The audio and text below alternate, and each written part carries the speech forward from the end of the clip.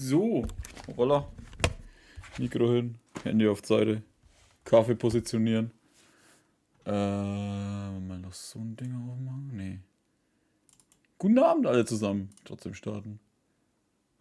Fabian, Anichan, Swani, Karsten. So, da nochmal her. Display. Wupp.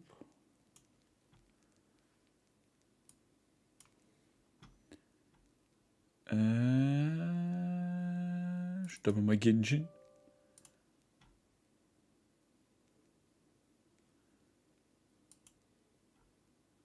Insgesamt das Video, das ist ein Livestream.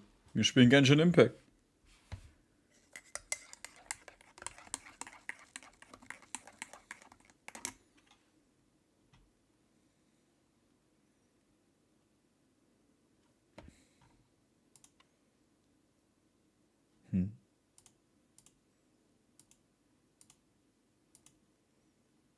Achso, mein Bildschirm ist ja.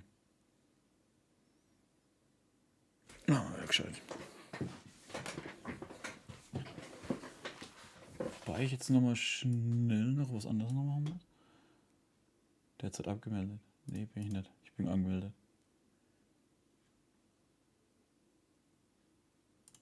No.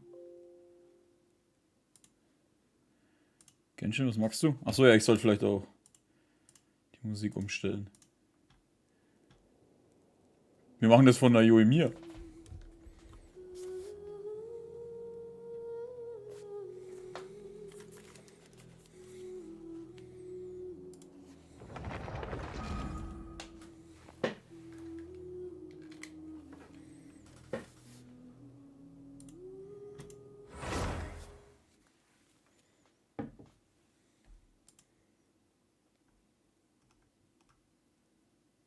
Ich muss bloß kurz noch ein Video machen. Das habe ich vorhin vergessen einzustellen. 26.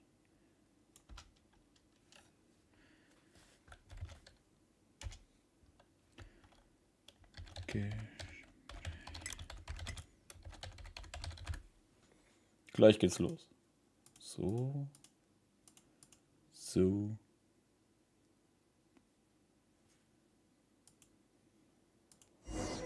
Wo ist das hin? Da.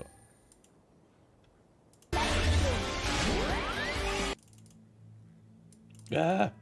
Falls ihr was hört, das ist das andere Video, was ich noch schnell was mache. Komm, da habe ich 200 irgendwas. Schnauze. Ich meine mich selber.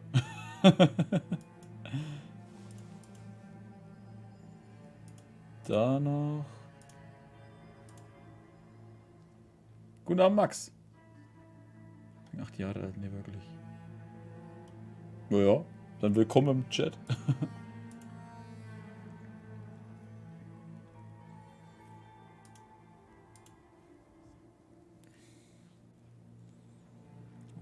Wo ist das andere? Da.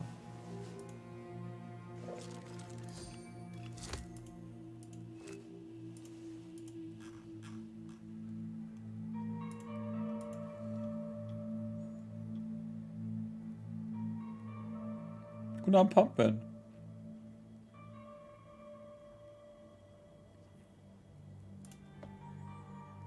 So, das habe ich auch gemacht. Man hört mich, so passt auch alles. So, dann erstmal wieder die Dailies. Hahaha. Oh, und jetzt hakt's. Sehr gut.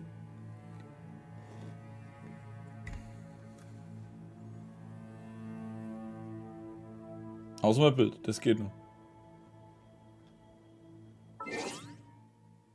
Und das war's pünktlich, hätte ich nie gedacht. So. Erstmal die Dailies. Erstmal den übrigen schon.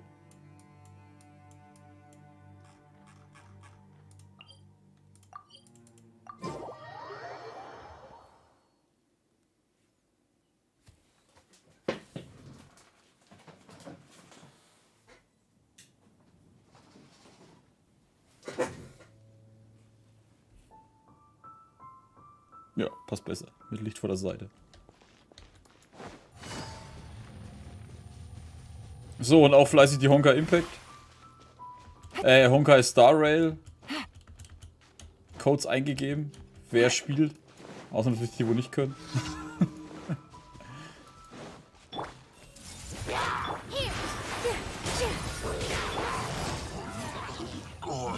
Oh, schon fertig.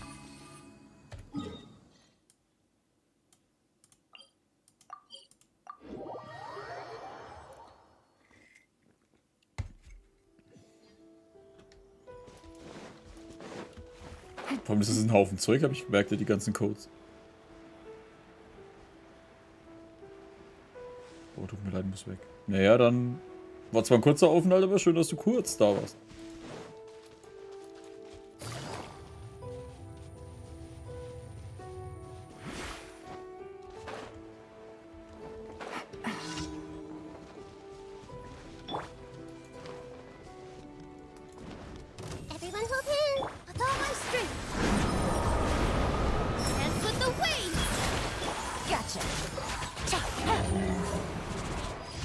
Bumm.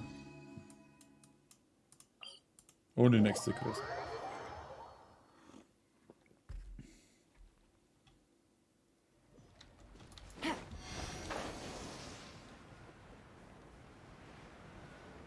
Stimmt, die Dinger müssen wir auch noch machen. Sprich Mittel. Unser Harz verarbeiten.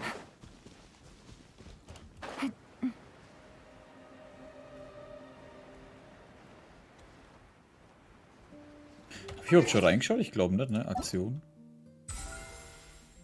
Ja, das da. Duell der Gipfel der Beschwörung, Probelauf. Oh ja. Den Versuch starten wir dann später auch, ob wir sie nicht bekommen irgendwie. Das ist heute das Wichtigste. Und das Einladungsereignis machen wir dann irgendwann in 10 Jahren mal.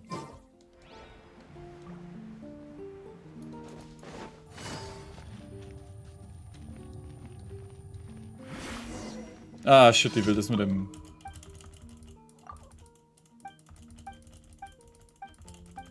Blätter wegmachen.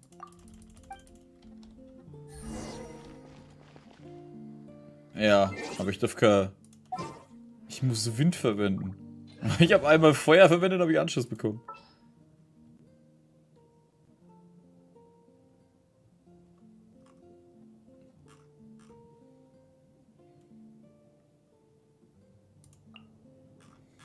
Nee, nehmen wir gleich die Sucrose, die ist da besser. I want to help.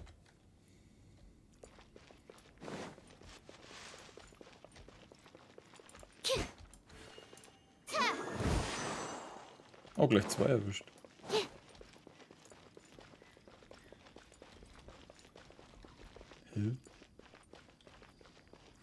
Auch nur in der Einrichtung.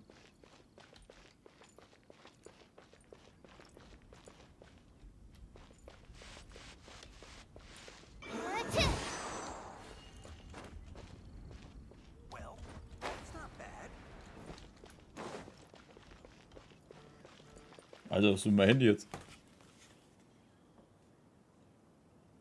Watze Apple.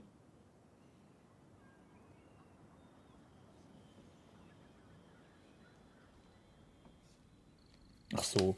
Hab ich einen Bogenverein. Aber das muss ich nur stumm schalten. If only I stumbled upon lab supplies as often. Hä?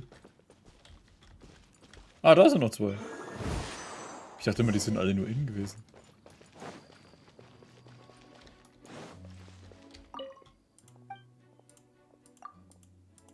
Du bist toll. Okay. Ich weiß nicht.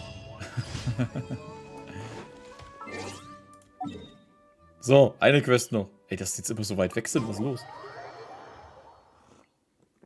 Die sollen den neben Teleportern stellen, damit die schneller abgearbeitet werden können.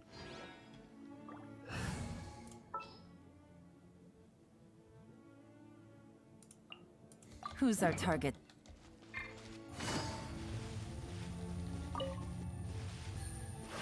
Take it easy.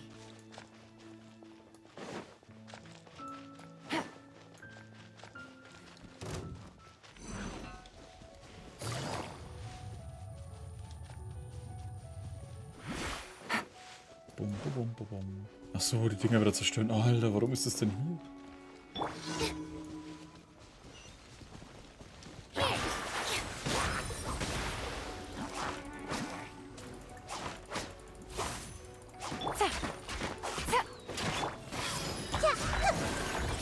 Weißt du, was für PS5? Das habe ich gar nicht mitbekommen, keine Ahnung. Ich habe das nicht wirklich angeschaut. Ich habe ein bisschen durchgeskippt, mir die Charaktere angeschaut, fertig bin, war wieder weg.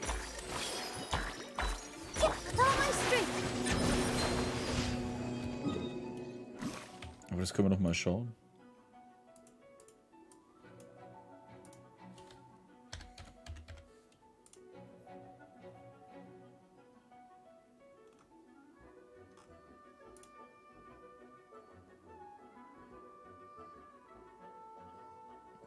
No Honkai, Star Rail?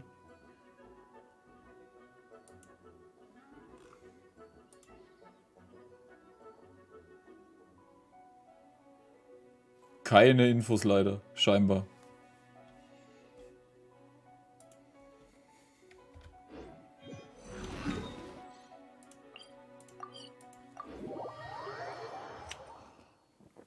Wundert mich, dass sie so lange brauchen.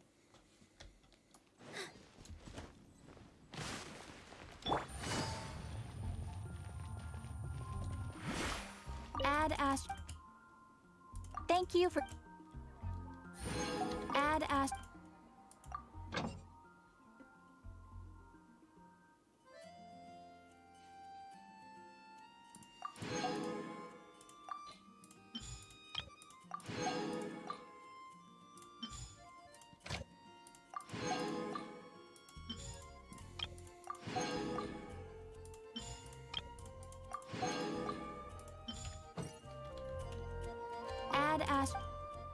Achso, ja. Tschüss. So. Jetzt müssen wir noch... Halt. Erstes Zeug basteln. Da lang.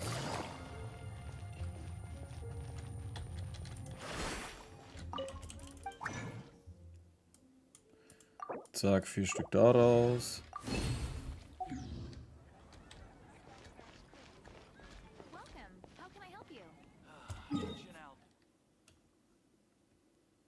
Ja, wissen wir ja, dass der heute erst kam.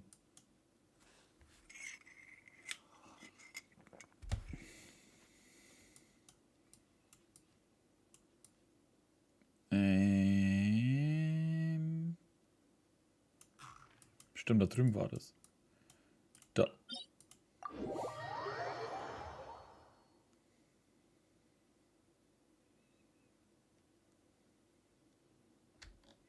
Take it easy.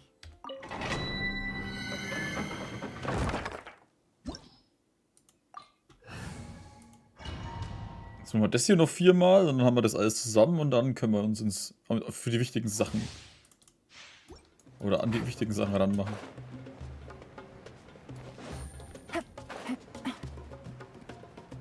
Kann ich mir eigentlich ein Ding nehmen?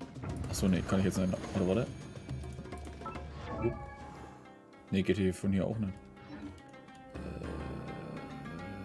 Wo wollte ich hin? Ist ja egal. I see everything. Quietly now. Here comes the catch. Hey! All eyes on me.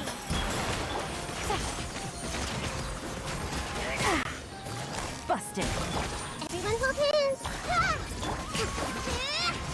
Yeah. Positions.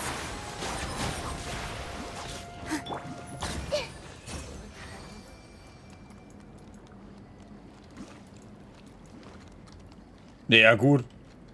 Schon die Switch mit der PlayStation 5 zu vergleichen, ist ja...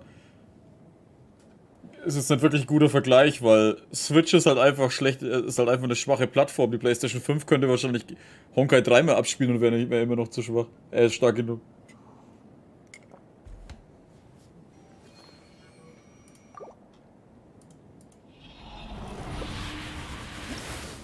Also je nachdem, wie es programmiert ist, sollte die Switch natürlich auch schaffen, aber da kann ich es mir eher vorstellen, dass sie wieder wegen dem Zeug rummachen, als bei der 5er.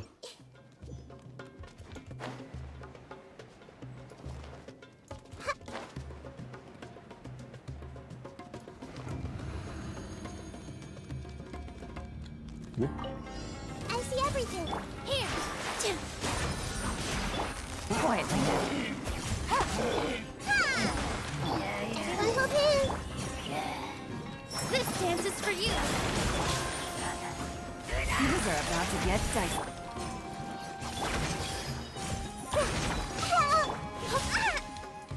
Rest and rebuild. Ich hasse es, dass da einer immer stehen bleibt von den Penny.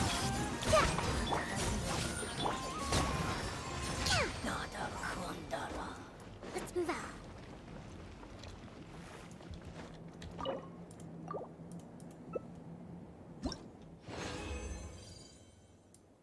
Oh, ich hab mal...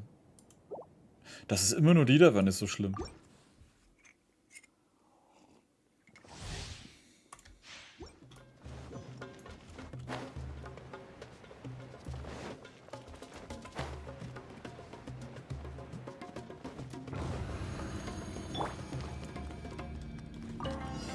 Zack. Positions. Alter, Here comes the catch. was wechselt der hier? Hey, make yourselves at home. Allow me.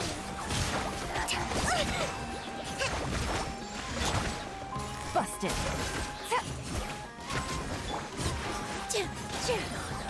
All eyes on me. Things are about to get dicey.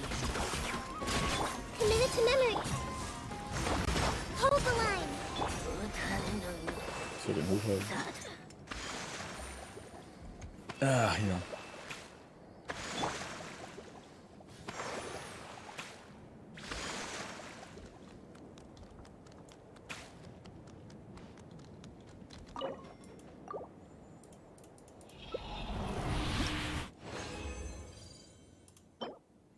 LP-Aufladerate. Es kommt halt nur Mist, ey. Wirklich nur. Okay, hier ist wenigstens mal KT dabei, aber ist auch nicht besser. Here.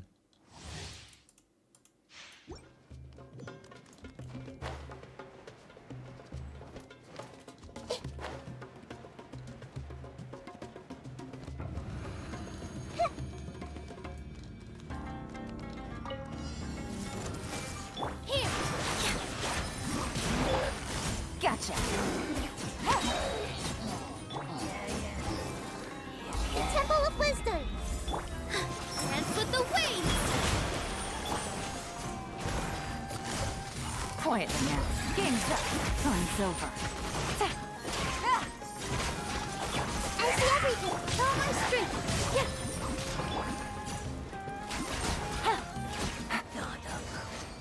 Ja, falsche Richtung.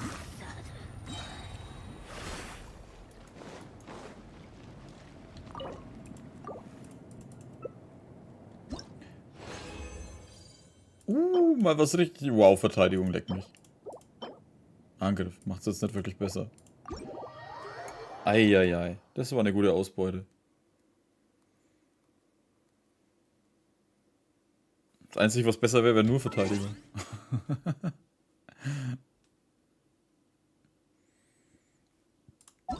So, mal kurz. Die Probeläufe mal schnell noch weg.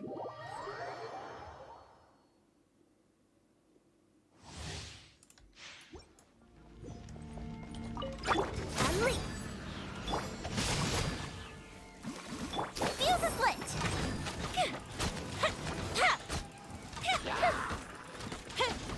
Oh nein, ich hab Bennett dabei. Here comes the fireworks. Your grand finale.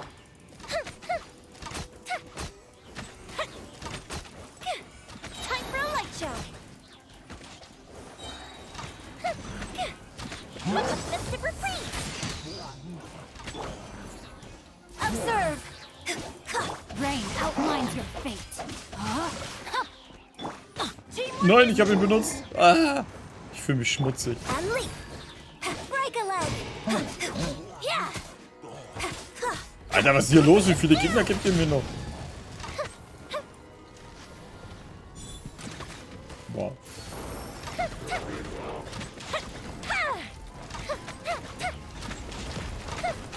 No, my sword. Flag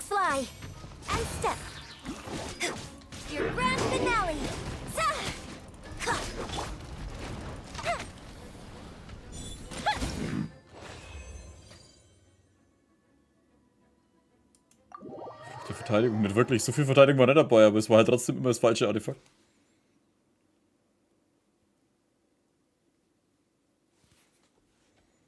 Das ist das größte Problem.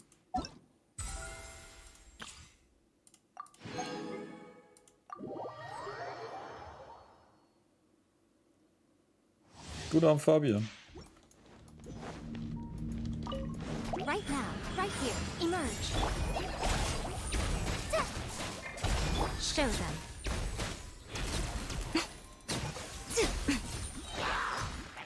Nothing lasts forever. Right now, emerge. Right here. Fight this ostracized!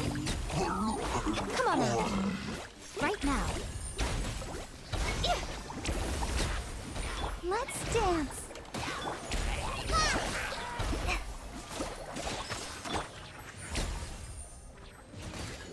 Right here, right now. Right here. Alter. I'm always watching. So, jetzt aber. Boah, die kriegt halt ein paar Gegner, während die Yoimiya einfach so da noch einen und hier noch einen.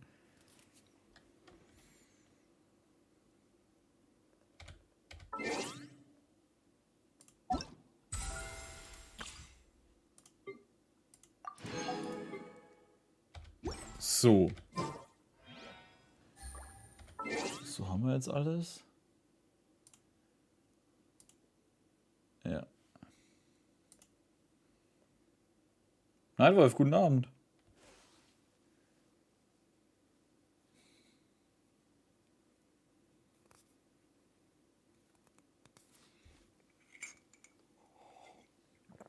So, dann hätte ich gesagt, wir starten mal mit der Aufnahme. Und erstmal vergeige ich sie nicht wie das letzte Mal. Da habe ich dann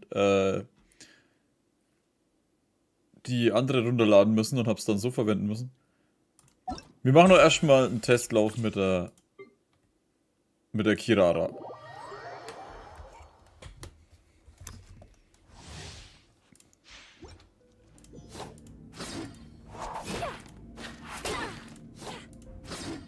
Also sie nimmt das Schwert, schmeißt es weg und schlägt so zu. Das ist immer noch geil.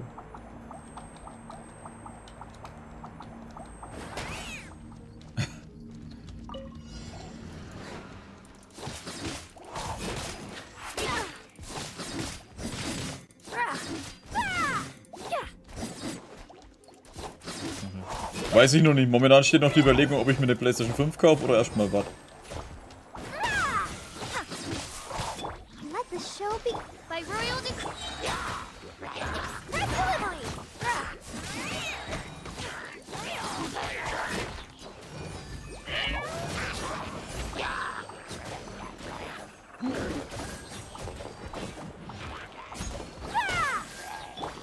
Shadow Raven, let night fall. I summon thee. Service with the fall.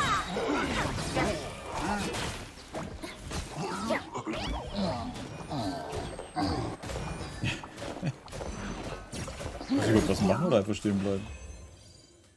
Ey, irgendwie ist sie ganz witzig, ey. Oh, ich hoffe, ich krieg sie. Die Aufnahme läuft auch wirklich, ja. So. Dann machen wir jetzt mal. Händler. Sind die anderen schon verfügbar? Wahrscheinlich nicht, ne? Nee. Und da habe ich auch nur 5. Da geben wir das eine aus. Hier ist es. Haben wir dann 3. Heißt, wir nehmen mal 7 in die Hand.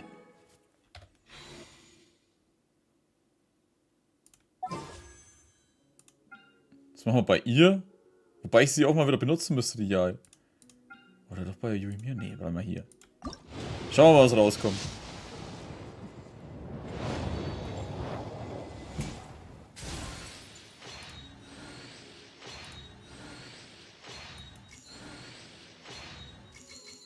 Die gibt es doch mittlerweile schon im Handel. Ja, es sind 500 Euro, die im Handel stehen. Und wegen einem Spiel zu kaufen, ist dann auch wieder eine Überlegung. Wow, ein Schwert. Ah, verdammt, die Junsche. Ich meine, PlayStation 5 sind halt, ist eine keine kleine Anschaffung. Und wegen einem Spiel ist dann auch schon wieder die Sache. Ich weiß, es gibt viele andere Spiele, aber die interessieren mich zum Großteil nicht.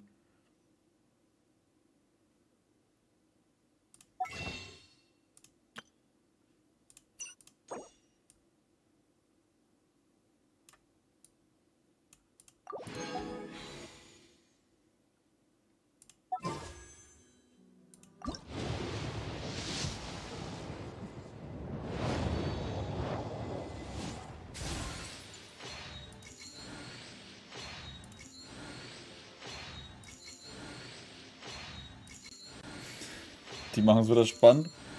Alter. Ja!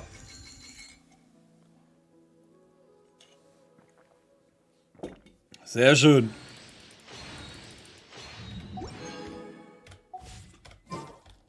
Wenigstens bei 4 Sternen funktioniert noch alles.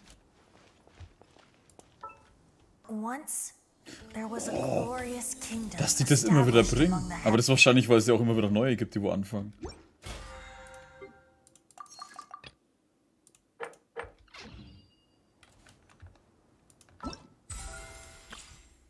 Stimmt, Probelauf muss ich nur kassieren. Das habe ich ja genommen, ne? Ja.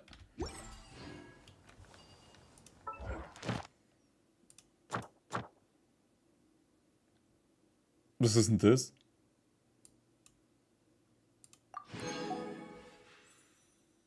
Bestimmte Aufträge zuerst abschließen, möglicherweise positive Augen auf deinen Erkundungsprozess. Hä?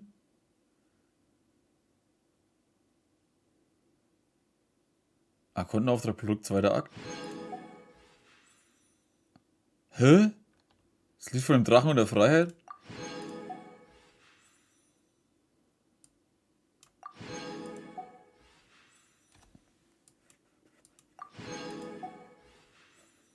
Ich bin gerade verwirrt. Wie lange gibt's das schon?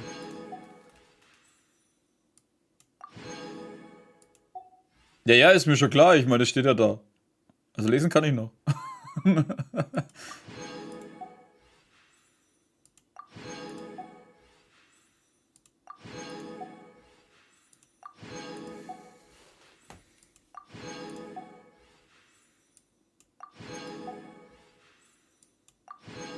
Jedenfalls meistens.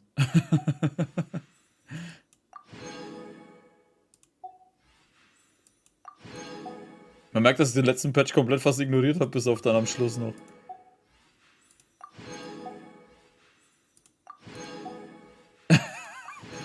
Okay, für was habe ich gerade die ganzen Wünsche gekauft? Jetzt ist fertig. Warte mal, was war da noch gestanden? Okay, nee, habe ich mich verlesen. Ja, aber ich wüsste jetzt auch nicht, dass da ein Ausrufezeichen war. Habe ich das echt immer so ignoriert? Warte mal, wo war es jetzt? Gebete? 21, Alter. Ich habe jetzt 21 Stück davon bekommen. Ja. Cool. Ha. Ist auf jeden Fall gut, wenn man wieder einen Charakter kommt, den man haben will.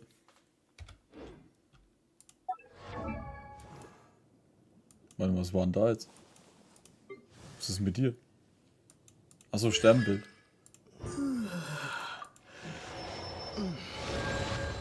Nicht viel, wir haben Kirara gezogen.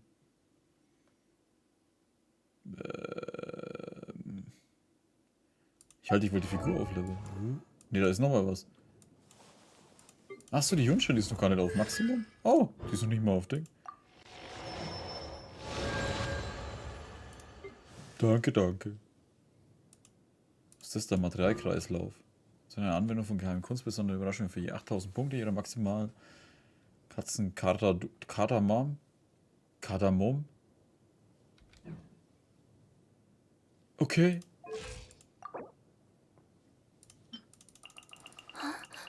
Mal die kleinen Dinger da wieder benutzen.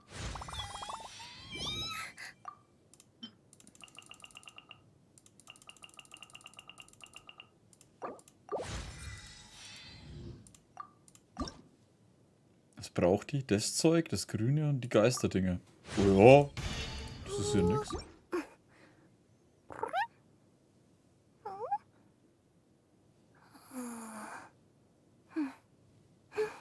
Wie ist ja auch lauter Katzengeräusche macht.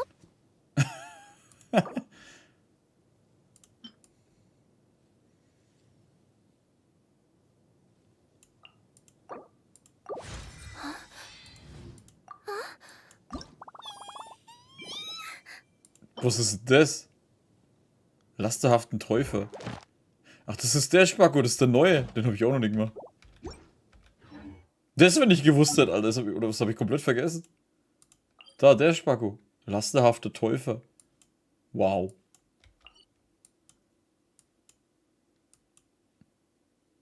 Egal, wir machen jetzt mal was Sinnvolles. Und zwar etwas, wo nicht darum geht, dass wir 2 Millionenfach Dinge lesen müssen.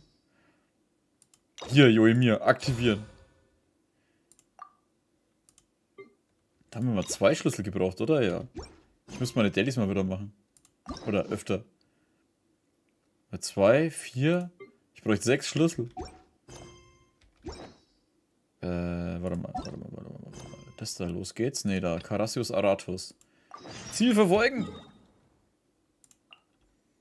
Die Inazuma. Let's go.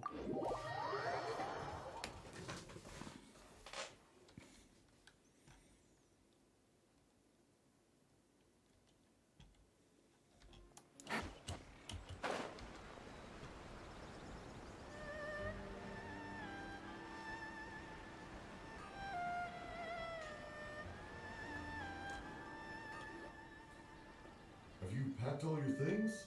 Make sure you brought the onigiri and rice cakes your mother prepared. Don't worry, I have them all. They're going to last me days. Take care of yourselves while I'm out.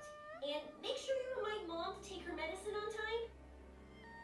If running the store gets a bit too much, take some time off and wait for me to return. Oh, Yoimiya, your mother and I got so worried when we heard that you were going so far abroad. We've never left the country. So we don't know how Outlanders might view us Inazumans, or if they'd even be willing to speak to us. Oh, relax. Outlanders are friendly and warm. Look at Toma from the Yashiro Commission. He's originally from Mondstadt, but everyone thinks he's a top-tier guy. A mop tier? What mop? Oh! Do you mean the broken one at home? I just fixed it today, actually. Blick von der Yoimiya. Ach, Alter. No, I said top, not mop. You know, Toma even sent us some wine from his homeland not too long ago. We haven't heard this kind of friendly banter in a while, huh? Oh, hey you two. It's been a long time, hasn't it? Eigentlich erst 5 Minuten. Gut gelaunt wie immer. I'm excited because I'm going on a trip soon. Many things have changed. Lots of Outlanders have come to Inazuma, and lots of Inazumans have gone out as well. You two have been adventuring all over Teyvat, so you might not be able to understand, but for us, this is a long-awaited chance to go out and fulfill our dreams. Hey, du darfst nicht nicken, du bist ja noch nie weg gewesen, so wie es ausschaut. That's right. The Sakoku decree is gone. Ah, I remember you two. You're Yoimiya's friends, yes? Also was soll das heißen? Ich habe von dir mindestens einmal die Woche verdammte Tagesaufgabe gekriegt mit irgendwelchen Feuerwerksdingern. Oh, ich kenne euch irgendwoher. Word of your incredible accomplishments has spread throughout Inazuma. My daughter's a big fan of yours. She said she'd love to be like you two. Come on, Dad. Who's never dreamed of becoming a hero? Deine Arbeit ist auch für die Menschen hier von großer Bedeutung. Oh, thanks. But I'm just your average artisan. The quiet life suits me better. But if an opportunity presents itself, why not try to show your stuff, right? All right. Did you two come over today to order some fireworks? Oh, sorry. I got carried away. Well, I'm gone. Dad's in charge of making fireworks. You've seen how skilled he is, so there's nothing to worry about. Oh no, we aren't here to do business or anything. We just happen to be passing by. Oh, so we're all here with time to spare? What a treat! In that case, let's chat some more. I'm not in a rush anyway. Sure. So, where are you planning to go? No clue. Ja. I say that, but I do have a travel goal. To see Tibet's grandest meteor shower. But I don't know when or where it'll happen. So, I figured I can search while I travel. That's it? No details? Nothing? Not right now. Since this meteor shower was originally something like a family legend. A long time ago, the Naganaharas were inspired to create new fireworks after watching such a meteor shower. Dad says that inspiration is a combination of what you see and what you know. Different people can see the same thing, but have different thoughts. Inazuma today is completely different from how it was in the past. If I can see this meteor shower, I'm sure I'll be able to come up with a new kind of firework. Sternregen und Feuerwerk. I know, right? Of course, my main reason is that I want to go and look outside Inazuma. No need to be shy about it. You gotta play hard when you get the chance. You know, you're right, Paimon. Is it just me, or have you gotten wiser since we first met? Paimon loves being friends with you since you say such nice things. Da du dich entschieden hast, auf Reisen zu gehen, wie wäre es zunächst mit Sumeru? Sumeru. I've heard of it. It has a ton of trees, a super impressive school, and a massive desert. Oh ja, eine riesige Wüste. Eine sehr riesige Wüste. Ein Institut, das den Sternenhimmel untersucht. Yep, and everyone there is really smart, so Paimon's sure you'll get some answers from them about the meteor shower. Really? But won't research people make fun of me or something if I ask them about a legend? We won't know if something's real or not unless we ask. Don't worry, we got solid connections in there. Well, he does anyway. Wouldn't I be taking up your time, though? I doubt this is in your schedule. Alter, wir sind alle 5 Minuten irgendwo auf einer anderen Insel, das passt schon. Schon in Ordnung, somit können deine Eltern ein wenig aufatmen. Ist kein Problem, ich werde dir den Weg zeigen. Exactly! Relax, Yoimiya. You've helped us plenty of times before. All right, then I accept your offer. Let's have some fun at Sumeru. Dad, you can have more peace of mind now that I'm traveling with them, right? Oh, yes. Your mother and I will be much more at ease. Remember, you two also need to take care of yourselves.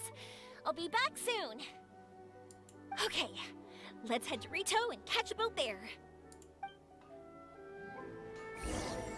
Carassius Auratus, zweite Akte, Reise der Sternenpflückerin. Sternenpflücker?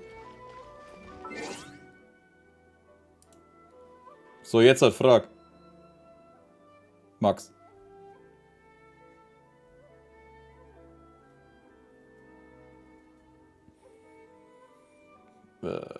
Kann sein.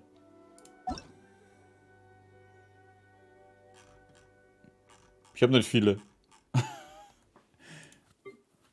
Ich meine, ich spiele auch mit niemandem, also das ist meistens eher für Dinge. Für, wenn man wieder eine... Wie hat's geheißen? Für die Kanne, wenn wir wieder eine Aktion machen. Wenn Leute ihre Kannen vorstellen. Also wie gesagt, ich spiele mit niemandem, ne? Außer in Spezialdinger mit der Kanne.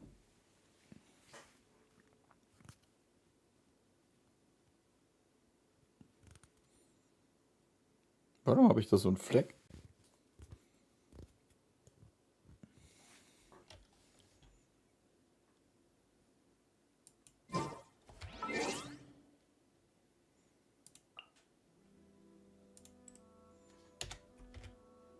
Kannst mir eins schicken?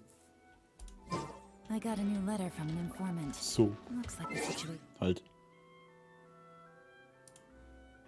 So weiter. has changed again.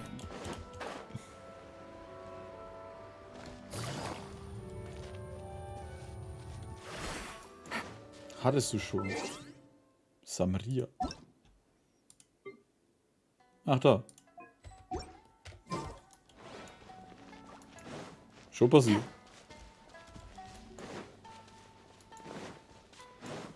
Halt, warte, was laufe ich eigentlich? Da laufe ich ja eine Ewigkeit. Mit dem Schiff fahren, Alter, wie rückständig ist dieses Land, ey. Ich hab Teleporter, Mann. Zukunft, Rock.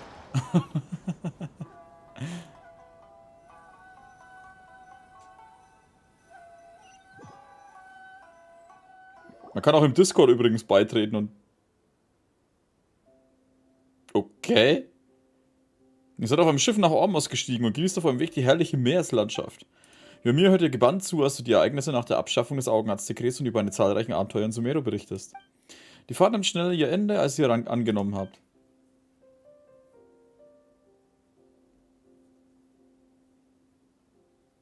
Wow. So, this is Sumeru? Ja. Mir fällt nichts Blöds gerade drauf ein, ich wollte irgendwas Dummes sagen. That tree's huge! Is the port built on top of it? And this place is amazing! It's way bigger than Rito's port. There are also a lot more stores here. Oh, there's more cool stuff for you to see. Don't you worry. Willkommen in Sumeru. This place is awesome! I had heard people describe it, but nothing beats seeing a place for yourself. If I hadn't seen the port with my own eyes, I could never have imagined such a place. So, the school you were talking about, the academia, is it here? Nope, we have to head north from here and follow the river to reach Sumeru City. Sumeru City, huh? I guess it's even more impressive than here? Dort steht ein noch größerer Baum. Even bigger? Oh, I wonder if it's as grand as Sangonomiya Shrine. Whatever the case, why don't we go to Sumeru City? Oh, I'm so excited that I don't even know what I should be doing anymore. The important thing about going on a trip is to enjoy yourself. You don't have to think so hard. Wollen wir ein wenig spazieren gehen? I'm just worried that if we don't get down to business soon, we'll take up too much of your time. Wir haben keine Pläne, bis es endlich nach Fontaine geht. But if you insist, then let's look around.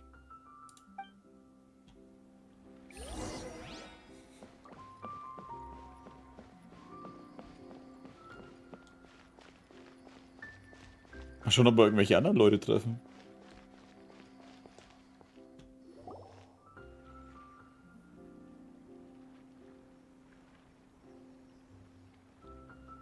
Welcome to Akara Crafts. Feel free to have a look around. Wow, what are these? They're so cute. Nein, sie sind hässlich und sie sollen alle sterben. Entschuldigung. Aber es ist so.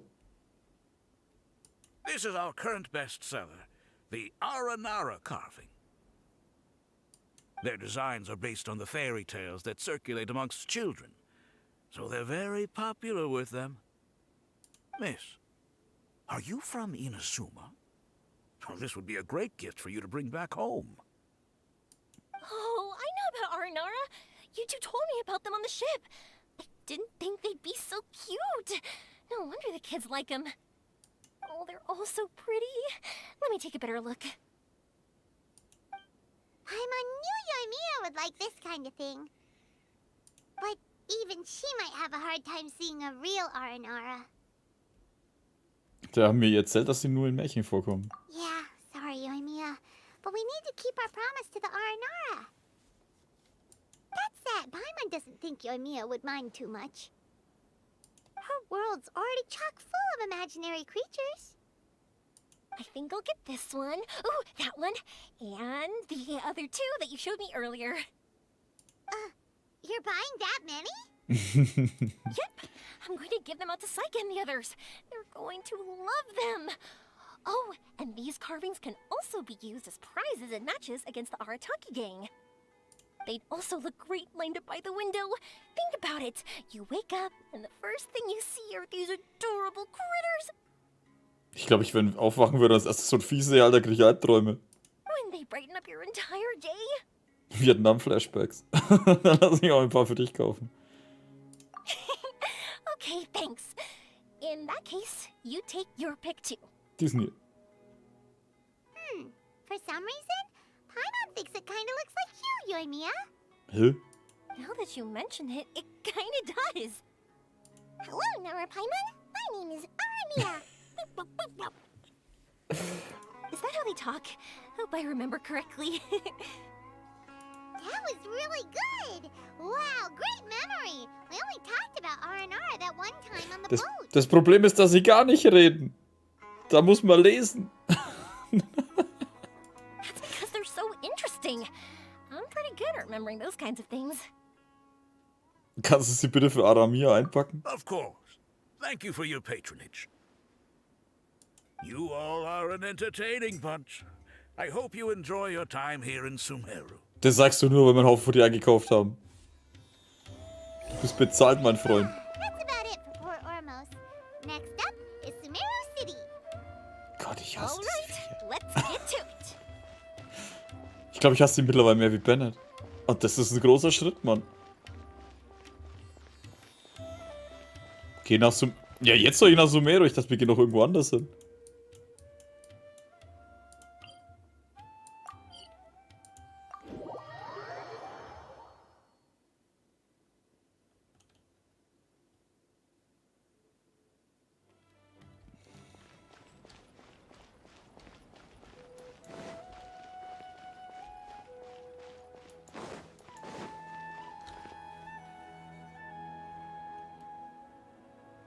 Wow, this market is even busier than the one in Port Ormos.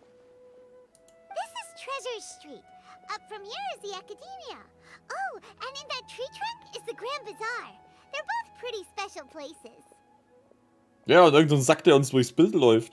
Verdammter I NPC. just saw a group of people come down, and they were all wearing the same outfit.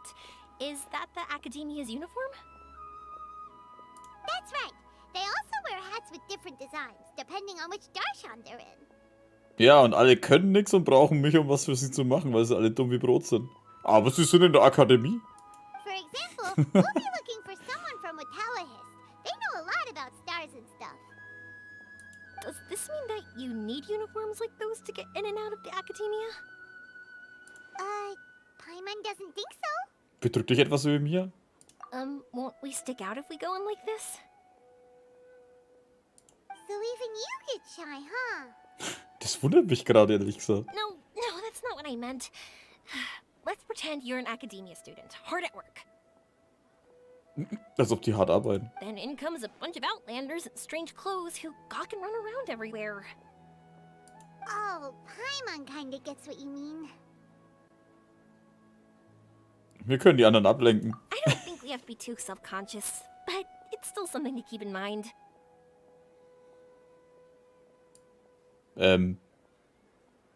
Wow, auf Englisch ein kurzer Satz und hier steht halt ein halbes Buch, Why altes don't Buch, we look Mann. around here first? I've been wanting to see the Zubair Theater anyway. As for the Academia, let's go once I get myself a set of Sumeru-style clothes. Alright, but Paimon thinks you're overthinking it. Wir werden später einen guten Schneider für dich finden. Nilu might have some good recommendations. Sounds good. If we can watch a performance of hers while we're at it, that'd be even better. All right, I'll be looking around here. I'm leaving the meteor shower inquiry to you two. Thanks a lot. No problem. We'll be right back. Ich dachte, wir gehen jetzt zu Nilu. I won't go too far. And don't worry about me getting bored. I'm an expert at finding ways to pass time. Wenn du einen Aranara siehst, brenn ihn weg. Danke. Das ist ein neues Gesetz in Sumeru, das habe ich gerade erfunden.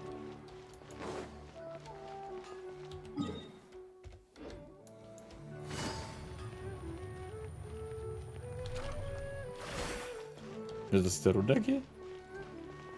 Nee. Ist mir je aufgefallen, dass der Hund Swuff heißt, Alter? Das ist ja voll der geile Name. Swuff, Mann. Cool.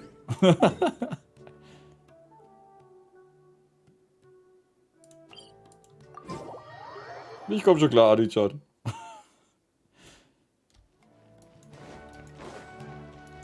Take it Ich meine, wenn es da unten nicht ist, kannst du bloß in die Akademie gehen.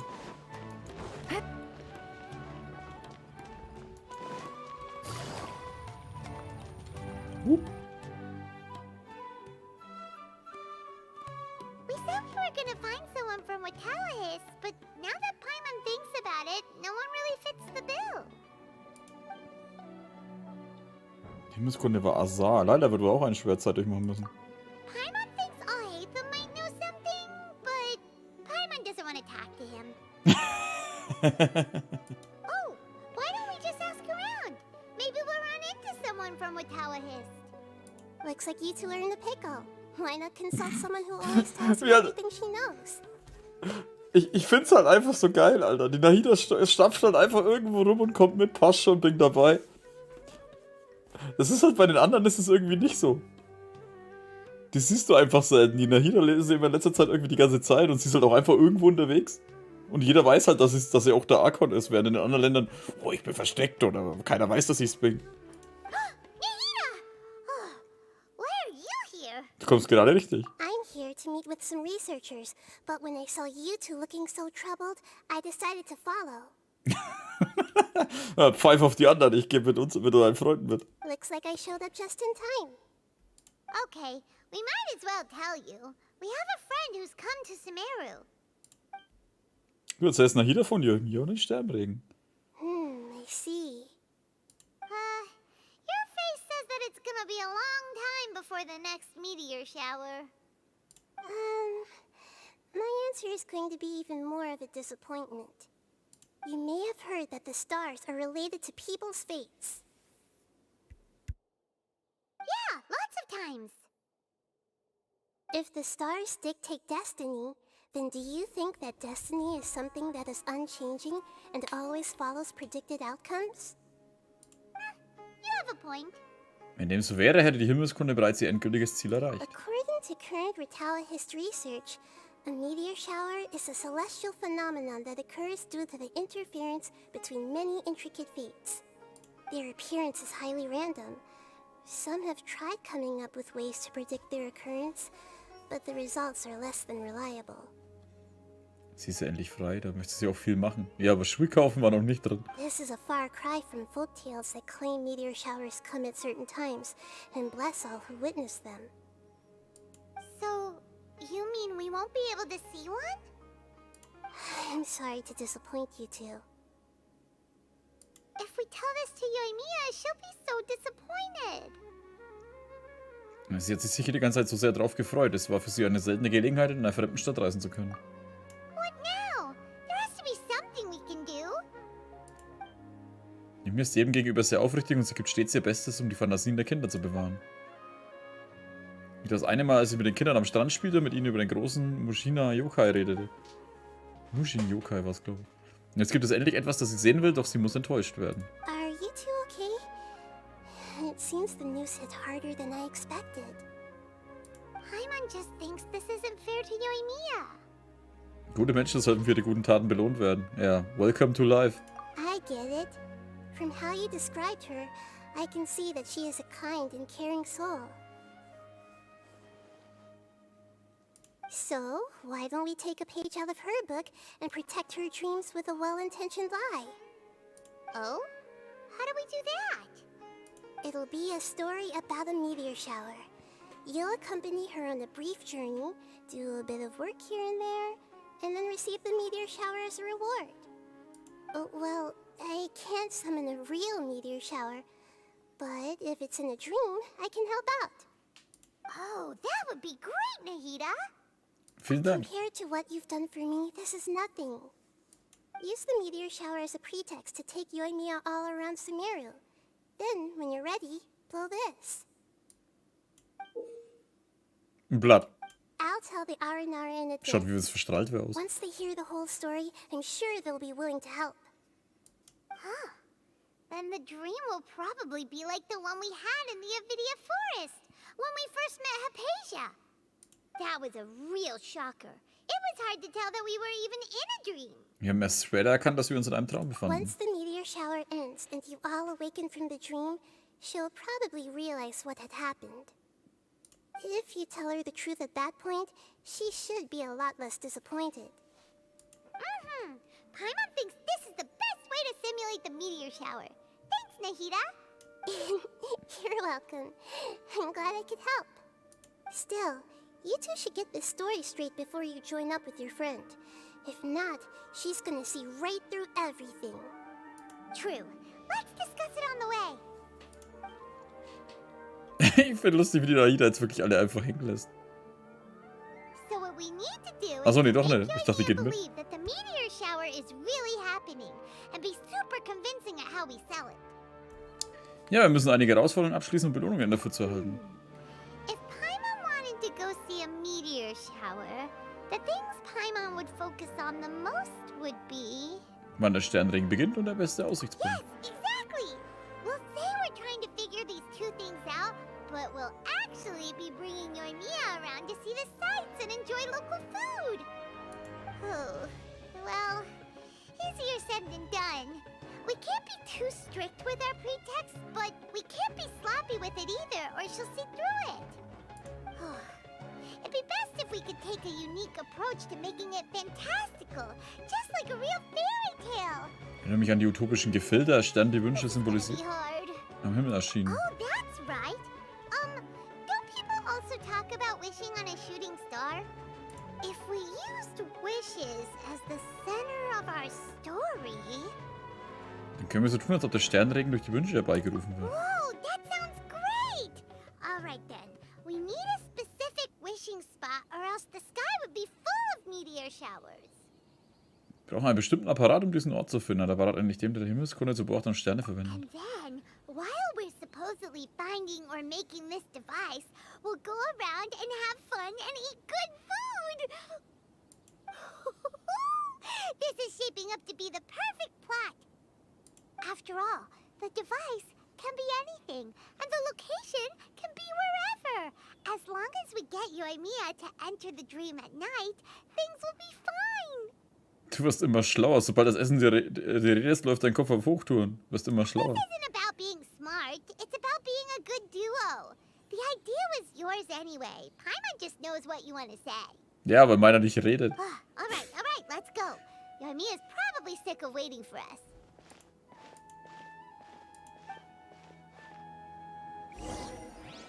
Ich dachte, die lassen mir keine Pause dazwischen, Alter.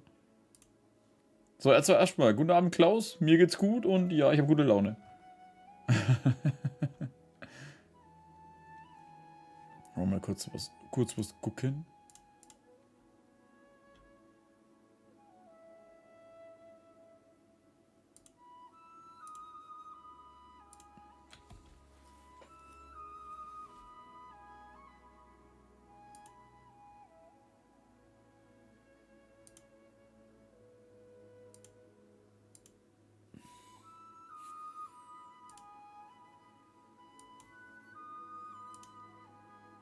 Okay, gut zu wissen, das Stream läuft doch weiter.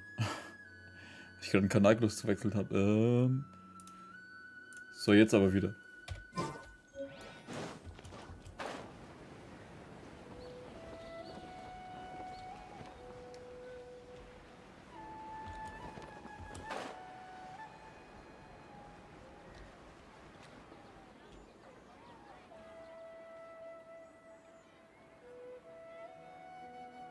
Thanks so much. If it weren't for your help, I would have gotten lost already. It's no problem. I'll be heading home then. Just a minute, wait. This is for you. This is an R&R carving I bought in Port Ormos. I heard it's very popular with kids, so here, have one. It's alright. I didn't do much, really. It's fine, take it. Come on, just look at its big, happy smile. You can display it at home or hang it on your wheelchair. It'll cheer you up. That might sound silly to you. Like, why do you have to be happy just because it is? But that's the magic of a smile. If you don't believe me, try it. Look at it a few times every day, and you'll understand. Actually, I feel like I already do. You love talking, and you love smiling too. I just don't understand why you're so positive. I've never met anyone like you before. Sorry, I'm not very good with words, but since you say so, I'll accept your gift. Want me to take you home? It's okay. I can head back myself.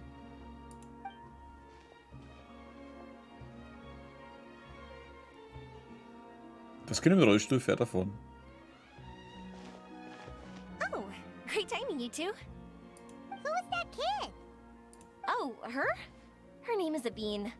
I saw that she was looking quite forlorn, so I wanted to make sure she wasn't feeling left out or alone. She was pretty shy at first, but I explained that I just arrived in Sumeru and had gotten lost, so I needed someone to help guide me. She agreed and we made our way back here. There were so many paths here, and they're all twisty, turny, and up and down. It's hard navigating through them all. Hat sie dir erzählt, was ihr auf dem Herzen lag? No, she didn't want to talk about that, and I didn't ask. I get the feeling that'll bring up some unhappy memories.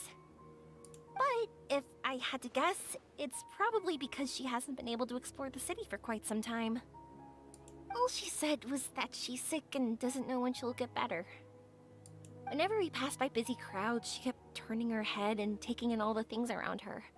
At first, I thought she was afraid that someone might bump into us. But when I caught a glimpse in her eyes, I only saw yearning and a deep sense of loss. It's hard not to be down when something like that happens to you. At first, she didn't really want to say anything to me at all. She just gave me yes and no answers. But what I really saw was just another child, and asked all the same things everyone else did, about rugs, spices, cooking, and the differences between here and home. Eventually, I think I earned her trust. There were many things that she liked in the city, after all. I say that, but honestly, you two probably caught the majority of what she said. Sie hat sich dir gegenüber bereits geöffnet. Gotta start somewhere. Oh, by the way, did you guys learn anything about the meteor shower? You bet we did. Big time. You're in luck, Yoimiya. You'll be able to see the meteor shower from Sumeru. Really? That's great! If I had gone looking for it myself, I'm sure I would have missed it. Nicht unbedingt. Huh? What do you mean? Scheint als Reaktion auf die Wünsche der Menschen. They respond to wishes? Huh, I've never heard that one before.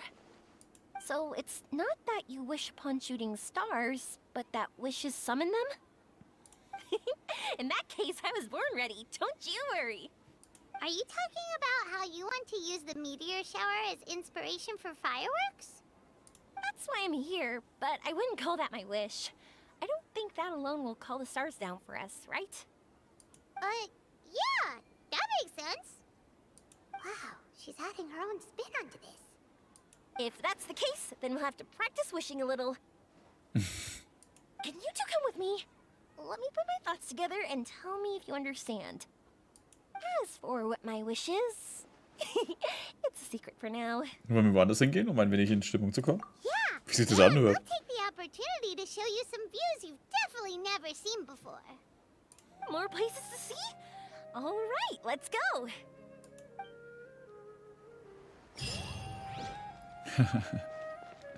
Ich finde Yoimiya einfach so super, ey.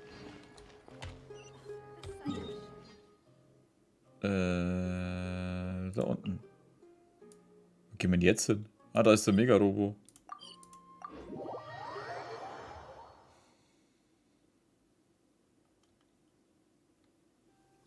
It's raining again? Wow, is that what you two were talking about?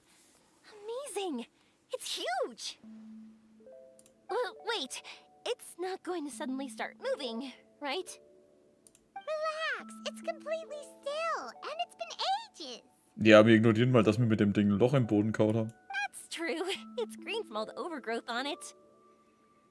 All right, let's go. Now, this will make for quite the story. Warte, das war's schon? Geh nach oben.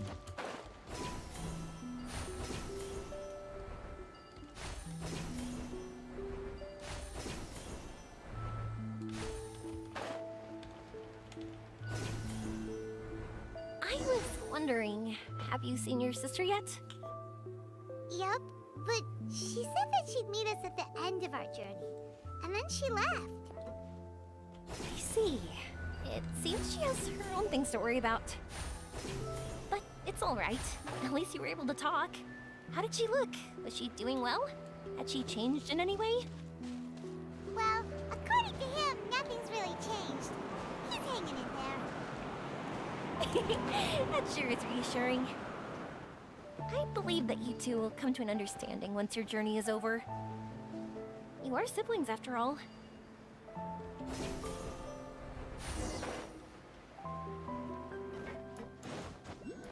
Es ist schön, dass man eine nach der Schwester fragt. Klar glaubst du, Klaus. Schreib, was du willst.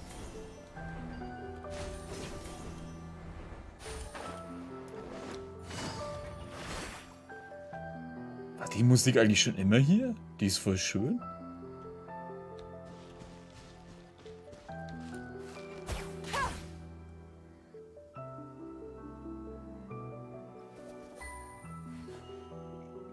Da würde ich jetzt fast am liebsten stehen bleiben und zuhören. Wow. Jetzt, wo ich sage, endet sie. Danke, Musik. Danke für nichts.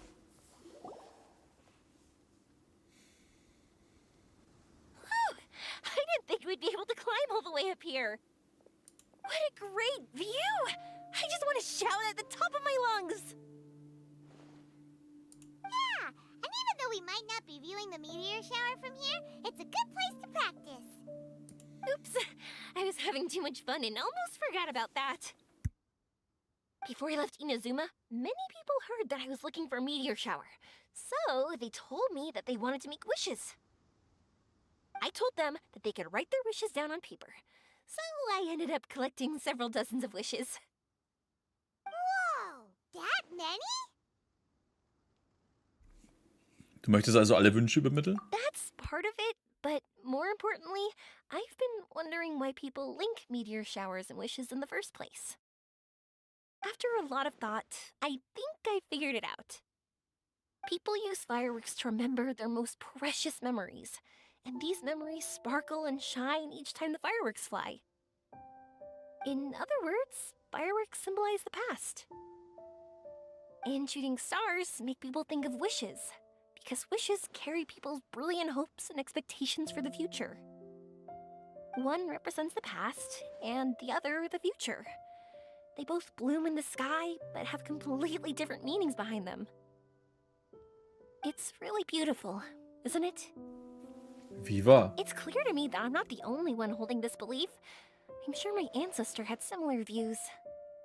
I think that's how he drew inspiration from the meteor shower. His method was a wish of sorts to begin with, to join the past and future together and combine their beauty. At first, I wasn't completely serious about using the opportunity to travel abroad to see a meteor shower. But it became something like a mission once everyone had handed their wishes over to me. Yoimiya. Well said. And here Paimon thought you needed practice. Huh? That was fine? You both understand what I'm trying to say? Honestly, I thought it was pretty messy. I mean, these are all abstract topics that evoke a sense of admiration that's hard to put into words. Schon einmal Gedanken darüber gemacht, wenn du ihn nicht finden wirst oder er gar nicht existiert? Traveler? I did consider that possibility, and I won't lie. It'd be a real bummer if that were the case. I know that's the most realistic conclusion, and it's not like luck has to be on my side. But there's a premise to every legend, and that's belief.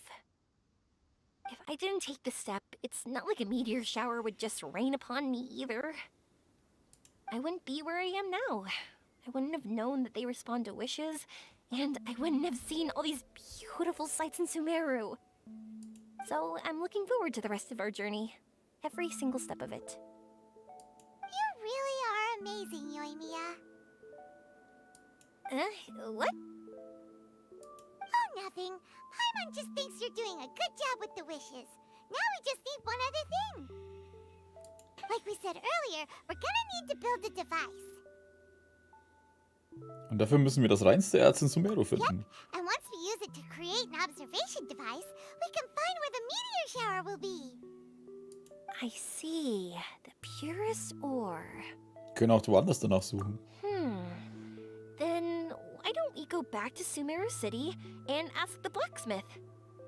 I chatted with him a bit when Aveen was showing me around. He seems really knowledgeable. I bet he'll know something. But wouldn't we be bothering him? No one knows more about ore than a blacksmith. That's true. Let's go! I wish we could fly over. What are we gonna do? If we really ask the blacksmith, he's gonna give us funny looks for sure. Wir müssen vorsichtig handeln. You're right. Paimon will do her best not to say anything wrong.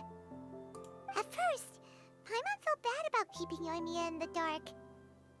But now, it feels like we made the right decision. Ich möchte, dass sie den Sternregen sieht. Dass sie das Beste aus beiden bekommt. Yep, that's why we're doing all this. Ja, verdammt, sie ist immer noch einer meiner liebsten Charaktere in dem Spiel. Für das, dass sie es am Anfang nicht mal wollte, wie sie rausgekommen ist. Hallo?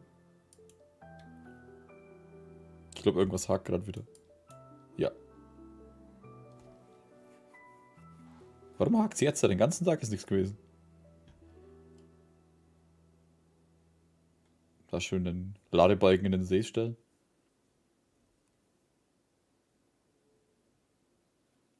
Hä? Nein, nicht abbrechen. Was soll das werden?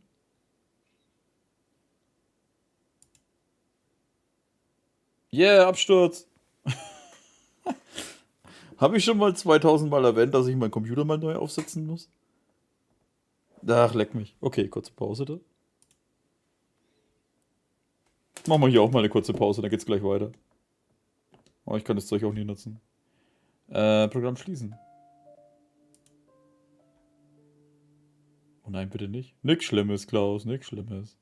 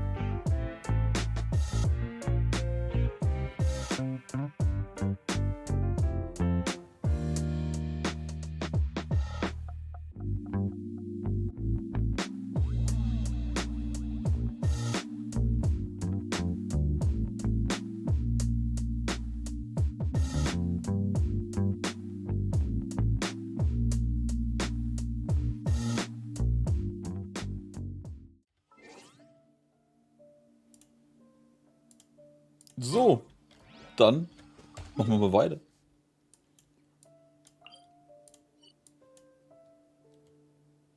Wo muss ich eigentlich hin? Ach ja, zurück nach Sumeru.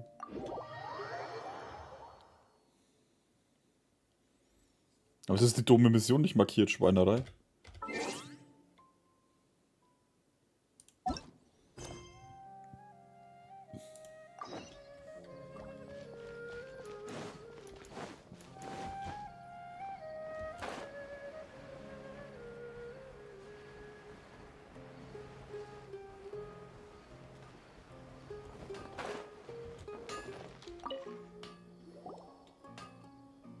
Erklärt dem Schmied kurz euer Anliegen. You want to use the purest material to create a star observation device? That pair of specially crafted lenses should do the job. However, purest material is too vague. It'd be better if you were more specific. Kennst du ein alternatives Wahl für das Material? Firstly, this all sounds rather, strange. I never heard that legend about meteor showers. You sure you're not just messing with me? Sorry for the trouble, but we are kinda messing with someone. Sorry, Inazuma's pretty far, so maybe some key information got lost across the ocean. Still, I want to at least give it a shot. Even though the information's vague, can you help us at all? Well, sure. Why don't I use some materials that might fit the bill and create up a mock-up device for you? That'd be great! Thanks so much for your help. No need to be so polite. You're my customer. Also, this kind of project is a nice change of pace. Der Schmied fertigt mit großem Geschick 3 Linsen aus verschiedenen Maybe Materialien we an. can just pick a random one. It's not like we're really gonna use it anyway.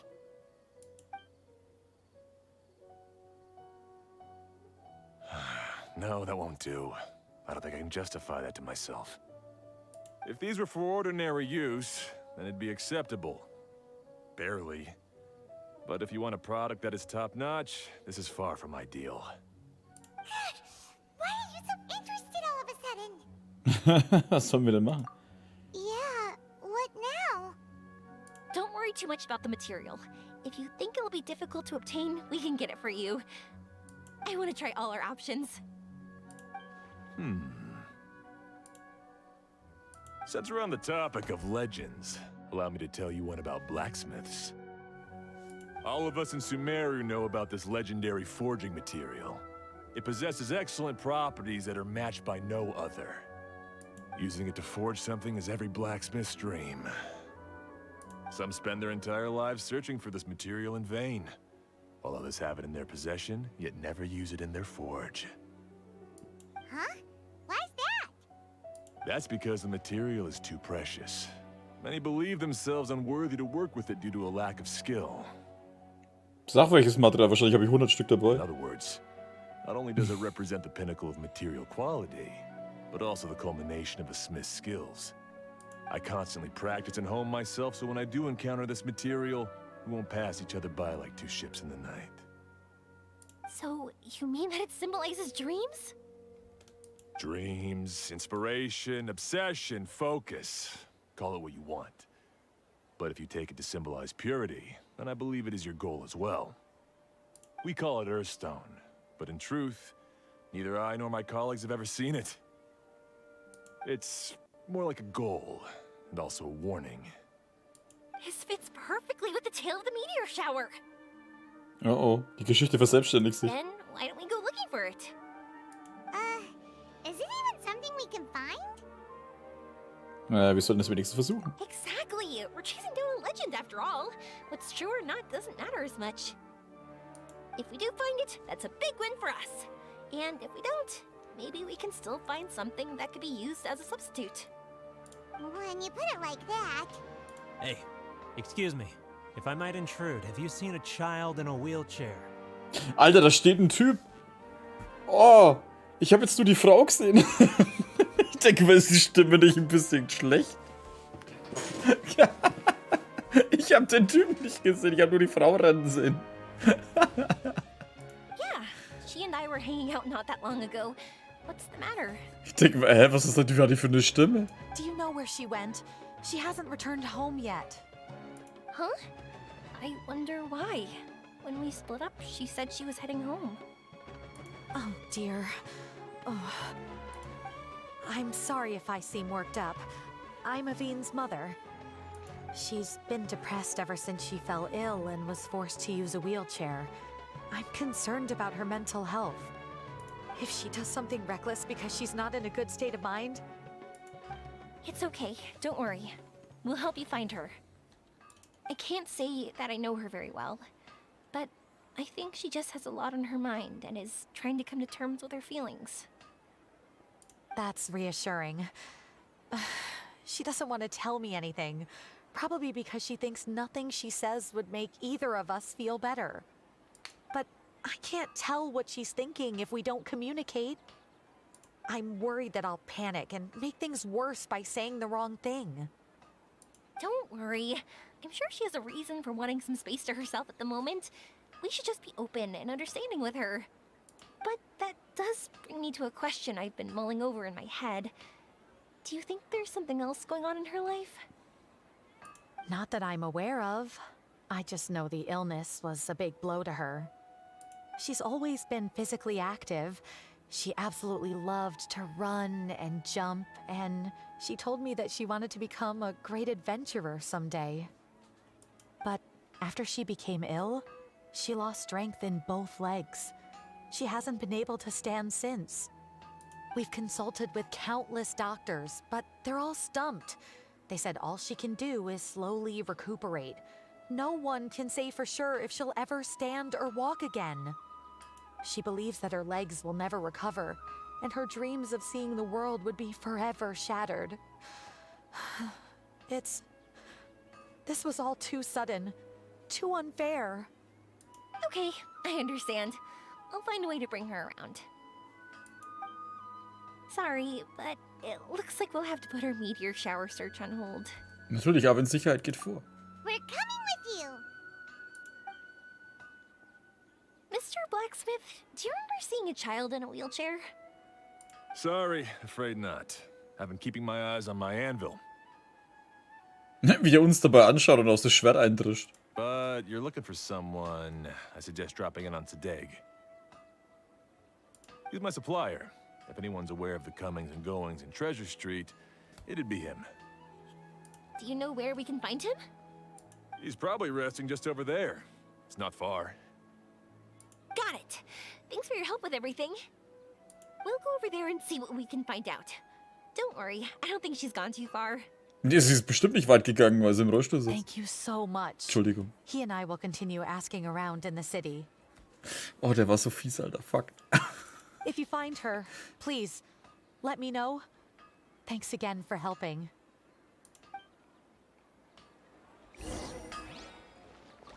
Ja, tut mir leid, Alter. Der blöde Spruch kam einfach so raus.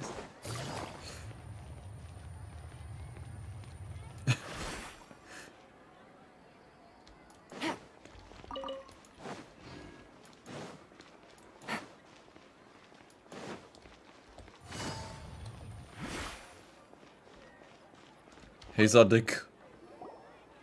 Excuse me?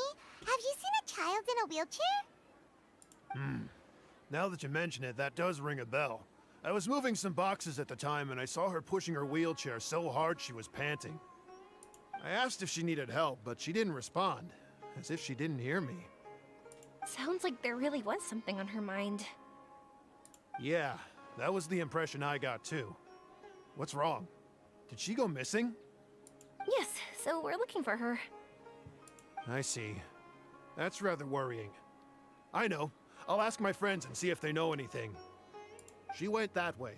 If you ask people as you go, hopefully you'll track her down. Okay, thanks.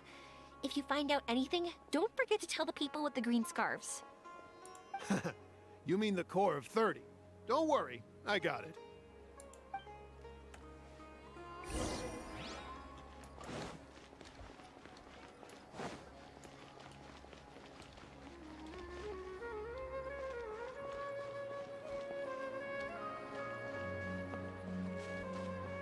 Stimmt da hinten, oder? Verdammt.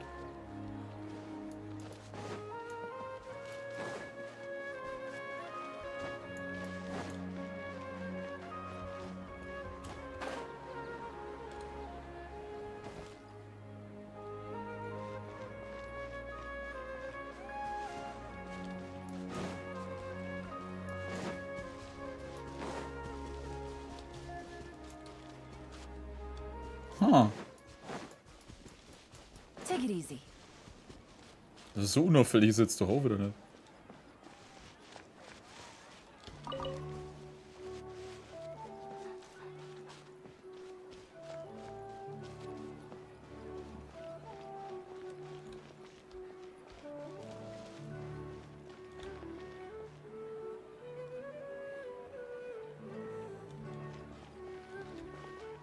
Lila?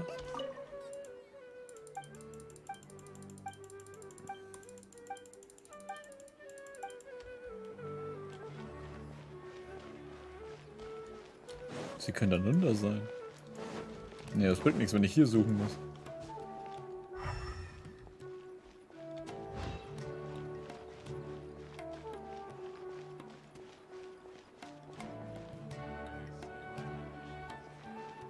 Bin ich jetzt bescheuert?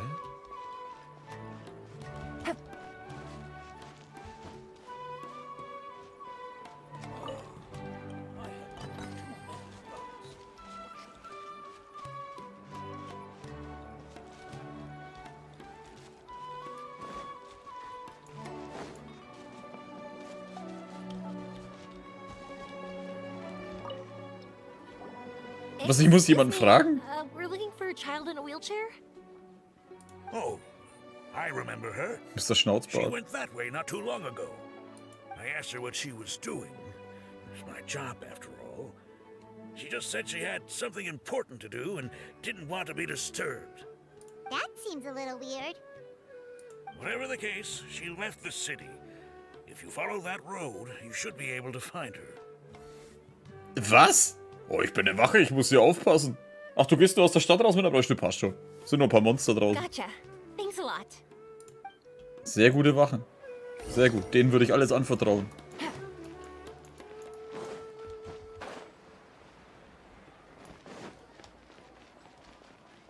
Lass mich raten, den Typen da am Tor ging es auch am Arsch vorbei?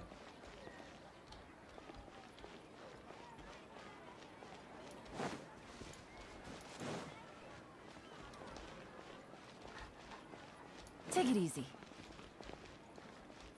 Ich kann nicht reden, ne? Dir dann? Hello there. Did a child in a wheelchair pass this way? A wheelchair? Oh, so that's what it was. Ja, also Flugzeug war es nicht. Was soll es denn sonst gewesen I sein? didn't get a good look, but something going pretty fast went sliding down that slope over there. Oh no, how dangerous. For sure. There's terrain of all sorts outside the city. And if that was the kid... Got it. It was over there, right? We'll be going now. Thanks. Ich meine, mit was für einer Geschwindigkeit ist die vorbeigefahren, Alter, dass er nicht mal ganz erkennt, ob es ein Rollstuhl war.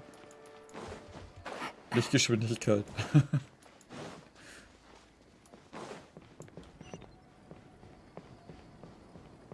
Hey,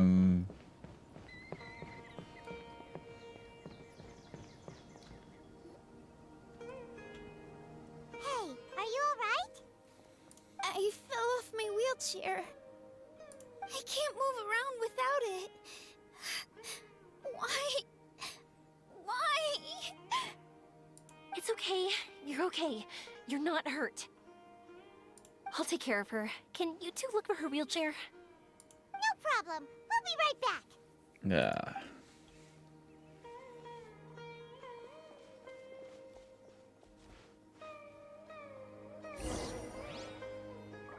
Die Wachen sind wieder ein gutes Motto. Sie sehen nichts, sie hören nichts und sie wissen nichts.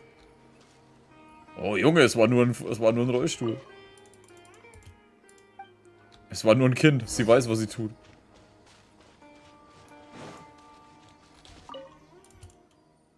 Das sollte nicht hier weit sein.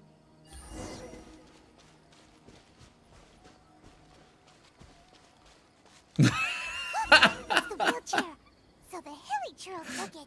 Weil es egal, was irgendwo ist. Back before they damage it. Es sind Hillitschurs immer gleich dort und wollen es anbeten. Ich finde sowas immer so irgendwie geil, Alter. Egal wo du hinkommst, irgendwo stehen Hillitschurs rum und beten es an.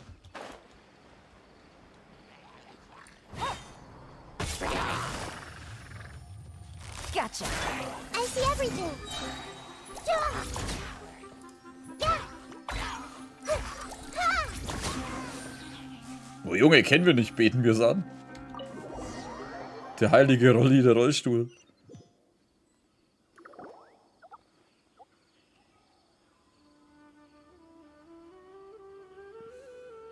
Du gibst Arvin in den Rollstuhl zurück. All right, we're in luck. Looks like the wheelchair's still working. Klar funktioniert noch, er wurde angebetet. Er ist jetzt der neue Gott der Hillitschurs. That's good. Or else my family would have to pay for another one. You feeling any better? I know that must have been really scary for you. It's all right. You're safe now. We'll bring you back. Do you feel okay telling me why you had to come here despite the risks? If you don't want anyone else to know, we'll definitely keep it a secret. That's right. You can trust us. Ja, er vertraut den komischen schwebenden Ding. The Aranara carving. My bestest friend. He went missing. The carving? Mean the one I gave you? Yeah. My illness is really bad. It's not just my legs. I've forgotten a lot of stuff too. I used to love running. I loved the feeling it gave me, and the sound of wind rushing by my ears. But the longer I sit, the cloudier those memories get. I'm starting to forget how it feels to love something. But when I saw that wood carving, I remembered that I once had a best friend. He'd always run with me. Wait, was he an Aranara? Paimon meant that it couldn't have been an Aranara, right? They're just fairy tale characters. But they aren't. They're real. They couldn't be more real. Hey, I understand. Okay, let's calm down. Tell us what happened so we can help you. Sorry, I got carried away.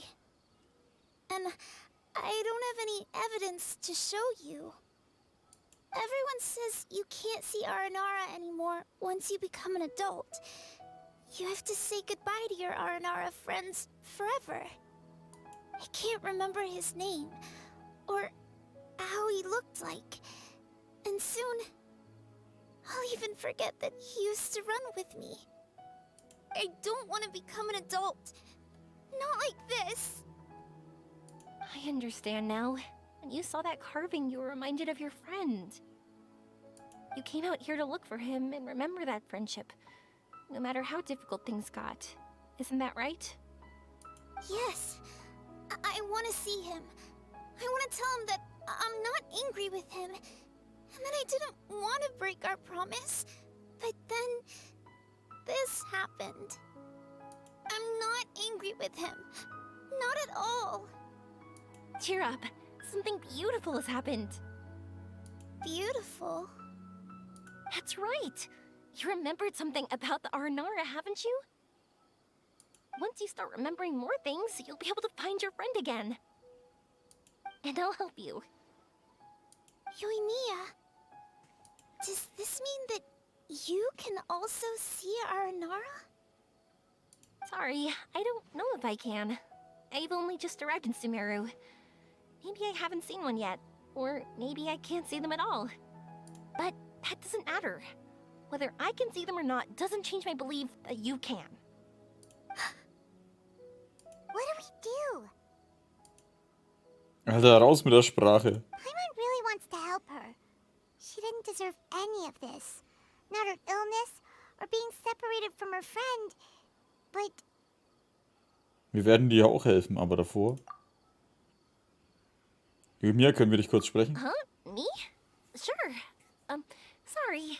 Wait here for a moment. I'll be right back. Ja, wir lassen das Mädchen im Rollstuhl jetzt einfach mal zurück. What's wrong? You look so serious all of a sudden. Glaubst du wirklich an die Aranara? Wie willst du ihr helfen? Oh, did you think I was overpromising back there? Don't worry, I have experience with this kind of thing. To her, reuniting with her Aranara friend is the result. But recapturing her past joy and belief in herself is the process. And that's where our help is needed. Falsch. Es gibt sie wirklich. I'm guessing that her sudden illness made her feel like she may not be able to realize her dreams anymore. It also made it difficult for her to hold on to the happy memories and dreams she had. Everyone has their own imagination. After some chance coincidence, she met Aranara. So as long as we help her rediscover that same feeling she once had, her Aranara will return naturally. Oh, so that's what you're thinking. Adults only want to believe in objective reality. In doing so, they may unintentionally do harm to the innocent fantasies of children. But I think there are ways to get even subjective things back.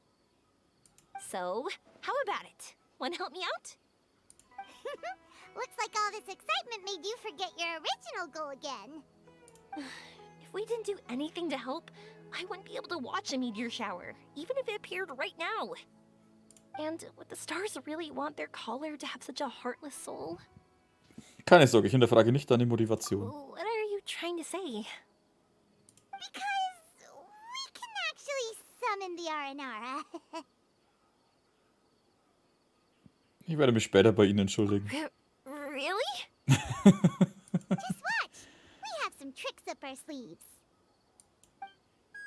Du pustest in dieses Blatt hinein, mit der du die Aranara rufen kannst. Ich dachte, ich rufe so mit ihnen Ding. Oh, so this is an Aranara. Unerwartet, die Königin der Pflanzen sprach nicht von einem fremden Nara. Aranara vertraut den goldenen Nara, wenn dem nicht so wäre, dann wäre ich nicht erschienen. Tut mir leid, es gibt dafür einen Grund. Sorry, let me explain. I know that you only want to be seen by people you trust. It's rash of me to butt in. But this girl once had an Aranara as her best friend, and they haven't met in a very long time. She's been quite ill, and her world has been turned upside down. It's been so long since she's been able to see her friend that even her memory of him has become hazy. Parting with a friend like that is too sad, and she never wanted that to happen. Ich erinnere mich, Nara Arvin und Arashani. Jeder Nara wird eines Tages erwachsen, und wenn es so ist, wird er sich von seinen Jüngsten selbst verabschieden müssen. Jeder Nara möchte sich darauf vorbereiten, doch tatsächlich sind sehr wenige damit erfolgreich. Wie sie die halt nicht vertont haben, ne? That's why I want to help her. Her world is still very small.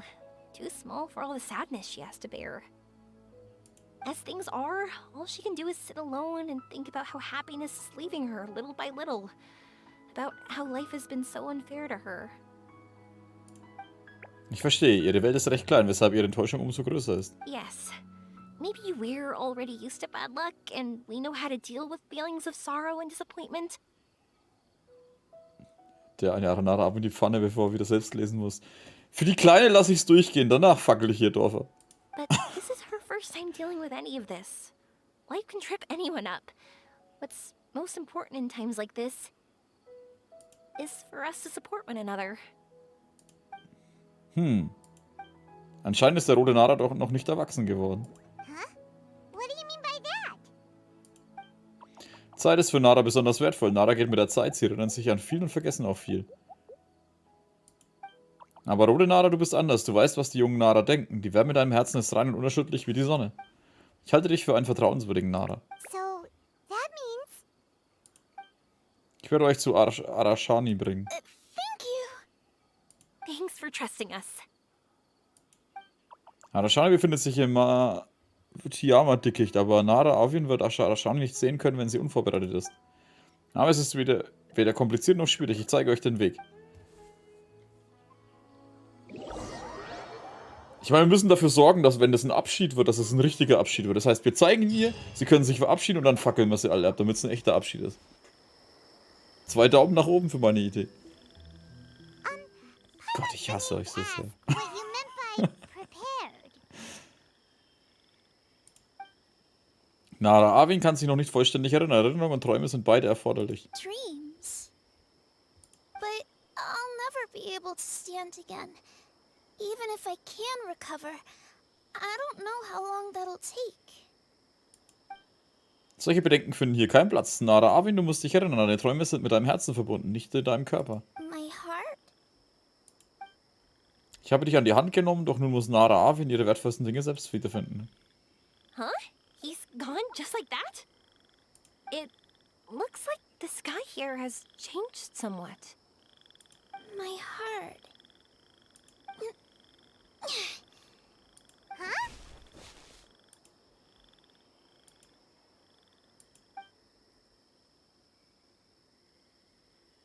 I stood up. Wir sind im Traum, oder? It wasn't hard at all, and it didn't feel weird. It was like how things were before I got sick. Wait, so that means we're Dass wir in einem Traum sind. not our first time in one. No wonder Araporva said not to worry. Avin can move freely in this dream. Wow, that's amazing. Is this the power of my heart? How amazing! Now we can all look for Arashani together. Das ist die Power der Aranara-Drogen. Come on, let's race. Let me see how good you really are. I might not have recovered yet.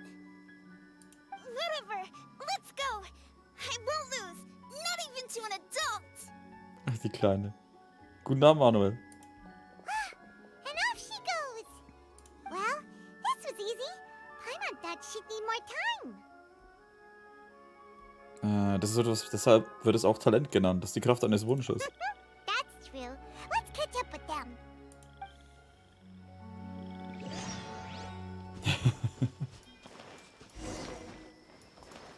Ich hoffe, sie checkt auch, dass sie danach wieder im Rollstuhl ist, ne?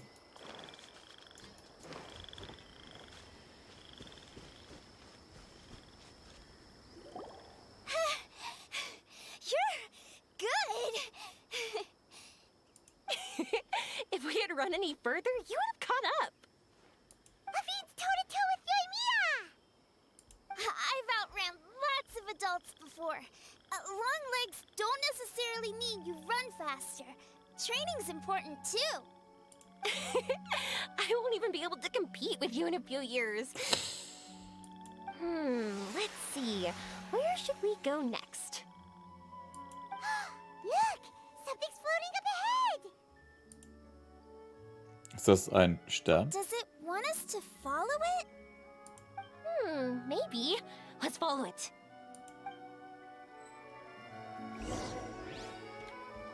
Hä? Oh, ich spiele die Yoimiya.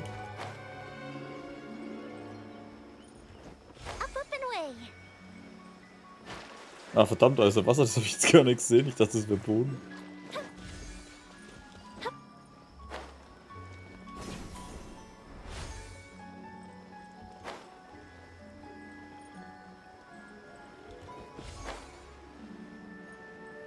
Want to keep chasing after it? You're not feeling worn out yet? Getting tired is part of running, and I love everything about running.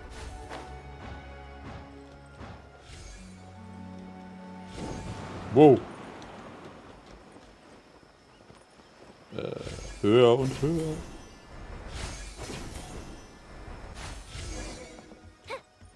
Nein, verdammt, ich hätte den Pilz mitnehmen sollen für irgendwas.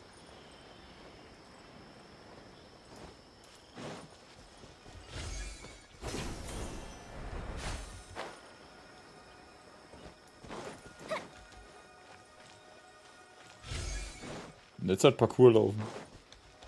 Alter. Hä? Ah. Hä, ich dachte, der ist nach oben. Bin ich jetzt bescheuert? Jetzt bescheißt er bloß, weil er fliegen kann. There are so many huge mushrooms here. They're big enough to lie on. That's not what they're for. Let me show you. Oh, so it's for jumping? Watch this.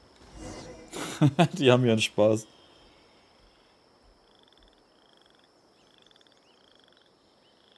So, this is our destination? But Paimon doesn't see an Aranara, just this big stone. Riesige Alien-Ei. I'm so happy. I almost almost forgot how it feels to be this happy.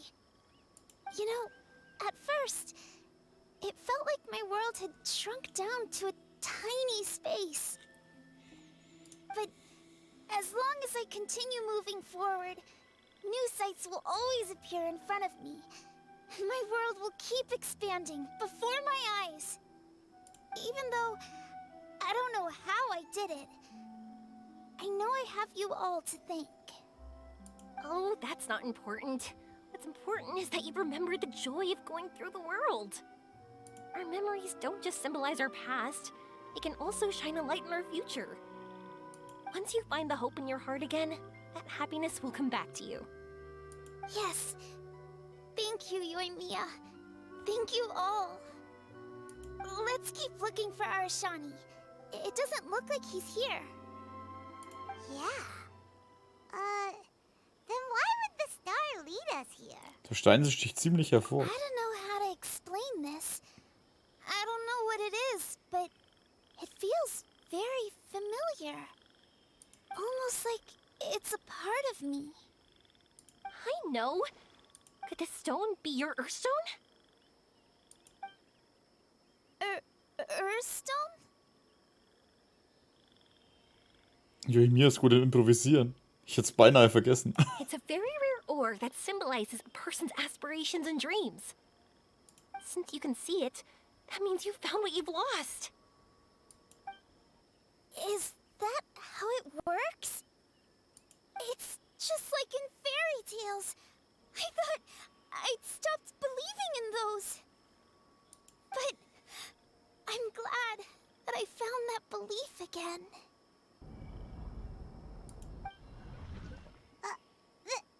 They passed right through! Let's go after them. Toll, jetzt ist sie gefressen worden. Hey, Yoimiya! Hey! Well, we have no choice.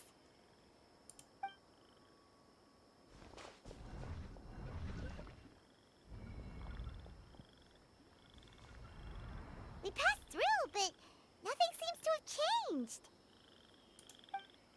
Wir haben uns lange nicht mehr gesehen, Nara Arvin. Nicht lange her, nicht wahr? Arashani? Warum siehst du so traurig aus? Ah, Arashani weiß, du bist glücklich.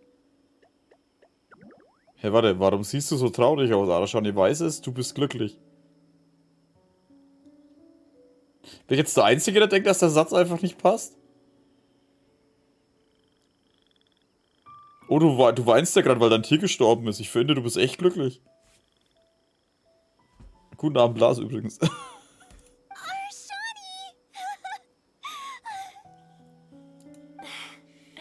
The R&R is sure of a flair for magical journeys. They not only helped Davine find her best friend, but they also showed us what an Earthstone is. Oh, we have to look for one of our own later, to make the purest lens. Yep. It's kind of funny, but Paimon thinks we can actually do it. Ein richtiges Abenteuer, es hat sehr viel Spaß gemacht. But we have to bring her back to Sumeru City first. Her mother must be worried sick. Also von da bin in Szene gleich einem Traum, wie ich euch verstehe, bla bla. The dream ended. We dreamed a most lovely dream. Don't look so lonely. He's right next to you. Arashani, you're still here. Arashani tut es leid. Es liegt nicht daran, dass Arashani den Nara nicht finden wollte. Arashani konnte sich nicht gut an die Zeit erinnern. Arashani wagt es nicht, die Stadt zu betreten. Arashani hat Nara Arvin nicht gesehen, deshalb dachte Arashani, dass du neue Freunde gefunden hast. Das ist normal und unvermeidbar. Nichts, das man bereuen müsste. Oh Gott, ihr nervt mich jetzt schon wieder. Okay. I understand. This happened because I lost sight of myself. But I think I understand now. Yoimiya's right. Everyone gets bad luck, but we have to support each other through unlucky times. Thanks for helping me rediscover my memories and dreams. I won't let your work go to waste. You've also helped us a lot, so don't be so humble. To be honest, we didn't know where to start with Earthstone. But Now that we're on this track, I think we'll find it easy. Yoimiya, you need this Earthstone because you want to see a meteor shower? Yep. Oh, once we find it, you should come with us. Oh shit, die Aranara stehen daneben, nicht, dass die jetzt irgendeinen Mist labern. If that's how things are, I'm happy to lend you my Earthstone. What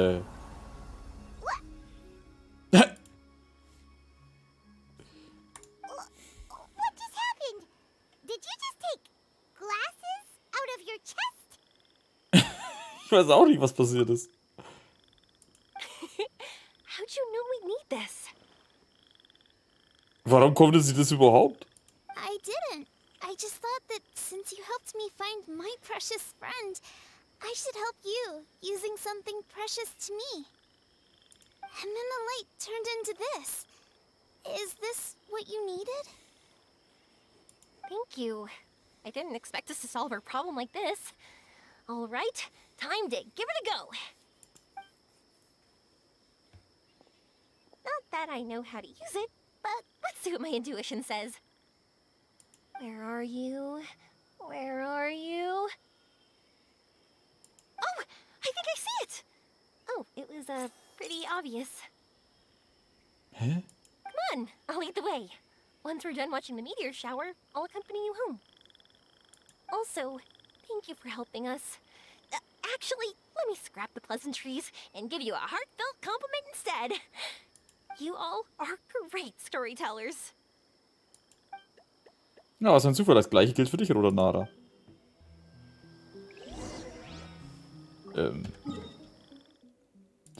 Sie hat schon begriffen, dass die Rollstühle tragen wir jetzt denn überall rum, oder wie läuft jetzt das? Ich meine, ist jetzt nicht so, als ob wir den auf die Berge hoch... Ja gut, wir können es scheinbar doch.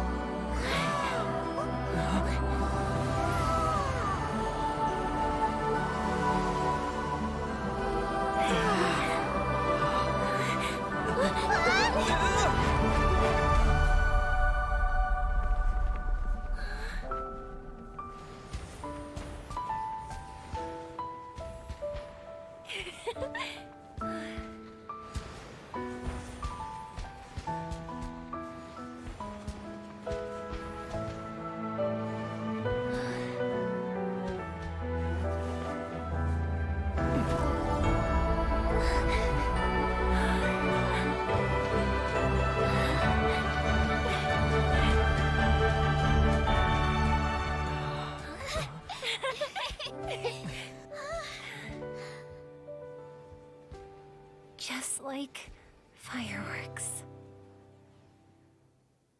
Oh, verdammt, ey. Das war ja schön. Das war ja schon halb im Disney-Movie, Mann. We're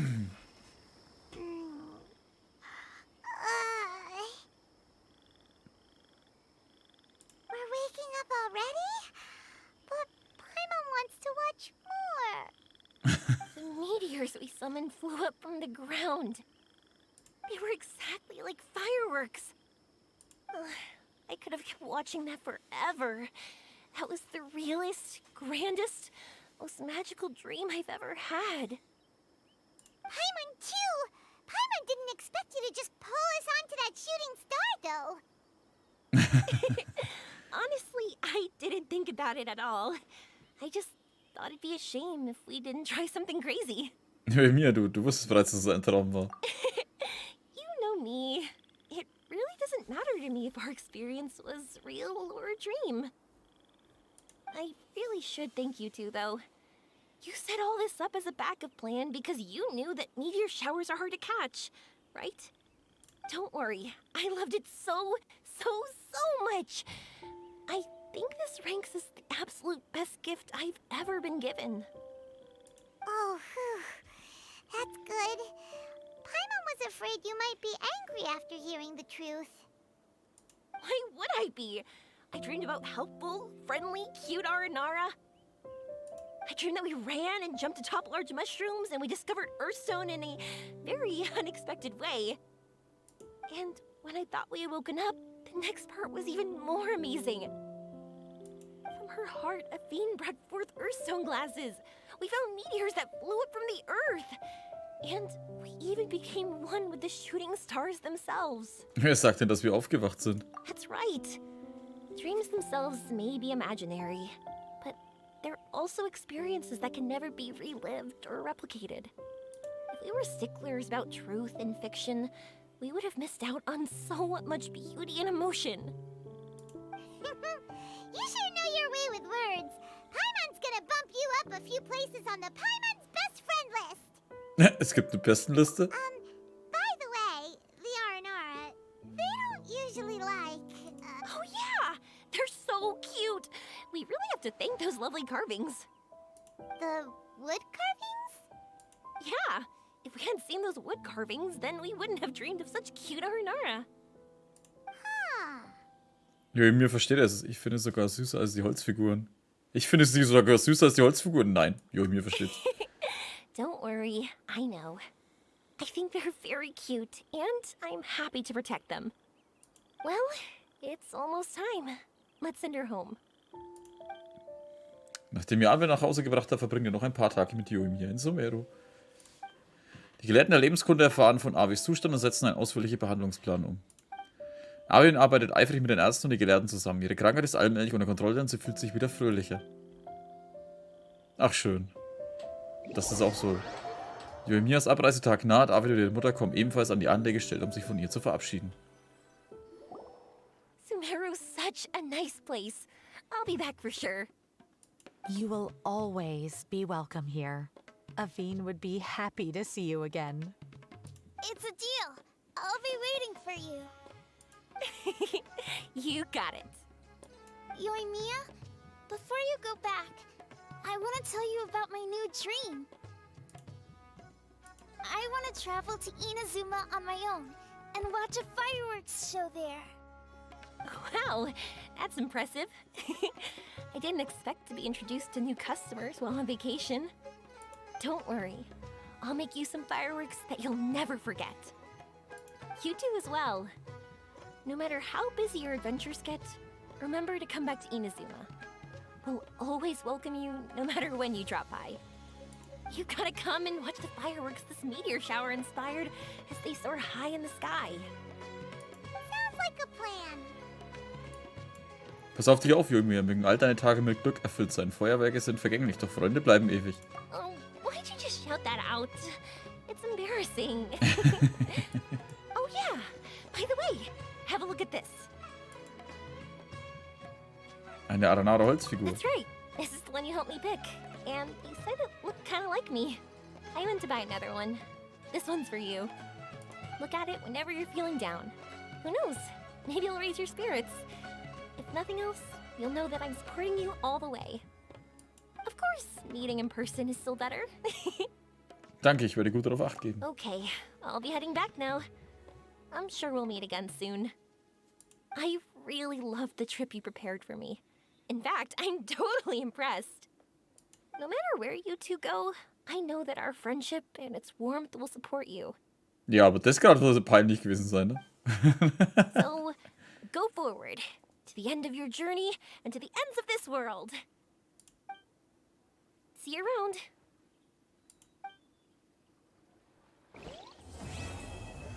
Ach, schön. Oh, wie geil. Was ist denn das? Zackig, knackig? Die hat Böses im Sinn. Schaut sie euch an. Die Ariana. Es sind immer noch geile Sequenzen. Also wenn sie eins können, dann sind es richtig geile Sequenzen. Nicht nur hier, auch in Honkai Star Rail, das war einfach so wie ein Anime ist, Alter, den Trailer, was sie rausgehauen haben. Geil. Yoimiya ist wieder eine ganze Stufe mit nach oben gerutscht, Alter, bei den Top-Charakteren. Wobei sie schon oben bei den Obersten dabei ist. Ha.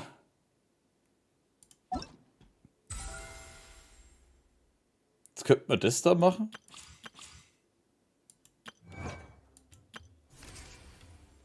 Das werde ich nicht machen. So auf zum Grillfest mit den Aranara. Ich fand, die Quest war zu kurz, die hätte ruhig länger sein können. Ja, die anderen sind ein bisschen länger, aber ich finde, ich will ehrlich sein, ich habe es lieber ein bisschen so, als wenn sie dann einfach wieder ewig ausgebauscht werden für irgendwann Mist.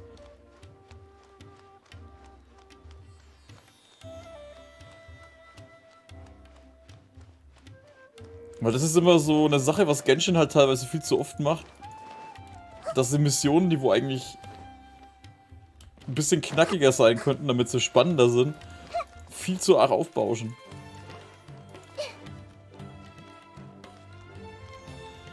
Aber ich fand das so jetzt eigentlich genau richtig. Klar, ein bisschen mehr hätte man noch machen können. Wobei es mit der Yoimiya sowieso nicht langweilig wird. Was hat der kleine Sinn jetzt vor? Ich bin 1,82, ja. So klein bin ich nicht.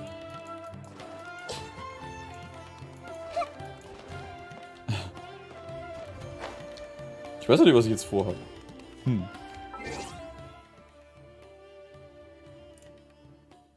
Ich glaube, wir machen an der Stelle erstmal noch eine Pause. Und dann schauen wir mal, vielleicht machen wir vielleicht starten wir die Aktion, damit wir wenigstens die ersten 2 Teile davon machen.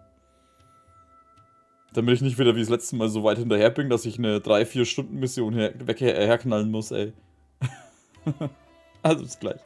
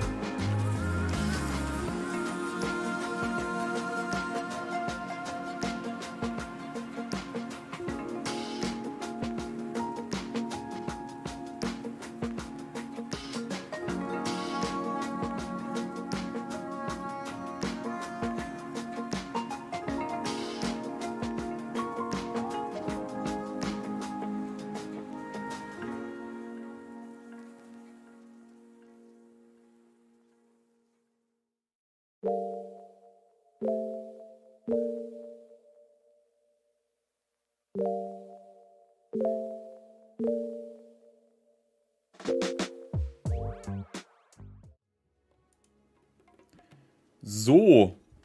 I'll be back.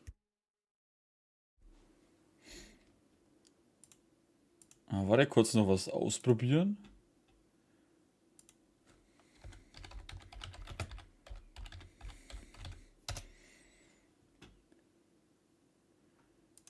Mal YouTube. Gleich geht's weiter. Kleinen Weg nach Hida. Ja, das kann ich ja schlecht wissen.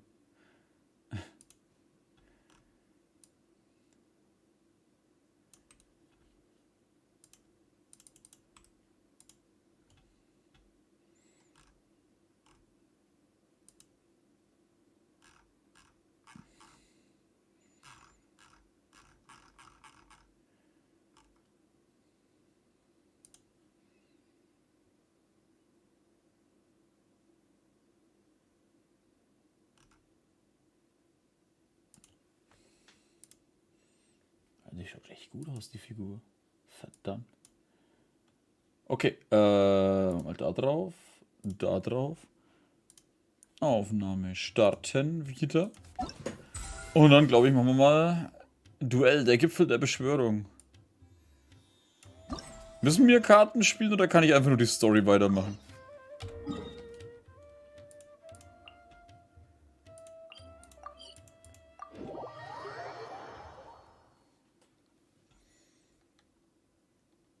Aber ich glaube nicht, dass die großartig jetzt da viel mit Karten gemacht haben. Man kann wahrscheinlich, wenn man will.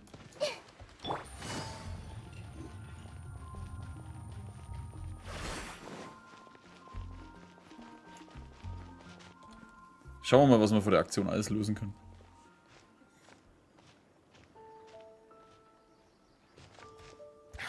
What a disaster! I didn't even make it through the qualifiers. How'd you do? I didn't do any better. I was beaten by that little Timmy kid. Der böse Timmy. I've only ever seen him out there feeding pigeons. No clue how he got to be such a good card player. The next round's starting soon, right? Let's head over and watch the matches. I'm curious to see who will win the grand prize. Eichendorf. Did you hear that? A grand prize!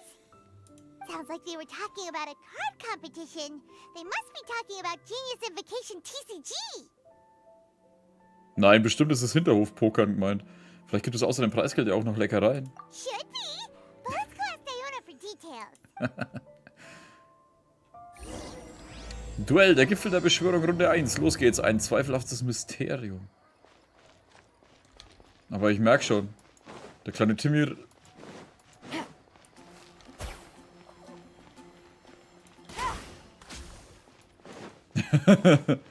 Ich habe gehört, Timmy, du bist echt gut im Kartenspielen. Aber nicht im Tauben aufpassen. Hoppla. Sapperlot.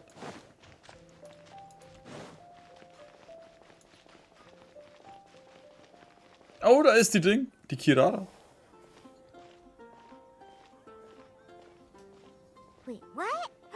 Am I seeing double? Do you have two tails?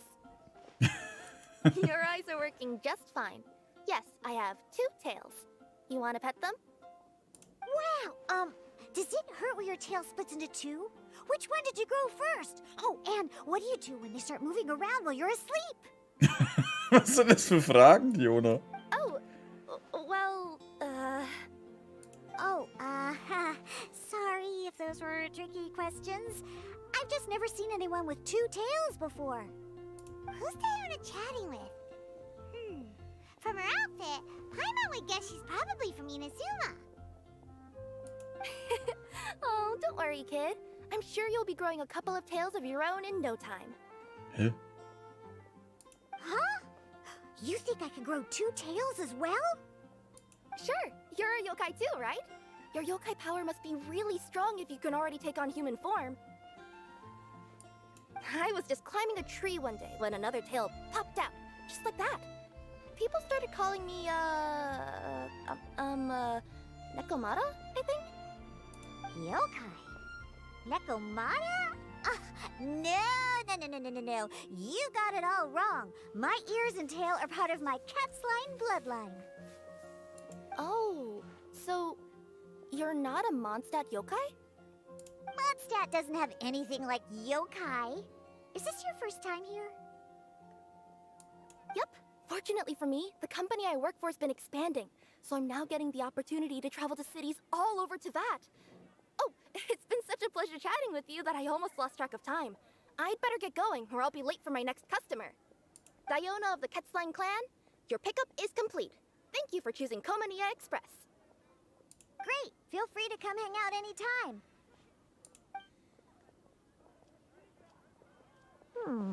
Do only yokai have tails in Inazuma?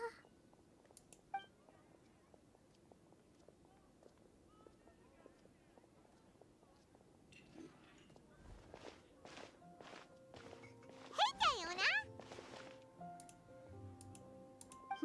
Oh, Traveler and Paimon! Hey, what brings you back to Mondstadt? Well, we figured it's been a while since we visited the Cat's-tail, so we thought we'd come and say hi! Oh, and by the way, who was that just now? Oh, she's a courier from Komaniya Express. They're an international delivery service operating out of Inazuma. Huh? Is the Cat's-tail doing international business now? No. A customer left some goods with us and arranged for Komaniya Express to pick them up. That's all. You've been to Inazuma, right? Did you, see lots of yokai like her there? Es gibt sogar welche mit Fuchsohren. Right! But this is actually the first time we've ever seen one with two tails. Whoa! I'd love to go see for myself one day. Anyway, what were you two here for again? Did you need me for something? Oh, yeah! Paimon almost forgot. Do you know anything about a Genius Invocation TCG tournament? Apparently there's prizes and stuff. A tournament? Oh, you must mean the one being organized by the Adventurers Guild. It's a pretty big event. They even had posters imported from Inazuma. But I'm busy with things here, so I didn't sign up. I don't know all the details. Maybe try asking my boss. Got it. Well, with any luck, we'll win some more, and then we'll treat you to some yummy food. Huh. What do you mean, luck? I'm the one who taught you how to play, after all. Vielen Dank, Frau Diona. That's meow like it. Okay, you two should probably get going now. Head to the Fountain Plaza. My boss usually takes a walk around there at this time of day. All right, we'll go there right away. Oh, siehst du, da fällt mir was ein. Das habe ich ganz vergessen. Das haben wir noch nicht ausgetestet.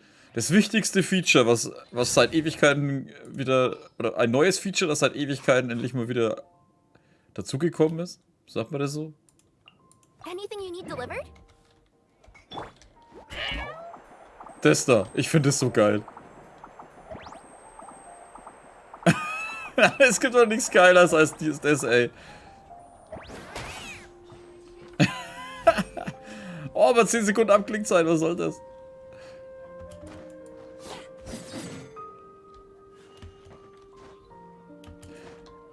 Ja, wie ich das gesehen habe, erst wollte ich sie nicht holen, auch wenn sie ganz cool ausschaut, aber das ist halt einfach nur geil.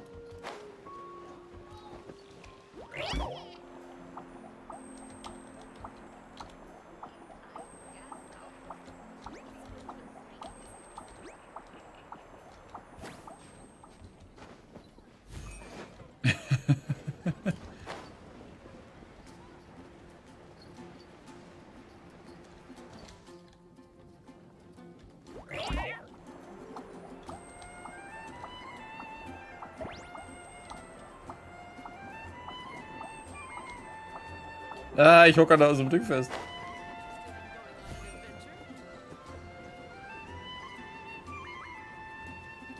Ah, ach nee, das ist die andere. Margaret? Hey, Margaret. We thought we might find you here. Oh, if it isn't the Traveler and Paimon. It's been a while, hasn't it? Let me guess. Back to play some cards? It's not like we only ever come back to Mondstadt to play cards. Oh, really? I just assumed you were here to take part in the King of Invocations Grand Prix. King of Invocations Grand Prix? Oh, that must be the Adventurers Guild one that Diana mentioned. Mm-hmm, that's the one. Genius Invocation TCG has been attracting more and more players lately. The Adventurers Guild arranged for venues in every city to hold a regional tournament for the King of Invocations Grand Prix. The rewards are quite substantial. Mondstadt is already at the final stage, so I'm afraid you might be a little too late to get that prize. Really? Oh, darn! We already promised Diana we'd treat her to some food with the Mora we won. Alter, ich habe Millionen von Mora dabei, Alter. Ihr könnt sie zu 10 Festessen einladen, wenn ihr wollt. It's all right. There's bound to be a next time. This card game came out of nowhere and has already taken the world by storm. Who knows where it'll go next? The game's creators must be ecstatic with all this success, don't you think? It's unbelievably popular. Yeah, and it only gets more fun the more people there are to play it with. Ich hätte nun wirklich Lust auf eine Partie. Well, you may have missed the boat on the official event, but there's also an unofficial tourney organized by some players. Would that interest you at all? Unofficial tourney? That's right. With all the excitement surrounding the main tournament, players can hardly contain their enthusiasm, so they've set up an unofficial tourney aimed at a larger player base. You can sign up at any time and play however many matches you want. They even have pre-built decks for players to use. Oh, and the rewards are pretty generous too. Ooh, Paimon likes the sound of this. Thanks for the info, Margaret. We'll go check it out. You're welcome. There are plenty of booths at the venue offering food and other fun activities, so it's definitely worth a visit. Who knows? You might even bump into some old friends there. Right. If there's nothing else you needed, I'll be continuing my walk now.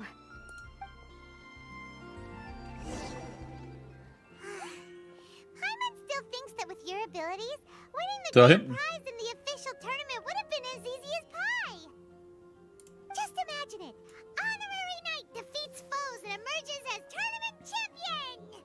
The headline practically writes itself. Do my ears deceive me? Or do you two have some breaking news to share with me? Whoa! Who are you? And why the heck are you eavesdropping on us? Oh, sorry. Force of habit. I tend to keep my ears peeled at all times. Didn't even realize I was listening in. Der schaut aus wie ein Pinguin oder so. Let me introduce myself. I'm Charlotte, a reporter for the Steambird from Fontaine. I've been posted here to cover the King of Invocations Grand Prix. The Steambird? Ich glaube, den Namen habe ich schon mal irgendwo gehört. The Steambird is a major news outlet headquartered in Fontaine and widely acclaimed all over Teyvat. We even have regular columnists based right here in Mondstadt. War da nicht neben ihr noch jemand gestanden? Ooh, okay. Achso, die ist vielleicht weggelaufen. Paimon, and War doch ein this is the NPC. Traveler. What was that you were saying about some breaking news? Oh, looks like I've managed to pique your interest. Well, the truth is that my keen reporting senses are telling me that this competition will be chock full of huge news stories. Huge news stories? You sure your senses are reliable? Absolutely. After all, I've seen it with my own eyes. There's a criminal who's been slinking around the competition venue, and his name is the Card Snatcher. Card Snatcher? Mm-hmm. He stole his opponent's cards when they weren't looking. I was about to try and chase him down, but the next moment, he disappeared into thin air. But why would someone want to steal other people's cards? Vielleicht weil er die anderen, vielleicht weil er schummeln will? Whatever the truth of the matter, it's my job as a journalist to dig up all the gory details and turn them into my very own exclusive news piece. So, what do you think? Want to join me in my quest to uncover the sensational story that's hiding behind the scenes? That does sound interesting, but why us? Any reason you singled us out in particular? Are you kidding me?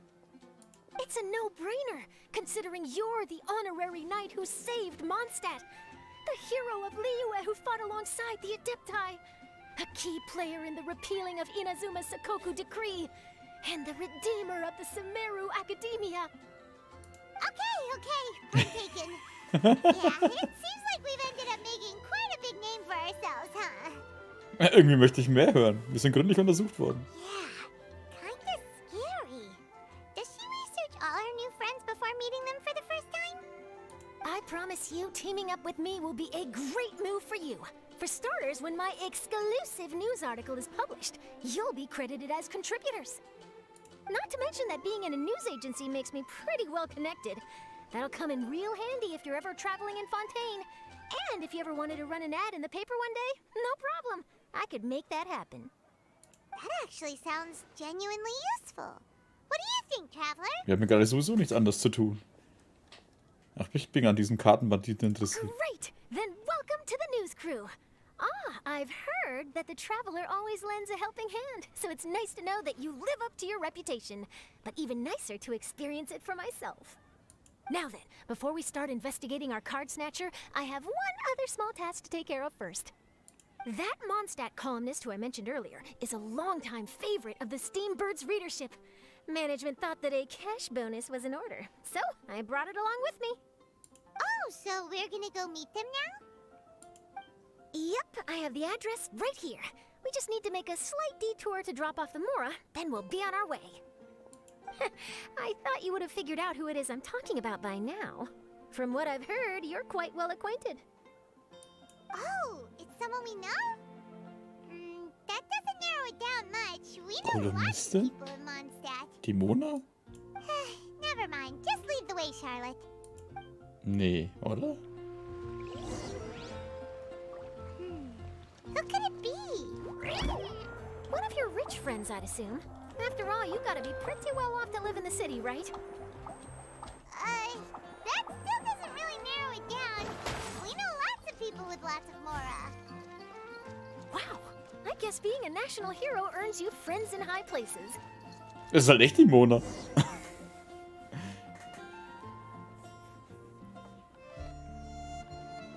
Here we are. Wait here a moment. I'll go hand over the cash.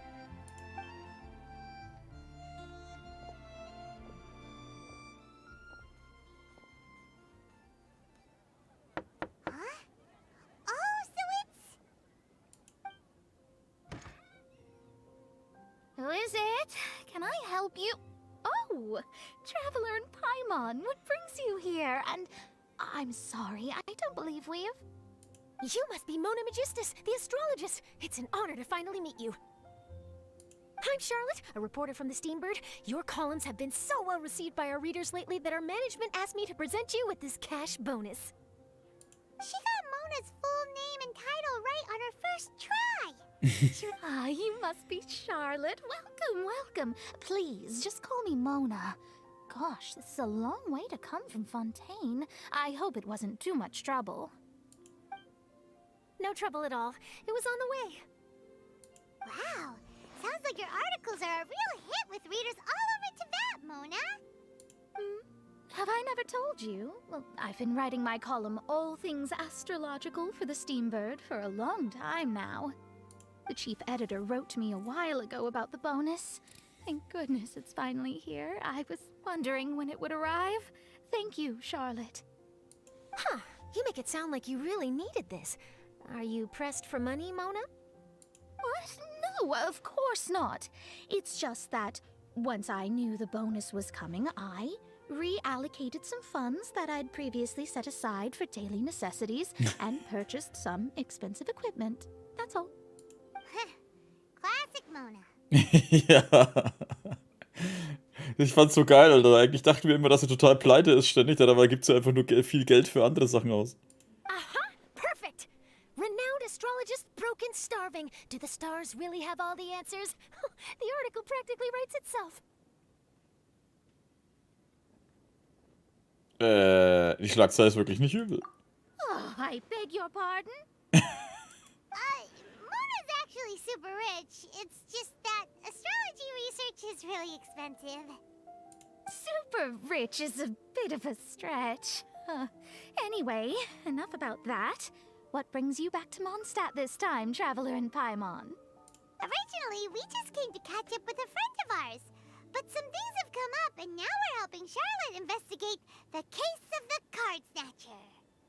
Speaking of which, will you be competing in the King of Invocations Grand Prix? Where it is that the prizes are pretty stellar. I'm much too busy with my research these days to dedicate time to a competition. Besides, even if I did enter, there's no guarantee I'd actually win a prize, is there? Isn't there? I'd have thought you'd be certain to win with astrology on your side. You'd know all of your opponent's cards ahead of time. What do you take me for? No self-respecting astrologist would dream of abusing their beloved art for such crude purposes. Besides... Well said. Spoken like an accomplished academic and a conscientious citizen. Well, yes, obviously. Anyway, if past precedent is anything to go by, you're the ones who ought to be wary of what's around the corner. Especially if you're chasing after this card snatcher, was it? Sounds like bad news. Shall I take a glance at what you're up against? Thanks for the offer, but there's no need. Relying on your astrological skills for all the juicy details would make this story a Mona exclusive. But that's not quite the kind of exclusive report I'm going for here. But don't you worry. They call it investigative journalism for a reason. We journos have our ways. All right, well, best of luck with your investigation then. Thanks again for bringing the bonus, Charlotte. Do give my regards to the chief editor. Pass gut auf dich auf, Mona. Bei Gelegenheit sollten wir wieder eine Partie geniale Beschwörung spielen. I will, and yes, we should. I'll hold you to that. Haben wir jemals gegen sie gespielt? I think it's about time we started heading to the competition venue. The Mondstadt Regional Final should be starting shortly. All right. Paimon can't wait to find out who the finalists are. Also ich muss ja jetzt mal sagen, ich finde die Charlotte eigentlich an sich cool designt. Nur sie redet mir, glaube ich, zu schnell, weil sie so dieses Journalistische drin hat. Keine Ahnung. Ich kann nicht aufhören, das zu benutzen. Ich finde es einfach nur geil.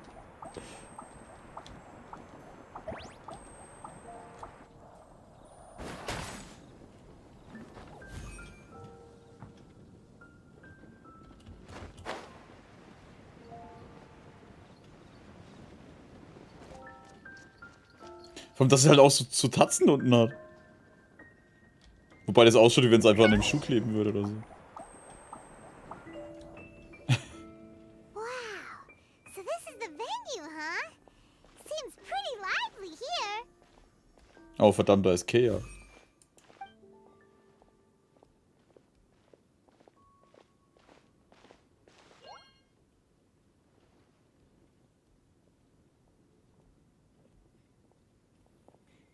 Well, if it isn't the Traveler and Paimon, what a rare surprise.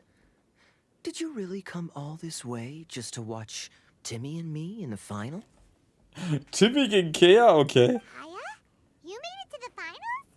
Wait, what about your work with the Knights of Favonius? You better not be slacking off again. Hey, come on now. That's no way to talk to a friend. Naturally, I wouldn't have considered entering the competition were I not already on top of my work. Enjoying a drink while playing a few rounds of cards. I can't think of a better way to relax outside of work, can you? Oh, just be sure not to tell Diona I said that. Well, since you're in the competition, have you noticed anything suspicious going on so far? You know, like people stealing other players' cards and that kind of thing. Stealing cards, you say? I'm afraid I haven't seen anything of that sort. Not while I've been playing, anyway. Why do you ask? Well, we just ran into this journalist from Fontaine and she... Huh? Where'd Charlotte go? She was right here, wasn't she? Oh, I bet she snuck out to go find some tasty snacks for herself. Wenn jemand ohne sie essen geht, das macht Paimon wütend. Da wird sie grün und groß und stark. Journalist from Fontaine. Oh, you mean the one from the Steambird. I do recall seeing a Steambird reporter listed in the Knights of Favonius visitor log. Ob Timmy das Kartenspielen von den Tauben gelernt hat. Taubenheini Timmy gegen Kea. Yeah, that'll be her. She said that she saw a card snatcher at the tournament venue, so we're helping her investigate. A card snatcher? How very interesting. But one question, Paimon. Are you sure that cards are really what this snatcher is after? Huh? What makes you say that? Hello, everyone! Your attention, please! The final is about to begin!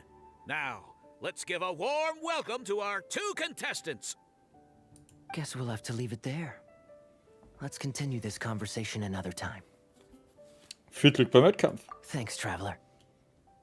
Go get him, Kaya. We'll see you in a bit. Sind das so Bücher im Hintergrund?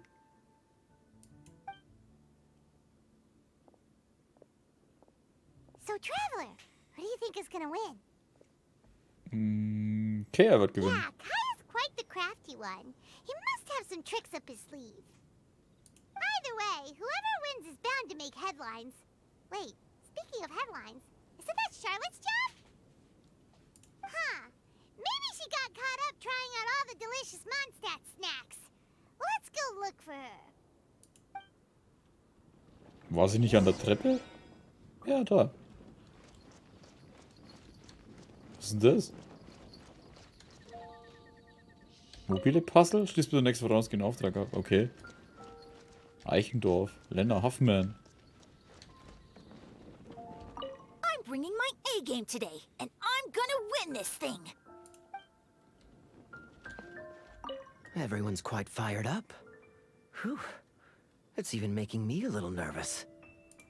Oh, du Lügner.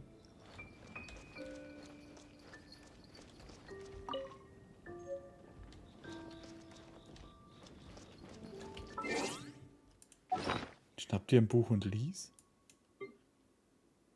Hä? Schnellzugriff?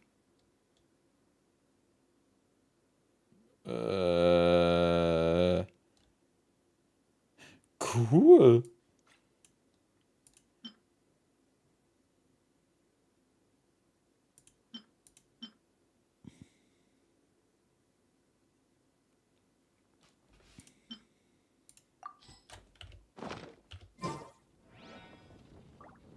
Okay.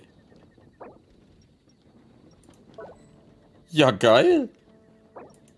Ich meine, das habe ich in 10 Minuten wieder vergessen, ne? Aber...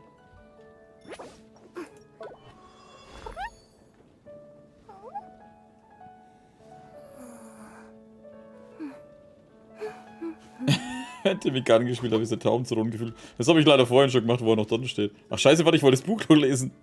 Charlotte, what happened? You just disappeared without saying anything. Oh, I just didn't want to bother you while you were catching up with your friend.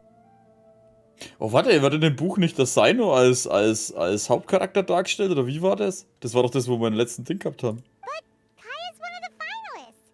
Don't you want to interview him or something? You did say you were supposed to be covering the competition. I could churn out that kind of soft news piece in 5 minutes if I had to. Personally, I'm more interested in those 2. From the moment things kicked off, they've been acting very strangely, like they're trying to stay out of sight. I'm sure they must be plotting something. Hmm? You mean there are 2 card snatchers? Shh! Keep your voice down! We don't want to scare them off. We need to wait until we've got something concrete. Then we can use my camera to catch them in the act. Huh? Wait! Where'd the other guy go? He's on the After him! After him!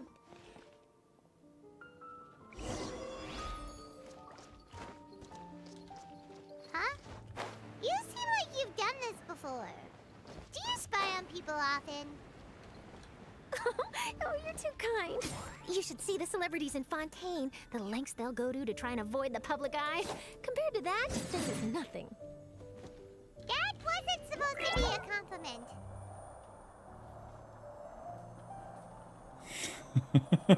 Scheiße, ich liebe die Form, Alter.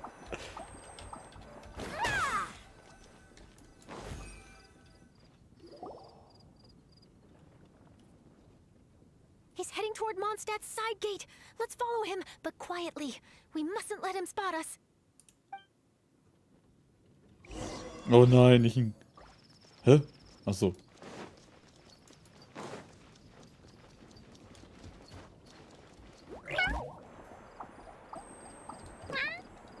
Oh, ich kann mir das sogar springen. Warte, wo ist der eigentlich hin?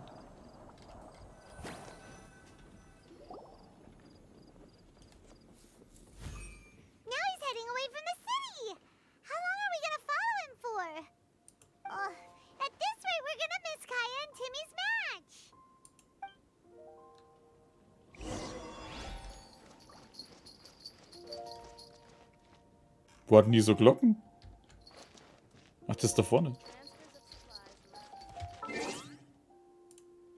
Kurze Pause. Meine Katze randaliert schon wieder irgendwas und ich weiß nicht was.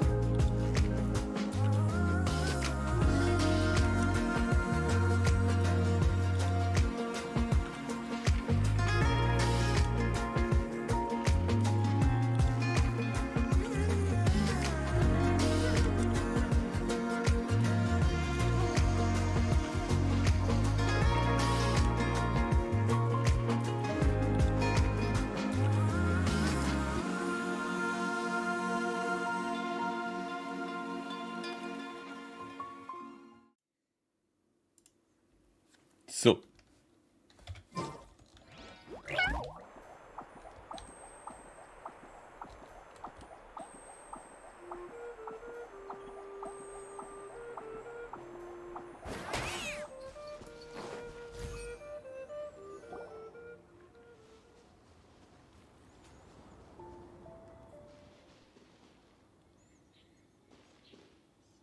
Oh, there. Looks like he stopped.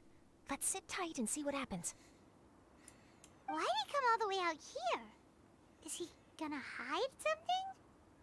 And now he's crouching down with his hands above his head. Wait! Treasure hoarders! He's in trouble! Quick! We need to rescue him! Help! Someone save me! What are the treasure hoarders doing so close to the city? Ah!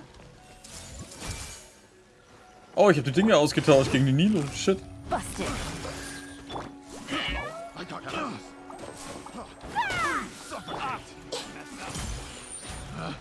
Picked the wrong test subject. Headshot. Are you alright? Oh, thank goodness. I thought it was all over for me. Those treasure hoarders, did you know them? It sure looked like they were here just for you. Why would I know them? I was just out for a walk, minding my own business, and then the next thing I knew, I was surrounded. Oh, really? Then why did they target you? It wouldn't be because of some dubious deal you were involved in at the tournament, would it? Huh? A deal? I don't know what you're talking about. Nein, ganz sicher nicht. Well, that's a shame. You see, I'm a journalist, and I just happened to snap a picture of you and one other individual in the middle of a deal back at the tournament. I was only going to ask you for an interview, but that was before you caused all this trouble. And now you're feigning ignorance of the deal in question. Maybe I'm just wasting my time. Shall I just cut my losses and hand over the evidence to the Knights of Favonius? Whoa, whoa, whoa, whoa, whoa! No, please! I'll talk! But you gotta believe me, there's nothing shady going on, I swear! Wow, that was some serious bluffing on Charlotte's part. She didn't take any pictures at all. Back at the tournament, I was approached by some random guy who said that he wanted to buy a card back off me. I said, okay, how much are you offering? And when he told me the amount, oh, my jaw practically hit the floor. Really? What kind of card back was it? Nothing special. I just picked it up at the general goods store. It had a treasure chest design on it. I only bought it because it was dirt cheap. This guy offered me 3 times what I paid for it and handed me the Mora right then and there. I could hardly believe my luck. So I decided to head somewhere less crowded and check the Mora was real. That's when I ran into the treasure hoarders. Did you ask him why he wanted to purchase this item from you? Sino? Nicht, oder? No, I didn't. Genius Invocation TCG has been getting pretty popular lately, and some people will pay good Mora to make their decks look flashy. It didn't strike me as that unusual. Nee, es kann aber nicht Sino sein, das war wahrscheinlich der eine vorhin. Der andere But NPC. after I gave him the card back, he let out a sigh of relief and said something about, that's all the Mondstadt ones. Next stop, Liyue, or something like that. Or something like that? He either said that or he didn't. How certain are you? I'm positive. I know what I heard. Once the card was in his hands, he suddenly relaxed like a huge burden had been taken off his shoulders. It was genuine relief. Could that card back really be as valuable as he thought? That I don't know, but in the interests of your personal safety, I suggest you report all of this to the Knights of Favonius. After all, you weren't doing anything against the law, were you? Right? Yeah, no, that makes sense. I'll go speak to the Knights of Favonius right away. It sounds like that guy's just collecting rare card backs. Are you sure this is the person you're after, Charlotte? Well, it definitely doesn't add up. You really think someone out there is going from nation to nation, shelling out huge sums of money for a few card backs bought from a grocery store? Ja. Ja, gibt's einen. Also mindestens einen kenne ich. My gut tells me that there's more to this story than the card back alone. This entire situation reeks of exclusive news. Vielleicht eine Expertenarbeit. Ooh, you mean someone like Albedo? That would explain why only some people understand the true value. Who knows? But wherever this leads, we're definitely onto something. Even though I didn't manage to get a good look at his face, his physique and the way he moved were identical to the card snatcher I saw last time. I'm sure it's the same guy. He was much more discreet this time, though. I guess he didn't want to risk trying anything with so many potential witnesses around. From the sounds of it, we need to head to Liyue next, right? Paimon can't wait! We have tons of friends in Liyue, too. But shouldn't we check in with Kaya before we leave? Paimon at least wants to find out who won the final. Good idea. Let's go. Ja, wahrscheinlich hat er verloren, weil Timmy übermächtig ist. Durch den Hass auf die Leute, die seine Geflügel killen. Oder verwendet das Geld, dass er Timmy Fried Chicken aufmachen kann, eine neue Geflügelkette. Ich meine, er hat einen unendlichen Geflügel da unten. Jedes Mal, wenn wir sie abschießen, kommen wieder neue.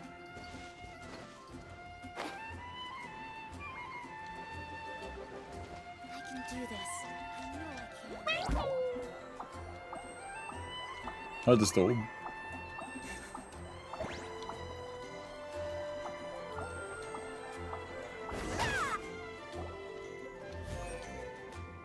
I hereby declare the winner of the Mondstadt Regional Final of Echt? the King of Invocations Grand Prix is Timmy! Verdammt, Alter, nicht Timmy. Wow, Timmy won! That's amazing!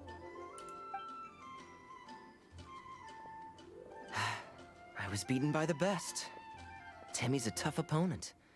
He had me on the back foot the entire time. Du kannst trotzdem stolz auf deine Leistung sein. It's all right. You don't need to comfort me. This must be the journalist from Fontaine you mentioned earlier. Charlotte, was it? Enchanté. Enchanté. Oh. Enchanté. I'm Kaya, Scheiß cavalry Schleimer. captain of the Knights of Favonius. I trust you're enjoying your time in Mondstadt? The pleasure is all mine. Mondstadt's reputation as the city of song and freedom is truly deserved. The mood here is simply delightful. I'm glad you're liking it. Oh, by the way, I couldn't help but notice you all rushing towards the city's side gate earlier. Did you find something? I couldn't get it off my mind, even during the competition. Jetzt hat Kaya was sich gerade zugetragen hat. I see. Also aber nur mit einem Auge, siehst du. So, it seems we have an answer to Kaya's question from earlier. What the card snatcher's really after is these card backs. but we still haven't figured out why he cares so much about them. Well, while I'd love to accompany you all to Liyue Harbor, I'm afraid I still have my Knights of Favonius duties to attend to. In fact, our top priority right now is strengthening Mondstadt's defenses. Treasure hoarder activity has been increasingly rampant lately. Don't worry, we'll keep you in the loop if we find anything. In fact, if Charlotte's journalistic instinct is on point, you'll probably be reading her exclusive report in the Steambird before long. Wonderful. Then I look forward to reading all about it. Thanks for supporting quality journalism. Okay, let's take tonight off and head to Liyue Harbor tomorrow. It'll give me a chance to write down everything that's happened today. Oh, Paimon wanted to ask. See the two people on this poster? Are they the inventors of Genius Invocation TCG? They look so young.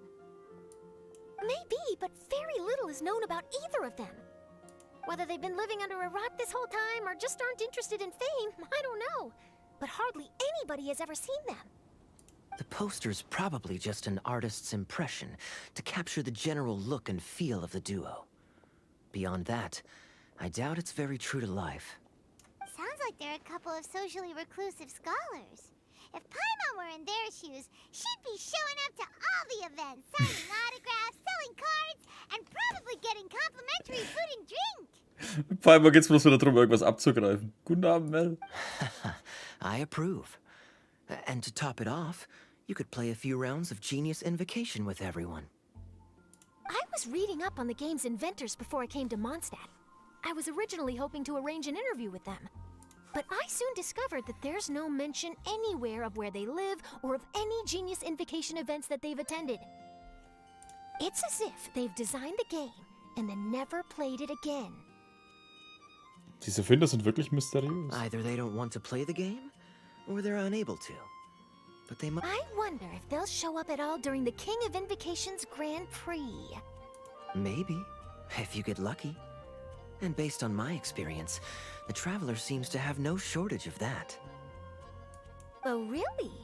Well, that gives me one less thing to worry about. Na, dann bin ich ja beruhigt. Anyway, our focus is still on tracking down the card snatcher. I heard Snezhnaya has an old saying. If you try chasing two rabbits at once, you'll only end up empty-handed. Well, the Traveler and Paimon can always split up and chase one rabbit each. Oh, okay. Now Paimon's feeling hungry. We can worry about all this later. Right now, it's time to get some grub. You can always trust Paimon to know where life's priorities lie. If it's food you're after, I recommend taking a look at the nearby stalls. The tournament has brought quite a crowd, so there's a lot of fun to be had around the venue. Sounds great. Thanks, Kaya. Hatte die Unterhaltung mit Jona und Chiara schon? Ja, los geht's. Ein zweifelhaftes Mysterium. Kann ich das jetzt machen? Was ist jetzt los? Duell der Gipfel der Beschwörung. Tour der zahllosen Wunder. Improvisierte Beschwörung, mechanisches Perpetuum mobile Puzzle. Beschwörer Edition. Strategen der Würfel. Was?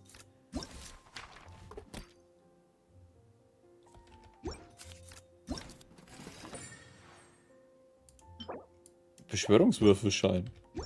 Okay. Aktion. Aktionscenter. Was gibt's da für Zeug? Erstarrtes Puppenwachs. Objekt zur Verfeinerung von Durchdringung der Ibisse. Was zur Hölle ist denn das? Ah, das wird der Bogen sein, oder?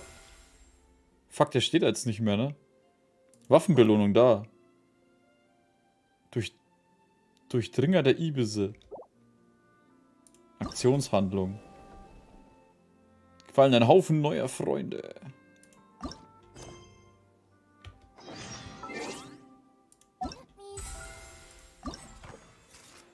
Achso, das ist jetzt einfach bloß das da. Okay, mach mal das. Okay, let's get going. The next location on my list is really far away. Oh. Felix Jogur. Ich dachte, was eine Erfindung einmal so nützlich sein würde. Ja, Reisender, werde dich gedacht, dass wir uns wieder... Ich weiß nicht mal, wer du bist, Alter. Ich dachte, du hättest Mondstadt verlassen. Ich habe einen Plan, aber alles ändert sich ständig. Räusper, aber genug davon, kommen wir zur Sache. Diesmal die Anlagen von der Abenteuer für den Mondstaat angehen. Okay, ja, lass uns das Zeug einfach machen. Ach so, das Zeug. Ja, wissen wir doch. Haben wir alles schon mal gemacht. Ja, okay.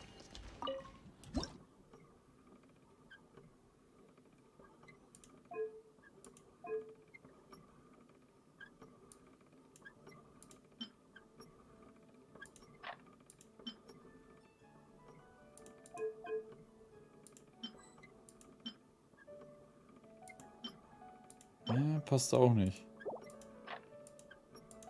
Kann ich auch die Dinger einfach so wechseln?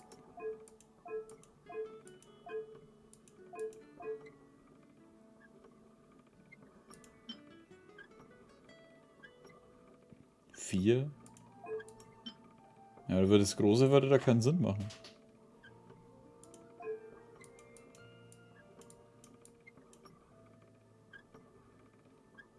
Ah, Platten austauschen.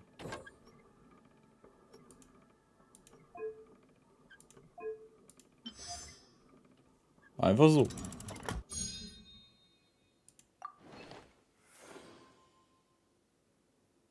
Oh, die Bibliothek. Cool.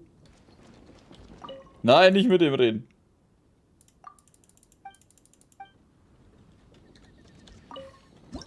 Der will sich bloß wichtig machen.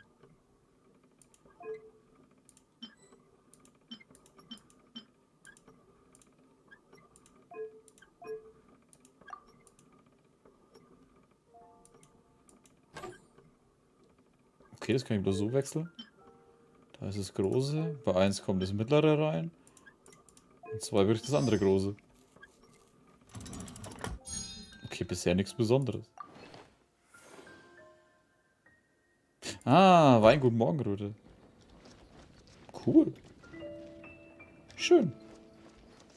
Aber waren das nur 2 Dinge?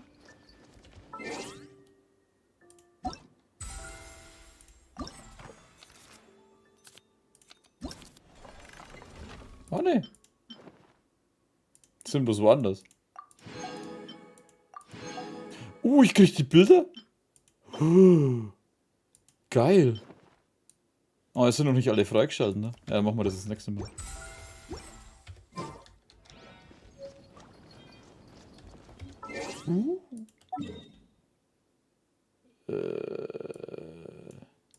Irgendwas in Liebe war doch das. Ach da, die anderen sind in Liebe. Ja, das dritte machen wir dann das nächste Mal. Wenn, dann will ich es alle auf einmal machen. Nochmal Aktion. Aktionshandlung. Zum Auftrag. So, jetzt aber. Hä, ist doch nicht mal angezeigt.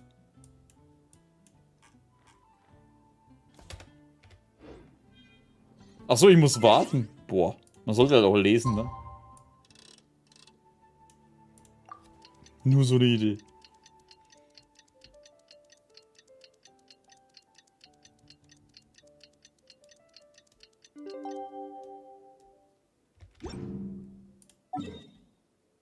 Ach so, ja. Jetzt muss erstmal auftauchen.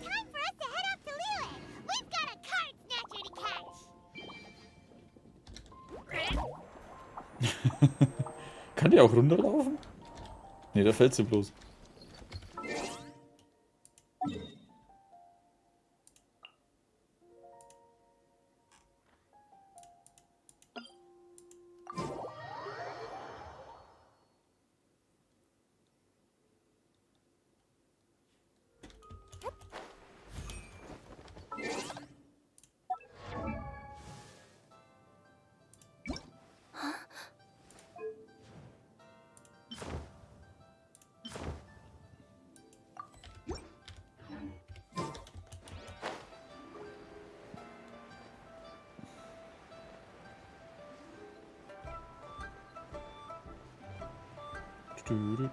Liebe waren wir auch schon länger nicht mehr.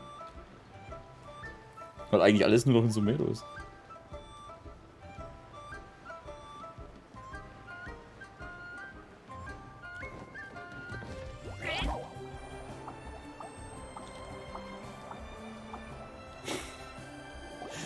Ich muss so leveln, ey.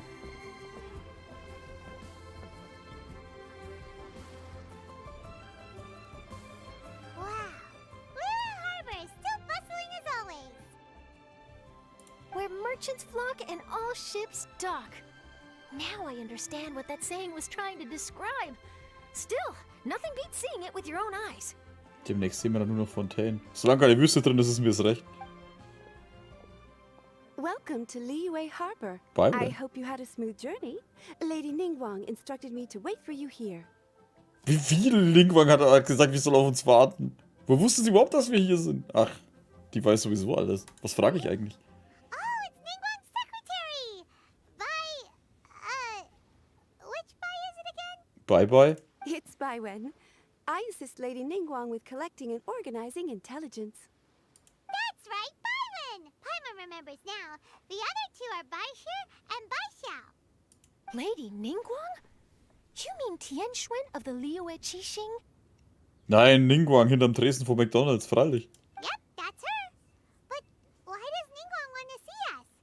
Wait, and how does she even know that we'd be arriving in Liyue Harbor today? Ningguang halt. Lady Ningguang likes to stay informed. Nothing slips through her intelligence network. She wishes to invite our visitor from Fontaine, Mademoiselle Charlotte, to join her at Eugene Terrace to discuss cooperation. What would she want with me? This is the first time I've ever been to Liyue Harbor. Lady Ningguang has known of you for quite some time. A talented and capable journalist with the Steambird who writes insightful, engaging, and, most importantly, factual prose. She also understands that in revealing the truth, your exclusive news, you have offended some interested parties that have been pulling strings behind the scenes. And that is why you have been sent on an international reporting trip to cover the Genius Invocation TCG events. Ach, deswegen. Sie weiß auch, dass du ins Ausland geschickt wurdest, um über geniale Beschwörung zu berichten, weil du Exklusivmeldungen gewisse Interessenkreise beleidigt hast. Wait, what? That's terrible! No, it's just part of the job. I'm already used to it. But I'm surprised to learn that Lady Ningguang knows so much about my situation. Does she know my boss or something? Paimon wouldn't be surprised. She seems to know everyone and everything. Lady Ningguang also welcomes the two of you to join, if you're interested. Oh, you didn't tell me you were best buddies with Lady Ningguang. Ja, schon länger. Oh, Paimon wouldn't go that far. We've just been invited to the Jade Chamber as honored guests a couple times. You know. Alter Paimon, ey, weißt schon, wie sie da voll dran. Ah nein, so nah sind wir uns nicht. Wir sind bloß öfter mal zum Essen bei ihr und wir sind auch ständig oben bei ihr. Wir machen auch ständig was mit ihr. Wir haben auch eine Abenteuerreise gemacht mit ihr. Also wir kennen sie kaum. Sorry, ich habe total verpennt. Guten Abend, Pieps, oder guten Morgen. Bochum hat gewonnen, 3-0 Leverkusen. Ja, Bayern ist auch Meister geworden, weil Dortmund nichts zusammengebracht hat. Oh Mann. Genug der Prahlerei, Paimon. But anyway, if Ningguang wants to discuss work stuff with Charlotte, it's probably gonna be best if we stay out of the way, right? Maybe we can go ask around about the card snatcher while you have your meeting with Ningguang. Oh, are you sure? Wir können uns auch etwas umsehen. All right, thanks. Then I'll leave you to it. Let's catch up and swap notes later. I'm actually pretty excited to meet Lady Ningguang, so I don't want to keep her waiting. Very well. Please, Mademoiselle Charlotte, follow me. See you two later. Sounds like Charlotte's a top-notch journalist, huh? Paimon's not sure what that exclusive news is all about, but it definitely sounds like a big deal.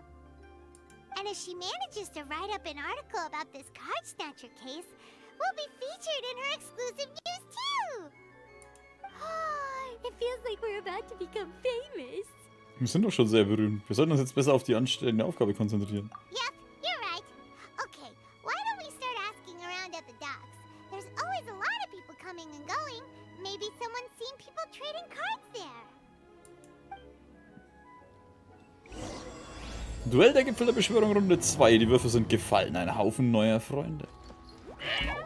Achtung, Katze kommt!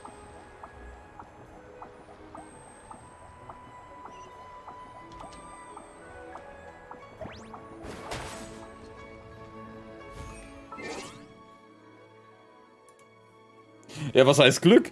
Dortmund wollte es halt einfach nicht. Ich meine, als Bayern-Fan freut es mich natürlich irgendwie, dass sie Meister geworden sind, aber deshalb haben sie es halt echt nicht verdient mehr.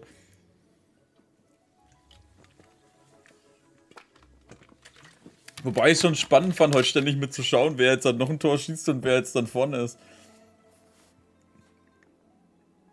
Das ist ja doch Glückwunsch. Ja, beim zweiten Zehnerzug habe ich sie bekommen. Beim ersten habe ich ein geiles 4-Sterne-Schwert bekommen und Genshin, wobei das noch in Ordnung war.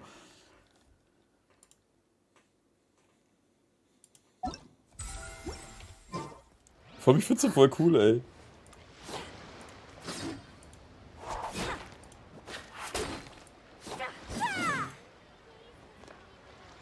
Aber das Geist ist halt immer noch das, ey. Ich kann nicht anders mehr laufen.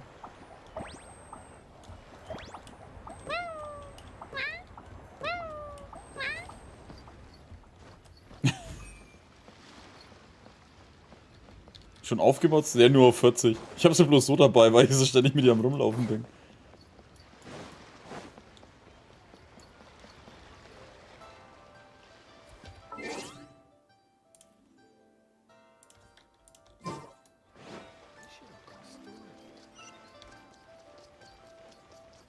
Klettern getestet schon mehrfach.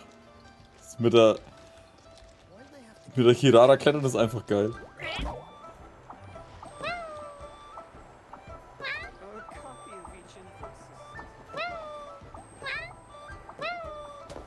Oh. Ich habe aus Versehen den Tauben platt gemacht. Timmy, nein, Timmy. Aber warte mal. Wenn die jetzt oben bei der Ningguang ist sie dann da?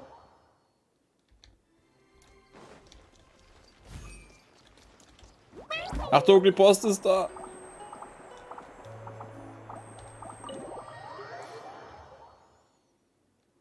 Mir fehlt nur das Kirara nicht schnurren. Macht sie das nicht fast?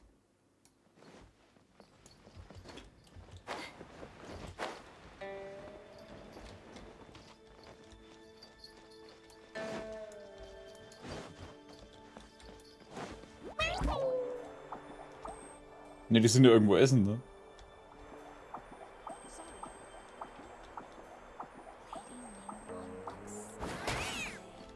Das ist auch dann, wenn sie dann wieder kommt. Okay.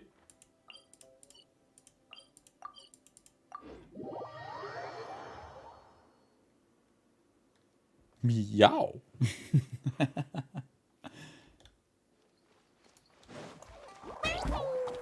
Hatte ich...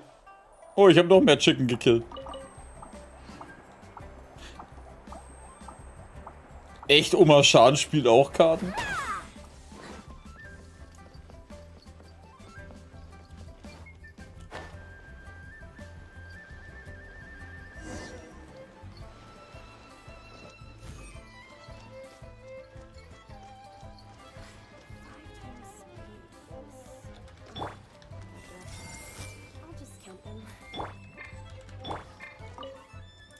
Hä, nein, mit dir will ich doch gar nicht reden, geh weg.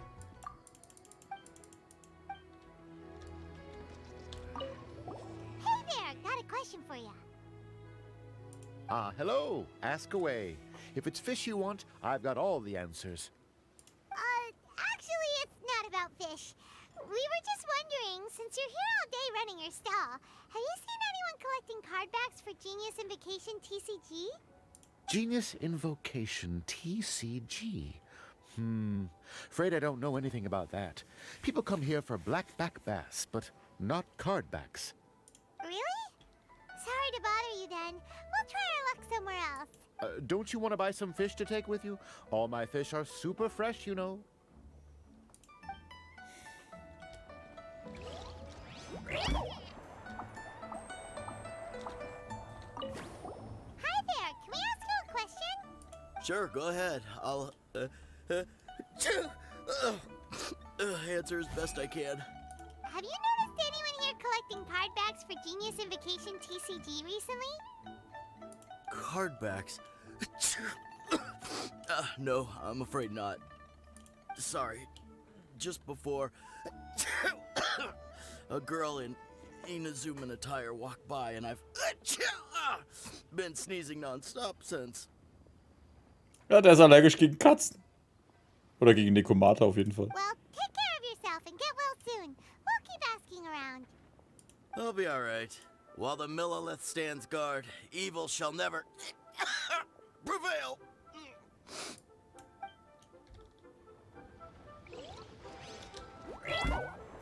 Oh, halt, warte, da ist noch wer.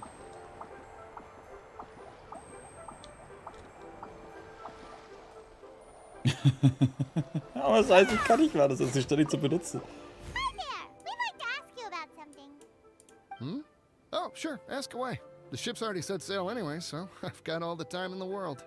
Have you seen anyone around here recently collecting card backs? You know, for that really popular game, Genius Invocation TCG? Collecting card backs? I've definitely seen people around here playing the game, but I'm usually preoccupied with thinking about the sea. I've never paid too much attention to it. That's fine. We'll ask someone else. Oh, I really can't afford to wake up late next time.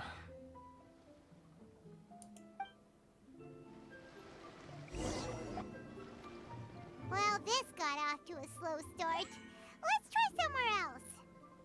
Hey, you two. Looking for someone? Oh, die langweilige Stimme kenne ich. Hi, Kasua. Paimon knows that voice. It's Kazuha. Wie er schon extra hinterm Anker vorkommt, damit man erst spät sieht. Nice to see you again, Traveler and Paimon. Lange nicht gesehen. Captain Beidou needed to return to Liyue to take care of some business, so I've been taking the chance to get to walk around town. It's a nice surprise to run into you two here. Looks like you have questions. May I be of any help? Well, long story short. Kasua vom zurückliegenden Ereignissen. I see. Well, the harbor breeze is as peaceful and pleasant as ever. I don't believe that the card snatcher you're looking for has been through here. Huh. Okay. I'm not sure if that's good news or bad in your eyes. Oh, by the way, it seems there's a competition being held nearby. I stopped to have a look. This Genius Invocation TCG. It seems to be immensely popular at the moment. Ey, ich weiß ja momentan nicht, wer das Deutsche übersetzt. Ja, gut, ich weiß eigentlich nie, wer das Deutsche übersetzt da in den Spiel, ne? Aber wer tut denn diese ganzen Dinger immer? Es scheint ja ein richtiger Straßenfeger zu sein. Kann man nicht einfach sagen, dass es populär ist gerade oder so? Diese komischen Dinger immer sind irgendwie komisch. Wait, have you never played it before, Kazuha? No, I haven't. I have quietly observed from the side. The captain brought a small box aboard recently that contained a variety of beautifully illustrated cards. She enjoys playing with the crew while enjoying a few drinks. A few too many, perhaps. That's called a casket of tomes. It's what you use to carry your cards in, and it helps you find players nearby, too. You should give it a try, Kazuha. The rules are pretty easy to pick up, and then you'll have a fun game to play with your friends. So eine Gelegenheit kommt selten. Forging friendship through card-based combat does sound quite delightful. All right, then. Show me the ropes, if you please. Paimon can teach you. Paimon's watched the Traveler play a ton of times, so even Paimon's a master invocator now. After we teach you the rules, we'll also have to get you a casket of tomes. But what about this card snatcher you're looking for? Is not dealing with that more urgent at present? Oh, good point. Paimon got so caught up chatting with our old friend that she nearly forgot about our promise to our new friend. Now where should we go next?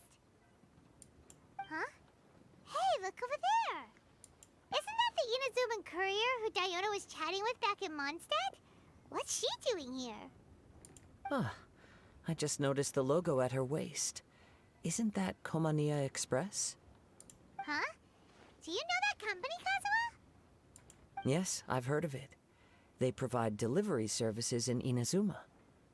Looks like she's having some trouble. Why don't we go and introduce ourselves?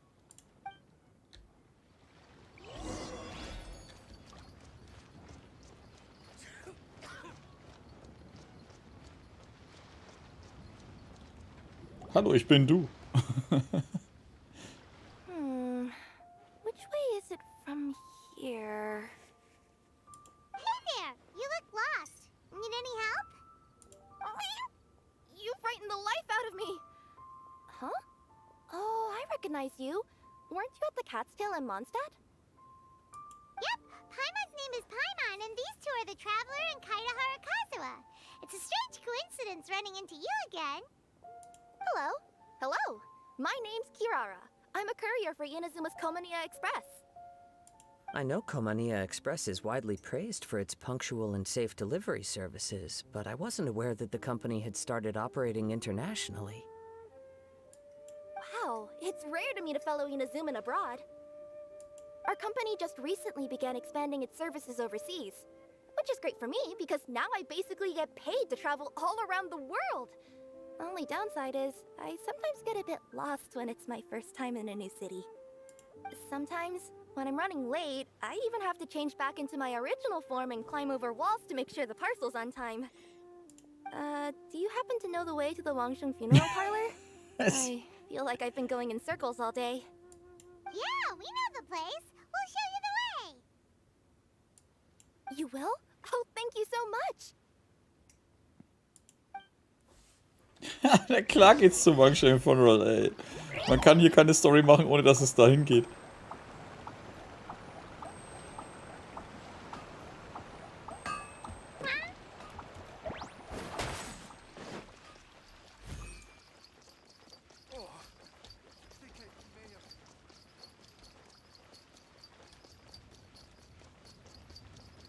Kann man eigentlich von ihre Gedanken lesen oder geht es wirklich nur in Sumeru? Ja, geht da nicht.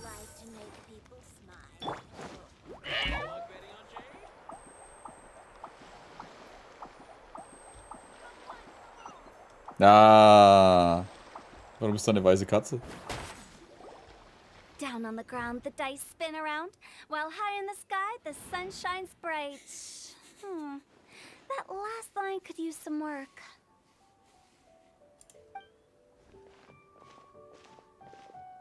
Here we are. This is it. Oh, White's the Traveler and Paimon. What brings you here? And I see you've brought some friends, clients, business partners, new associates.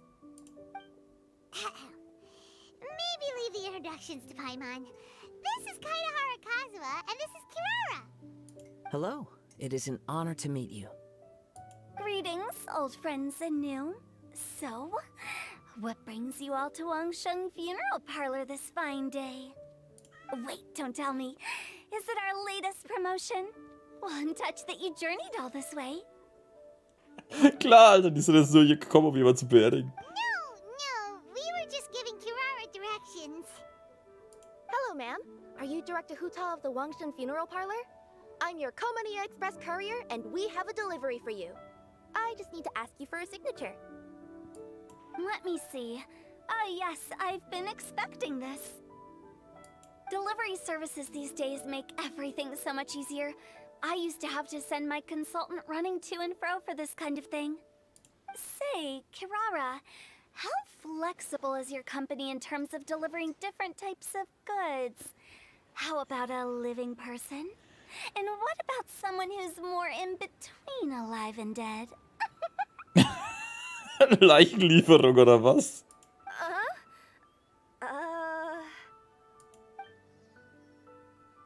Her tails are standing up on end. Guess that's a no. Well, maybe we can talk about potentially expanding your company's services sometime. Das ist so geil, Alter. Oh ja, das habe ich erwartet. Wie schaut's eigentlich aus mit Leichenliefern? Could I trouble you to take a moment and leave a 5-star review? Warte, das ist wirklich so?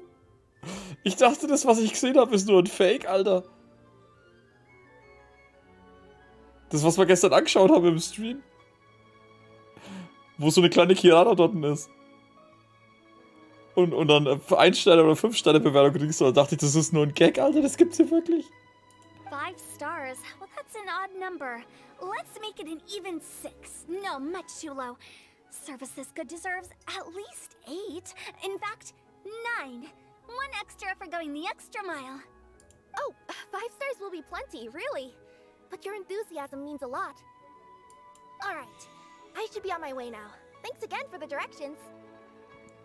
Machst du alle Lieferungen selbst? No, not necessarily.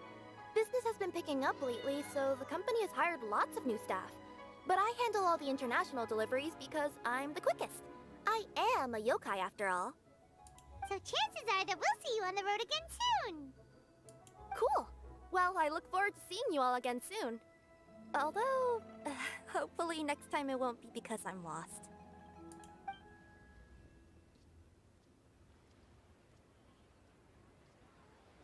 I heard you reciting a poem just now, Director Who. May I ask from where you drew your inspiration? Oh, do you share a liking for poetry as well? Once in a while, I throw words at each other and see what sticks. Yeah, there's no need for self-deprecation. I've seen people from all walks of life. And I can tell just from the way your sleeves flutter in the wind that you are a man of culture. Anyway, I'm preparing for the tournament final that will be held shortly. Anyone feeling poetic? I need ideas. Tournament final? Ooh, you mean the Genius Invocation TCG tournament? Yeah, that's the one. My next opponent is no small fry. Most of the time he's so unassuming you couldn't pick him out of a crowd. But during this tournament, it's like he sprang up out of the ground like a whopper flower and took the competition completely by surprise.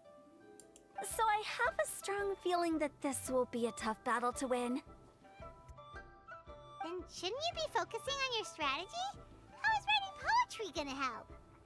Because skill doesn't thrill unless you've also got style. What? Style over Substance, Paimon. Es ist besser, dass man gut ausschaut, anstatt dass man stärker ist. Let me give you an example you'd be more familiar with. To make a great dish, it takes not just flavor, but presentation too. Ever heard the saying, it takes 2 flint to light a fire? The same principle applies when you're trying to make an impression. That sounds like it makes sense. Or does it? Oh, Paimon can never tell with Hu Tao. In duels to the death, some samurai pay each other respects before the fight. Often, the two opponents find they have much in common. See? New guy gets it. What did I say? Die Aussage. A man of culture. Ist geil, hey. Seht ihr eine neue? You flatter me, Director Who. In my humble opinion, you could try incorporating your competitive aspirations into your lines. Or perhaps some words to intimidate your opponent. Oh, we have an expert among us. Hey, why don't you play a match with me? It'll help me warm up and maybe find some creative inspiration. As much as I'd like to oblige, I'm afraid that I haven't played before. I don't even have my own deck. Du kannst mein Deck nehmen. Perfect! Paimon really wants to watch you play. How about Paimon gives Kazuha a crash course right now? Since everyone is so willing to offer their help, how can I refuse? Paimon, klick, hast du die Regeln von Geniale Beschwörung. So there you have it. Those are the rules. Paimon also included a few little tips and tricks she's picked up from watching the Traveler play. Well, think you can handle it from here, Kazuha? I think I've got it. Thank you, Paimon-sensei. Sensei? Wow, Paimon's never been called that before. Wie sie drauf anspringt.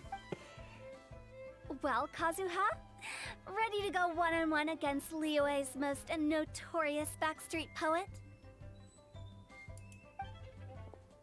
Yes. Thank you for the opportunity, Director Who. Any last words before the duel begins? One moment. Okay, I think I've got something. Wow, that was fast. All right. Say your piece, Challenger. Whoa, things are really heating up.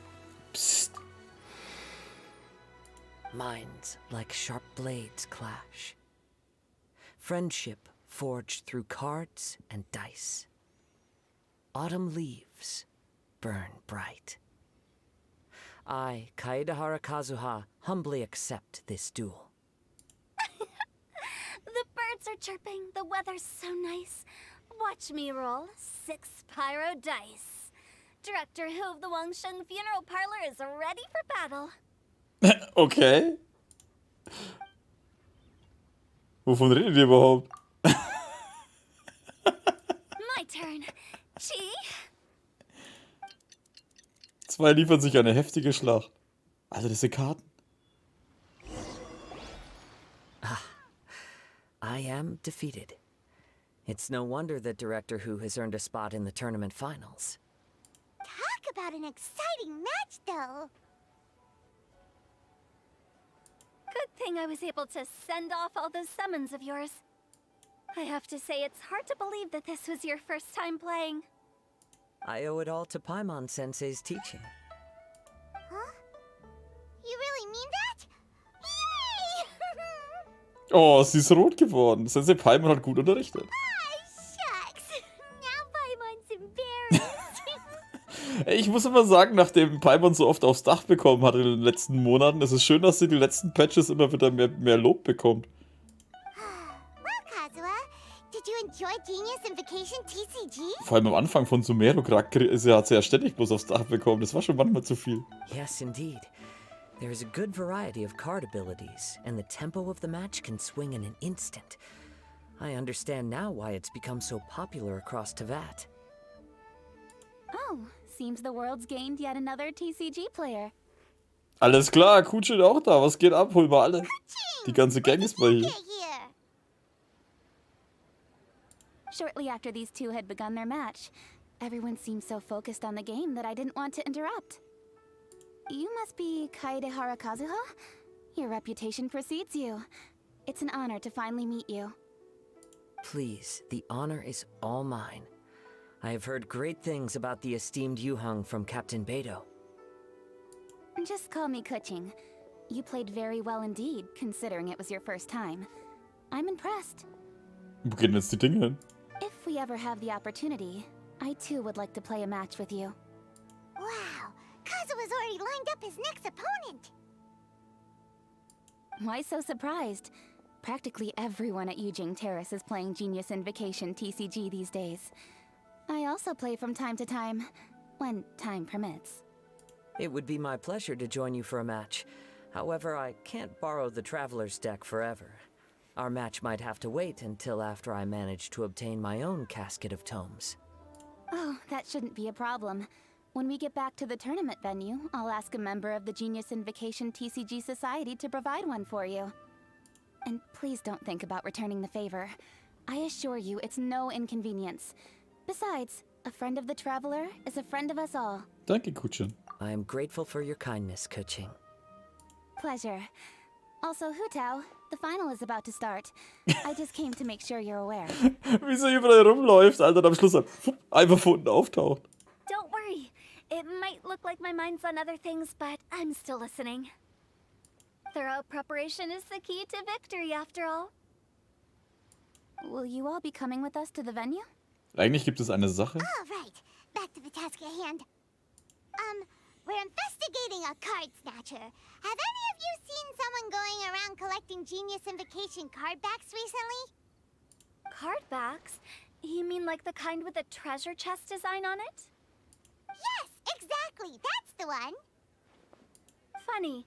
The word snatcher didn't come to mind when I saw him. He struck me as more of a potential client. I saw him playing a match against Chongyun this morning. He said that whoever lost would have to hand over their card back. It was close, but he managed to beat Chongyun in the end. After the match, he wiped the sweat from his forehead, took the card back from Chongyun, and left. Sounds like we need to go talk to Chongyun then. In that case, try Uwang Hill. I think that's where he should be. If I may ask, what else is this alleged card snatcher suspected of doing? We don't know too much about him, apart from his obsession with card backs. But apparently, he's stolen other players' cards before. I see. I'll inform the Millilith to be on the lookout for this individual. But while he's still at large, make sure you stay safe.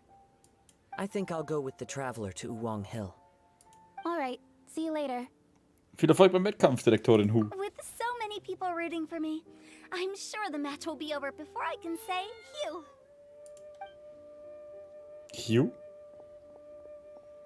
Alright, let's go find Changyun. War das der langweilige Weiße oder der langweilige Blaue?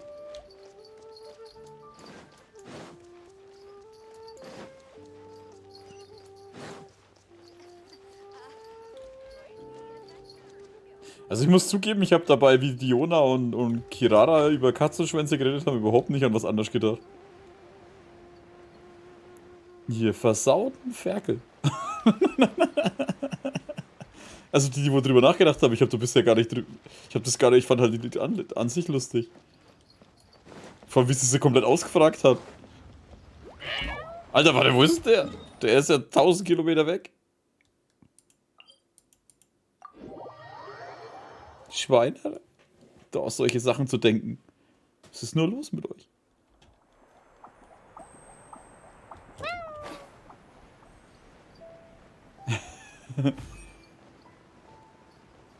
Okay, es ist der Blauhaarige. Der Iceboy. Ah, shit, Achtung, jetzt wird's langweilig. Nicht einschlafen, sonst gehen wir wahrscheinlich drauf bei ihm. Kleiner Fang. Wen? Fang wen? Hey, don't panic. I'm sure we'll find her. Changyun, we found you! Paimon, Traveler. And... Hello, I am Kaedahara Kazuha. Hi, I'm Changyun, an exorcist from Liyue. Long story short, this boy lost his friend while they were playing hide and seek. I told little you not to hide anywhere too far away, but I've looked everywhere, and I still can't find her. Oh, der arme Kleine. Keine Sorge, deine Freundin ist wahrscheinlich tot. Was? It could be dangerous to get lost out here in the wilderness. We'll help look for her too. Did you see which direction she went? Yeah, I kind of peeked a little bit when I was counting. She went that way. Okay, then let's start looking in that direction. Also ich muss ja zugeben, diese Story-Quest, also die geht halt einfach nur querfeldein von einem Ding zum nächsten, irgendwie von... Hä? Wow. Ja, die 5 Meter hätte er ja auch selber laufen können.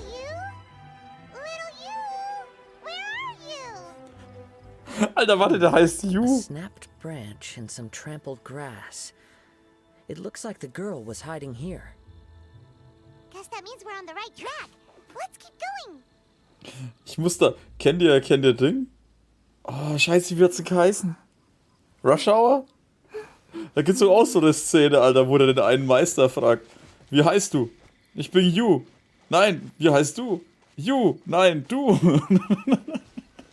Und dann ist irgendein anderer Typ. Was ist hier los? The treasure hoarders again. Oh, let's hope little you didn't run into them. That tingle? Fry.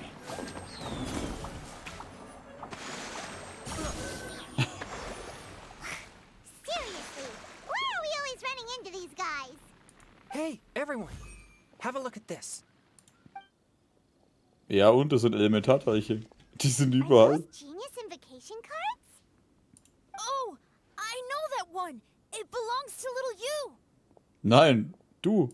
Her dad gave her a deck, and it's her favorite thing. She takes it with her everywhere. So little you is definitely here. But there's a fork in the road up ahead. Oh, which way should we go? Wait a moment. Did Little Yu's father also give her a small box to store the cards? Yeah, a casket of tomes. I have one too. Oh, of course. Why didn't I think of that? Die Funktion zum Suchen von Kartenbeschwörern. Yes. As long as she still has the box with her, we should be able to determine her location. Quick, get our casket of tomes out.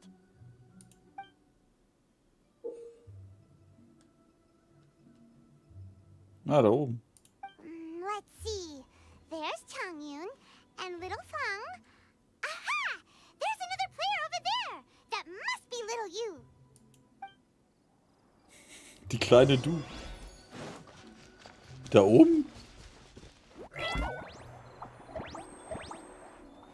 Achtung, Katzenangriff.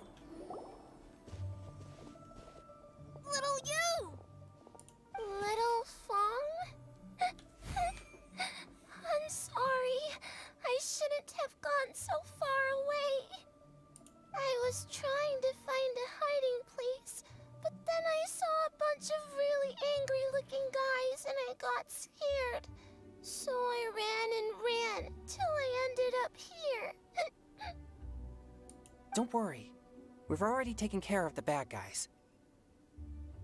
But Uwang Hill is full of yin energy. You shouldn't be playing in a place like this. Understand? Yes, sir. We won't do it again. Thanks, everyone. Thank you for rescuing me. Of course. Now, don't go running off. Hang tight for a moment, and I'll walk you both home. Paimon's glad she was okay. Me too. Good on Kazuha for coming up with the Casket of Tomes idea. Yeah, how did the rest of us not think of that? Huh. Guess we use it so often when we're playing cards that it didn't occur to us to use it for anything else. Ich benutze es nicht mehr für Karten. What a nifty little gadget. The Sumeru scholars who invented it must be super brainy. Oh, by the way, Changyun, we wanted to ask you about something. Erzählt schon von dem Kartenbanditen. Oh, I knew there was something fishy about his obsession with card backs. I can't believe it. I let a thief slip right through my fingers. Whoa. Deep breaths. Stay calm. It's not your fault. You didn't know what his intentions were. If I'd been in your shoes and he invited me to a duel on the same terms, I doubt I'd have sensed anything untoward either. Exactly. He's crafty. If you're not paying attention, he'll just steal the card he wants. And if that doesn't work, he'll come up with some other way to get his hands on it. Did he happen to say anything after he got the card back? Not a lot. He seemed to be in a hurry. He just packed up his things and then left for the docks. But I did hear him grumbling about how far away Inazuma is, and how he wasn't looking forward to the boat journey. This guy sure talks to himself a lot. Well, it sounds like a pretty solid lead, so Paimon thinks we should follow it. But first, we should stop by the venue. Then I guess I'll take Little Fong and Little You home now. Though I'd really rather help track down that thief. Ja, überlass die Sache mit den Banditen uns. Sure. I'm counting on you.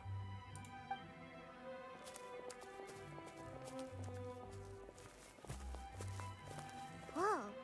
Is it just Paimon, or did things suddenly get gloomier here after Changyun left? Huh. Come on, let's get out of here.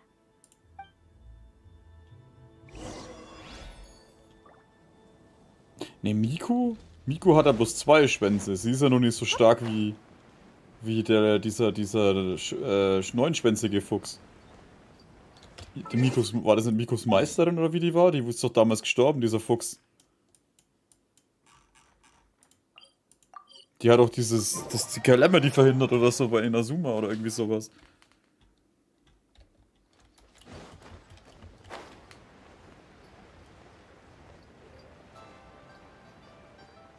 Umso stärker, glaube ich, die werden, umso mehr Schwänze bekommen sie. Fuchsschwänze. Dann gehe ich aber mit 3. Ja, ich weiß nicht mehr, wie viel das genau waren, aber irgendwas in der Richtung.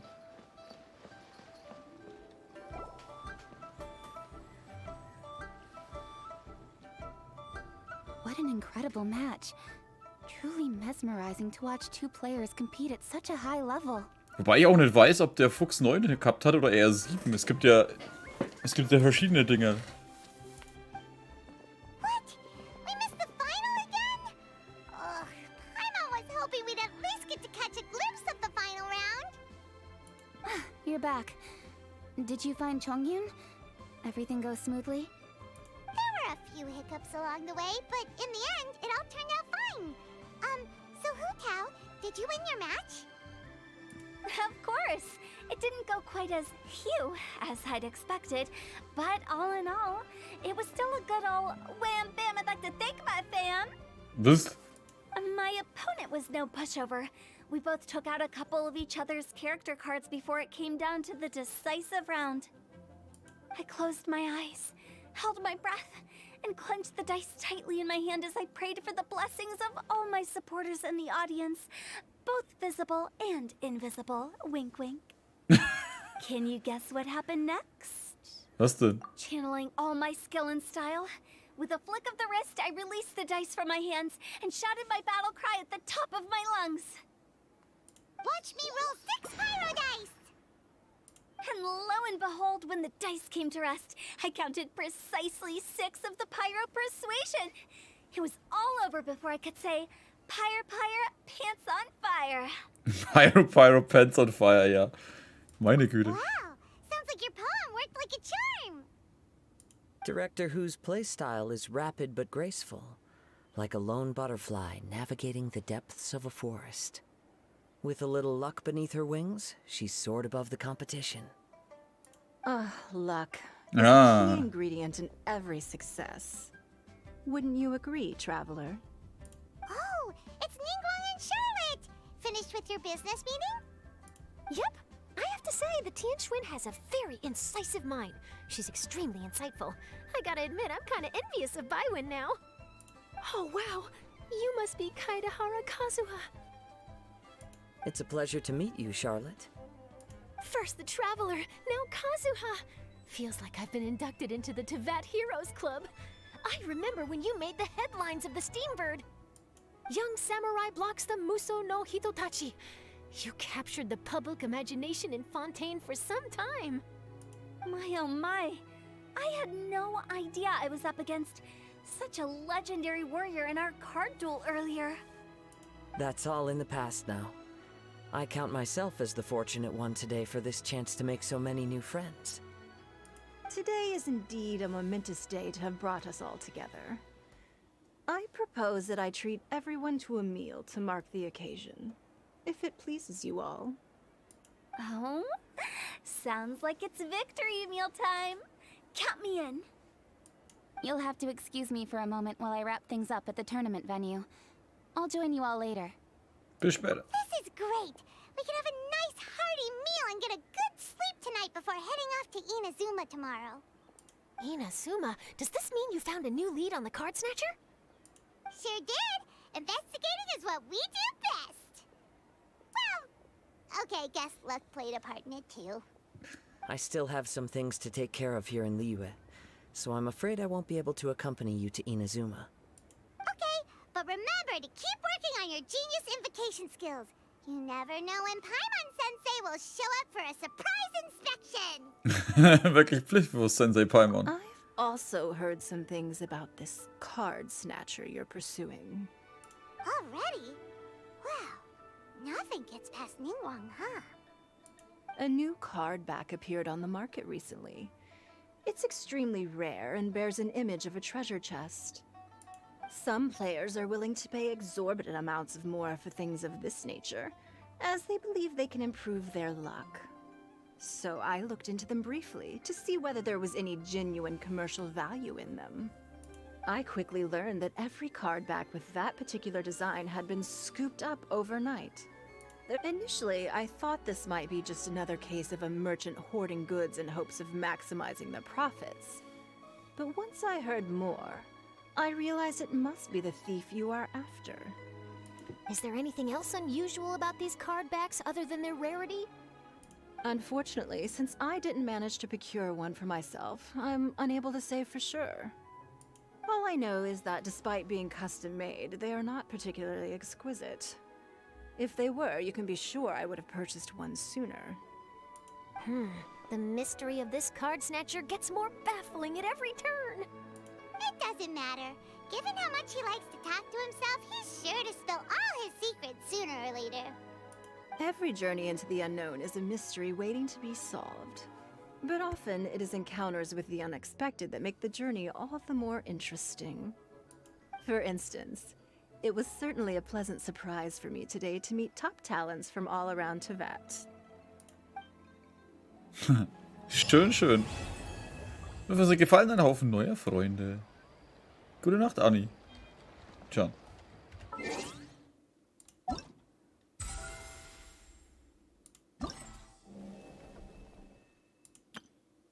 In einem Tag, in 3 Tagen. Das heißt, nächstes Wochenende haben wir dann den Rest mit dem Zeug voll.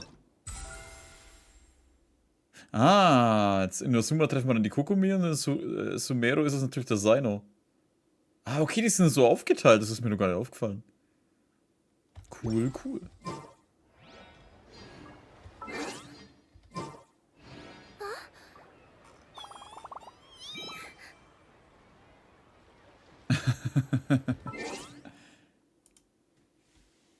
So, dann haben wir das jetzt auch. Boah, wie das Sainos Flachwitze ertragen. Oh, ich find's so geil, Alter. Ich weiß, es sind nicht die besten Witze, aber ich find's mega, ey. Weil es halt einfach so durchgeknallt ist. Und weil es zu seinem Charakter einfach überhaupt nicht passt, ey. Ich meine, man kannte ihn nur als den total ernsten Typen. Und dann macht er solche Sachen, ey.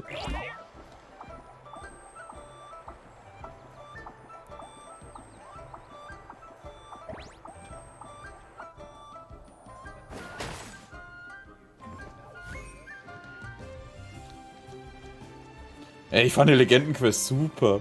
Ey, die Szene am Schluss, die war ja einfach nur geil. Also ich meine, es ging ja so von, am Anfang das Ganze, das Lustige, wenn man mit der Yoimiya auf die Reise geht, sie ist immer so witzig und freut sich immer über alles wie so ein kleines Kind. Dann kam ja das Traurige ein bisschen, mit der, wo diese Krankheit hatte. Und danach ist es mit der Sequenz, ach komm, die Sequenz ziehen wir uns jetzt rein. Nochmal. Die war halt mega. Ich spiele noch mal eine Sequenz ab. Machst du noch bis 0:30 Uhr? Ne, ich denke mal, wir schauen uns die Sequenz an und dann machen wir noch, Ding.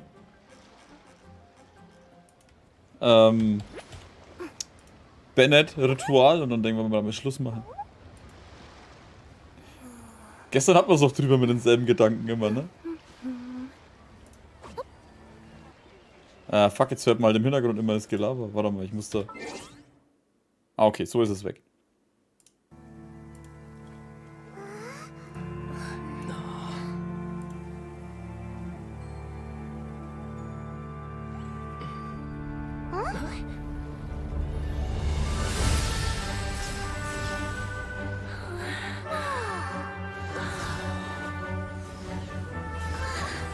Und ich musste sofort an einen Disney-Film denken.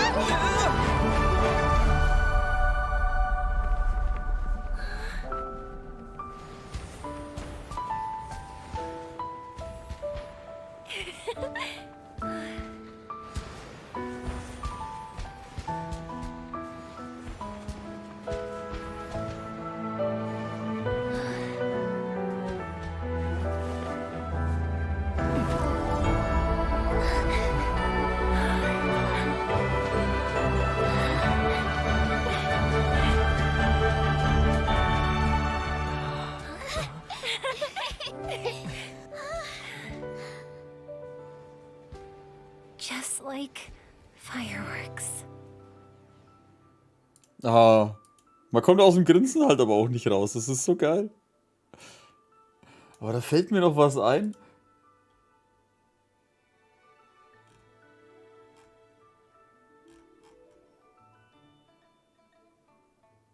Warte mal. Finde ich das?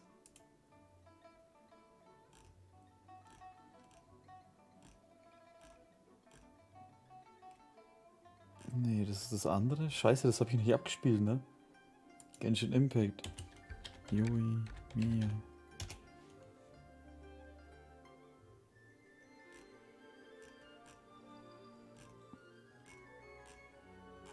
Verdammt, weil da haben sie ein lustiges Video drüber gemacht.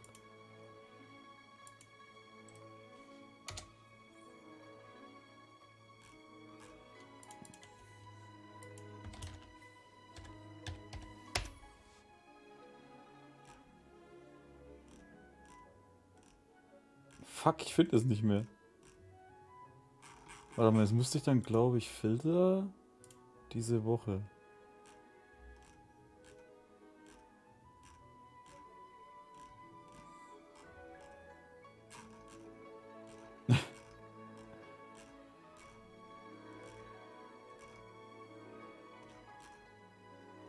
Verdammt, ich find's nicht.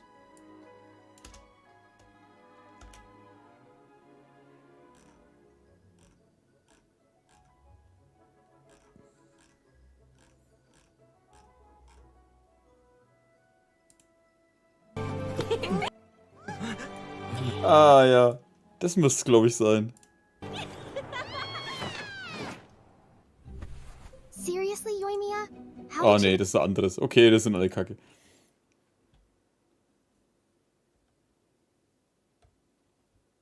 Nee, da geht's darum, dass dann, weil es heißt ja immer, dass die, jetzt fällt mir der Name nicht mehr ein.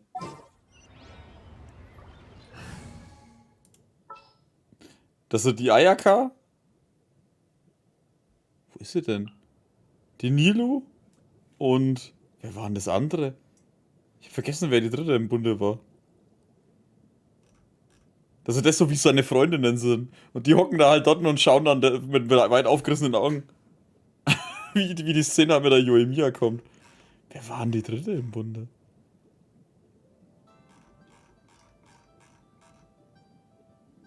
Kutschin war die dritte im Bunde, stimmt. Das fand ich so geil, Alter. Da habe ich leider einen kleinen Teil von der Szene dann schon gesehen. Ja, mich erinnert das echt so voll so an irgendeinem Disney-Film. Und ne, lauter Stand kenne ich nicht, aber so. Also, den Namen schon, aber ich hab's nie angeschaut.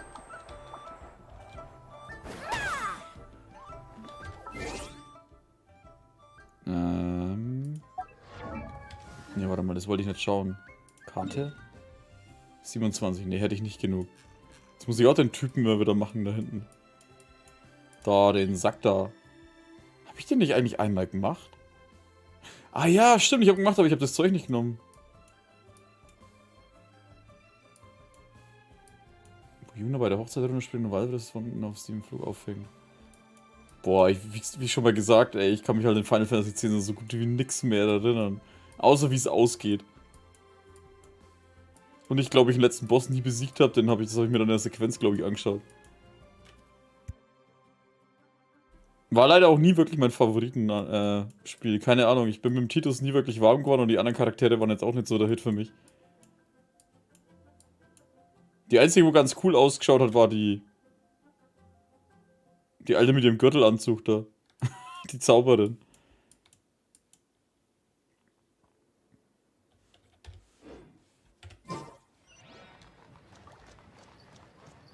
Dabei weiß ich gar nicht warum. Ich fand in Final Fantasy 8 die Charaktere, die waren ja auch alle immer nicht so.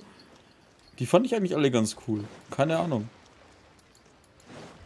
Cora, guten Abend.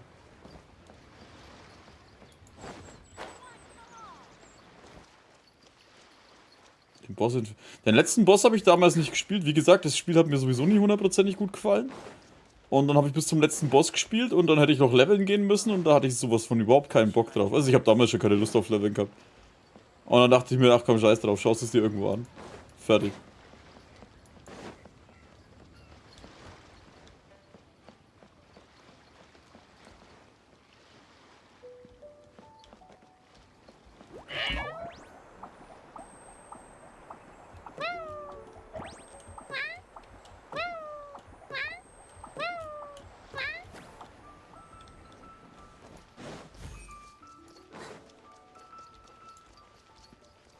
Ich meine, das 8. damals habe ich sogar...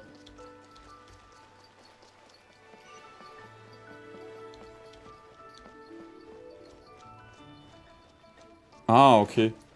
Ich übersehe das immer grundsätzlich. Da bräuchte man eine Nachricht immer. Gelevelt war der mit einem Schlag weg. Ja, das schon. Aber ich habe halt nie gelevelt. Ich habe halt das Spiel immer... Ich meine, ihr müsst es ja mittlerweile kennen. Ich spiele gerade so Rollenspiele immer so gerade am Maximum, was du brauchst, um den Boss zu besiegen. Das fuckt mich zwar dann immer ab, aber ich habe trotzdem keinen Bock, leveln zu gehen.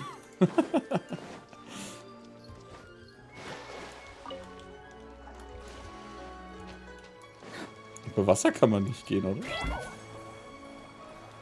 Sie kann schwimmen? Oh, aber nur kurz.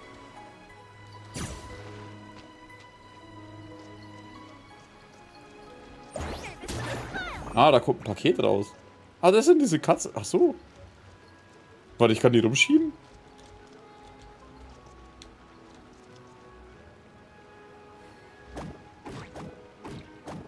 Oh ja, ich glaube, ich habe gesehen, man kann die auch einsaugen, ne? Jetzt muss ich den Ultimated erst wieder freischalten.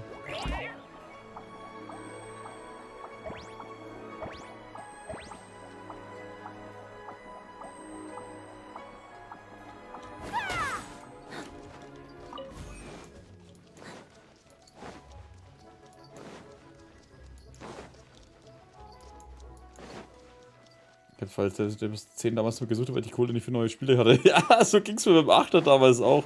Ich meine, ich fand es mega, aber ich habe da halt wirklich fast alles gemacht. Ich habe mir damals auch den Spieleberater auch geholt und habe dann halt wirklich jeden Scheiß, was da drin gemacht. Also es war eins der wenigen Spiele, wo ich wirklich fast auf 100% gemacht habe.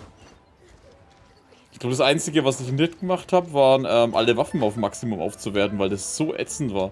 Da gab es ja teilweise Gegenstände, die hast du, wenn du einen Gegner besiegt hast, nur mit 0,5% bekommen oder so.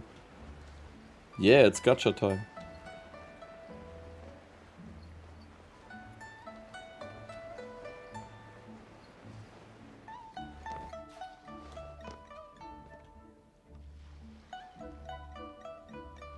Sima habe ich lustigerweise damals auch nicht durchgesuchtet. Also, gesuchtet schon, aber nicht auf 100%. Kennst du Final Fantasy 9? Ja, das 9er kenne ich auch. Das 9er fand ich damals von den Sequenzen ganz cool. Vor allem, weil es halt, auch wenn es so düster, auch wenn es so kindliche Grafik eher hatte, es war schon düster eigentlich, ne? Ich meine, da sind ja dann einfach Leute gestorben und keine Ahnung, was nicht alles passiert ist. Es war eigentlich... Das 9er müssten wir auch mal durchspielen. Aber ich bräuchte halt für die Spiele einfach Remakes. Anders, da geht's nicht. Ich kann die so irgendwie nicht mehr spielen. Oder ich müsste mich nur auf das Spiel konzentrieren, aber dazu kommen einfach zu viele neue Spiele raus. Das ist bei mir echt ein großes Problem.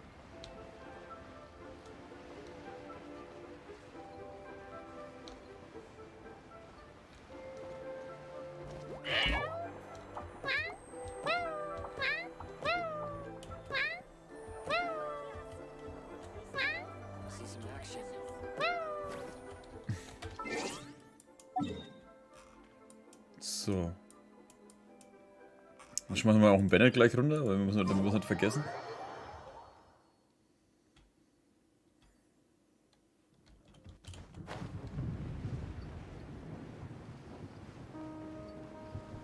Also 10 und 10.2 gezockt. Ja, 10.2 habe ich. Das Lustige ist, das 10er habe ich damals nicht durchgespielt, aber das 10.2 habe ich durchgespielt.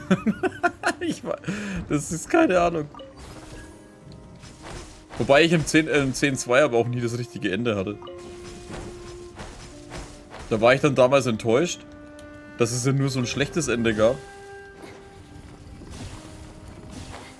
Und ich habe erst Jahre in der Schwangerschaft. Achso. Die ganze Zeit miauen lassen. Das hört sich jetzt auch falsch an. Ja, hey, es macht Spaß, ey. Das ist lustig irgendwie. Keine Ahnung. Ich muss den wahrscheinlich wirklich aufbauen, aber in der Woche habe ich es wahrscheinlich wieder vergessen und keine Lust mehr zu leveln. Ich meine, ich habe die ja bisher noch besetzt noch nicht. Wo ist der eigentlich? Da ist er.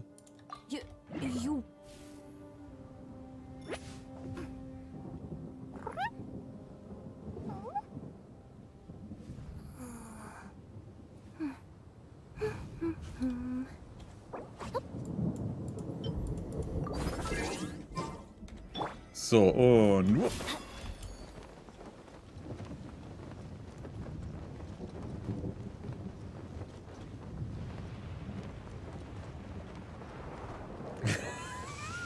Ey, ich kann auch zweideutig denken, ja. Eigentlich sogar viel zu oft. Das liegt aber in der ganzen Familie, also das liegt nicht nur an mir. Bennett down! It's time to pull the trigger. Das 12er habe ich versucht, aber... Ja, das 12er war halt wirklich das einzige Final Fantasy, was ich nicht wirklich versucht habe durchzuspielen. Also ich glaube, ich habe das 12er damals gekauft und nach 5 oder 10 Stunden war es für mich durch, ey. Das hat mir gar nicht getaugt. Weder die Helden noch die Charaktere. Gut, das ist dasselbe, aber ihr wisst, was ich meine. Weder die Helden, das Kampfsystem, noch so das ganze andere Zeug, ey. Das ist so alles irgendwie, keine Ahnung. Naja, und ich habe auch gehört, wie ich ja auch gehört habe, man hat zu viel Grinden einfach. Man denkt nie aus Spaß die ganze Zeit zweideutig. Ich dachte, man denkt nur aus Spaß zweideutig. Ach ja.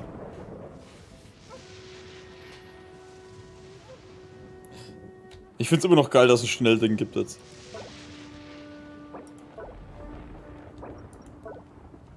Aber da könnten ruhig ein paar mehr sein, damit du mehr Viecher rein tun kannst. What they say is true. Ist da eigentlich noch irgendeine andere Aktion? Ne, bloß die da. Die geht 15 Tage noch. Probelauf haben wir abgeschlossen, das haben wir gemacht. Einladungsereignis wollen wir in 10 Jahren oder so mal machen.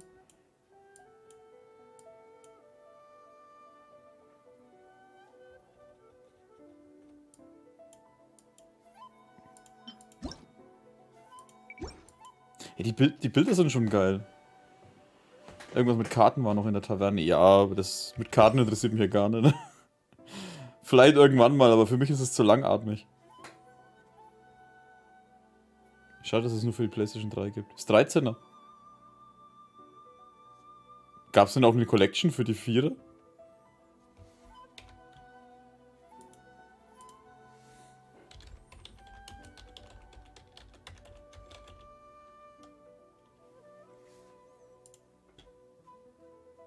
PlayStation 3. Scheinbar nicht.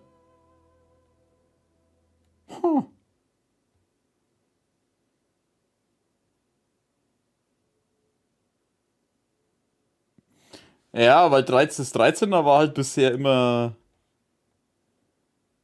sehr umstritten. Also ich fand's auch nicht gut. Ich weiß halt bis heute nichts mehr. Ich weiß nicht mal mehr, ob ich es durchgespielt habe. Das ist ja das Allerschlimmste dran.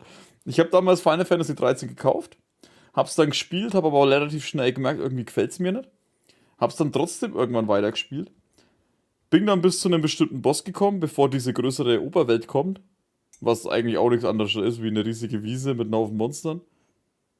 Und so komischen Steinen.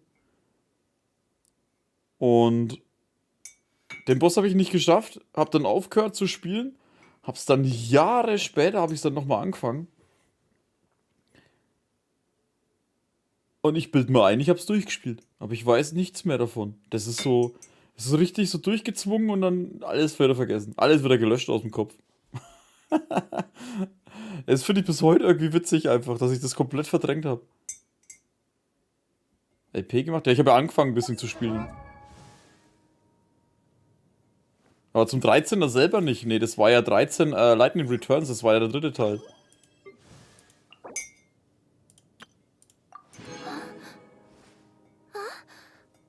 Generell gibt es kaum PS3-Spiele, wo ein Port zur PS4. Stimmt, ja.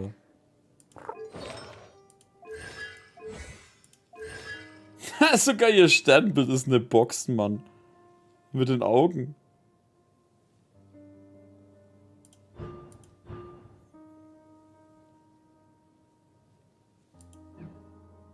Ja, aber jetzt kommt dann jetzt erstmal Final Fantasy 16.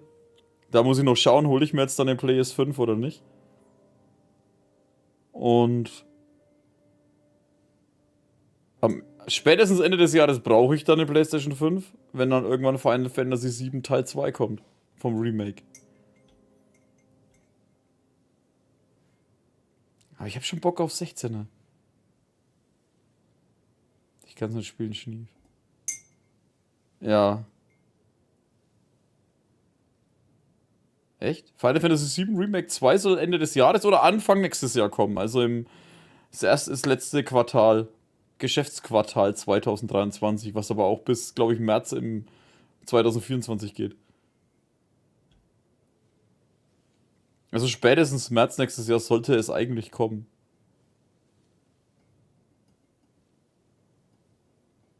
Ich meine, dafür musste PS5 kommen. Ja. Wird alles nicht mehr für die PlayStation 4 kommen. Im Gegensatz zu Xbox versucht Sony das alles jetzt langsam nach und nach auf die PlayStation 5 umzusiedeln. Die anderen gingen doch auf PC. Ja, PC, Final Fantasy 16 wird wahrscheinlich erst 1-2 Jahre wieder danach auf auf PC kommen und Final Fantasy 7 Remake 2 auch. Weil Sony sich da mit einer Haufen Kohle Exklusivdeals geholt hat. Damit es eine ganze Zeit lang erstmal nur für die Dinger kommt. Ey, das wäre doch das perfekte Ding für sie, oder?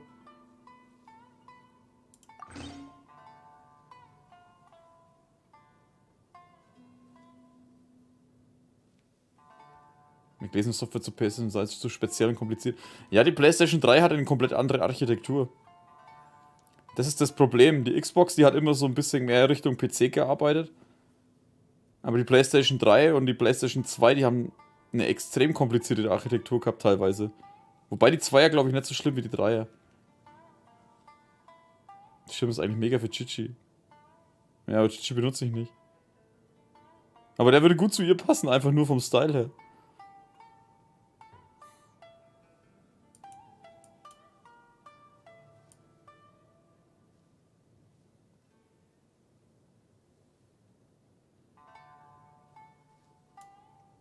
Oh, da bewegen sich die Augen, das ist mir noch gar nicht aufgefallen.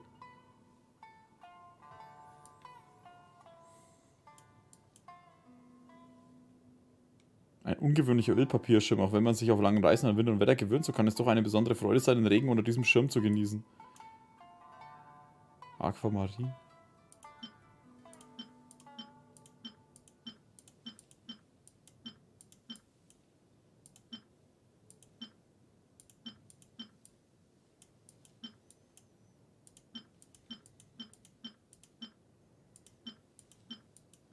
Oh, da habe ich auch noch eine.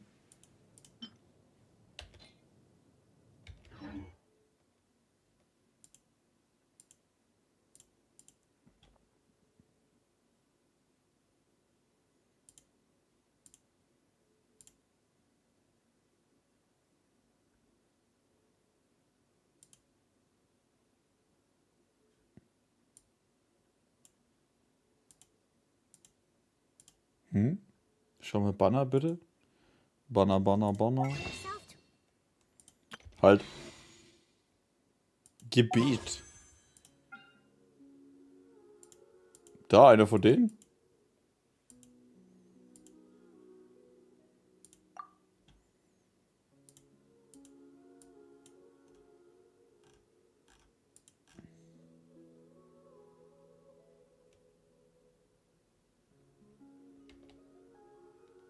Ja, dann habe ich die noch nie. Objektliste.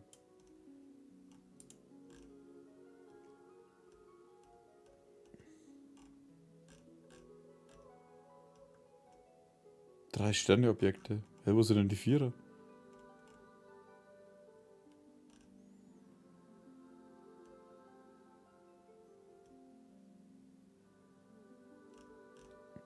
Viele Waffen gibt es eigentlich. Ach, da unten sind nochmal welche.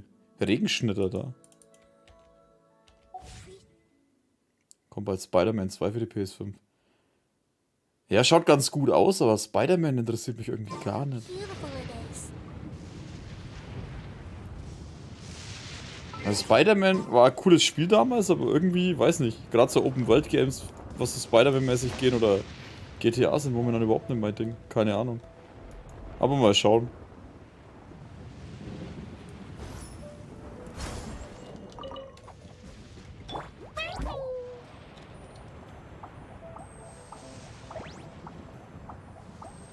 Auf deiner Seite der Schlüssel ist viel zu opferschwer oder verwogen ist.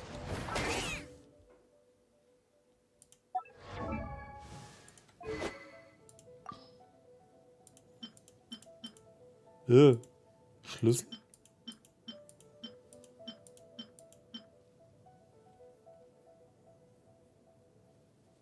Ist auch auf Auflade oder Endkunde ausgerichtet. Ah, okay.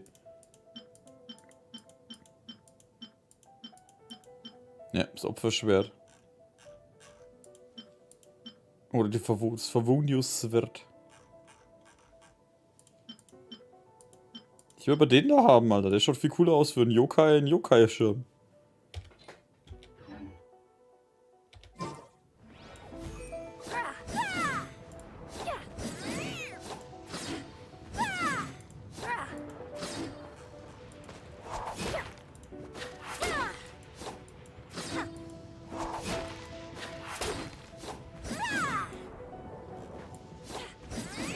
Wobei er...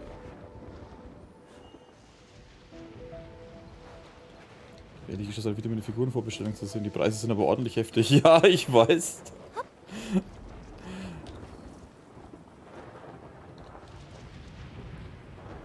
Ein paar sind schon richtig übel. Aber die sind halt auch groß, ne? Also das sind schon dann die großen Figuren.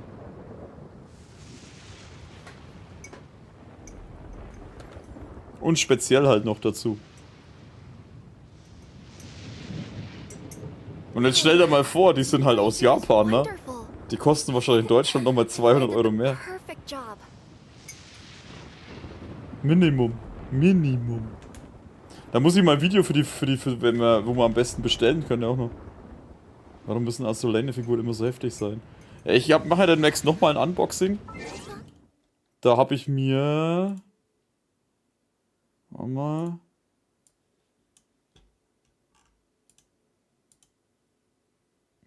Da habe ich mir... Nein, nicht geordert. Wo ist sie denn? Habe ich die hier schon eingetragen?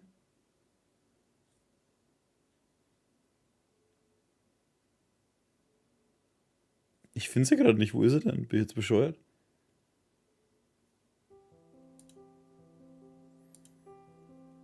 Oder ist die in Wished? Nee. Ordered? Auch nicht.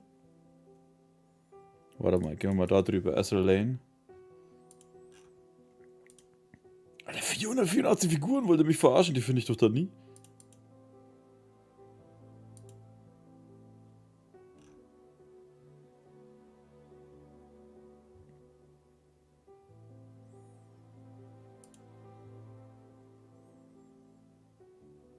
Mit der Prinz Eugen, die bist du auch. Die habe ich mir vorbestellt, die kriege ich demnächst. Ey, die ist einfach zu krass, die Figur. Das ist, Alter, Aber gut, ich glaube, die war ja im Video auch. Die ist schon richtig heftig. Aber wie gesagt, da kann ich halt nicht empfehlen, die irgendwo aus Deutschland zu kaufen. Da würde ich sie dann irgendwo drüber woanders kaufen. Weil dieser Show ist so schon richtig übelst teuer.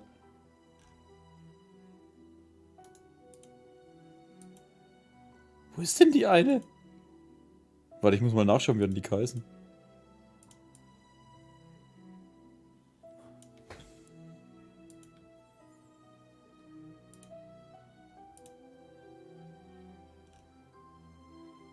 Ayanami, stimmt.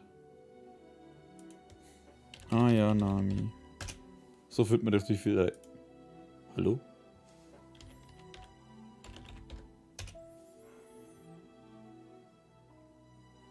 Da, die da. Die fand ich halt so cool und die war runtergesetzt. Da gibt's im nächsten Unboxing. Meine erste richtige Azulane-Figur. Gerade hatte ich es drüber. Genau die habe ich mir vorbestellt, die habe ich mir gekauft. Die kommt das Unboxing demnächst. Wobei das natürlich eine spezielle Version ist. Die hat da so Kimono-Dings-Outfit an. Genau die will ich haben, die habe ich mir geholt.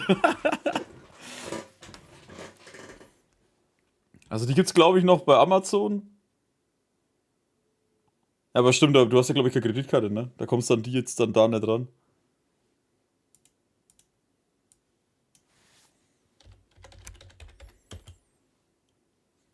Demon. Kostüm. Ist die echt überall raus?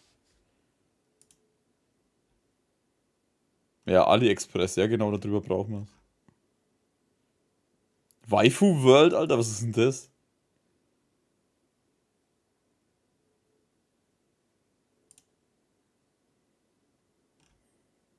Also da geht's über PayPal.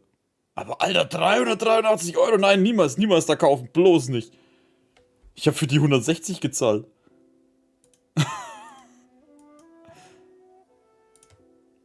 Ja, und sie ist einfach zu krass. Also die Figur ist einfach der Wahnsinn. Vor allem auch mit ihren Schiffsdingern, was da mit dabei sind und so. Genial. Welche ich mir jetzt noch vorbestellt habe, die habe ich ja im Video angeteasert, aber ich habe sie nicht vorbestellt, weil der Versandpreis so hoch war, ist die Arc Royale. Wo ist die hin?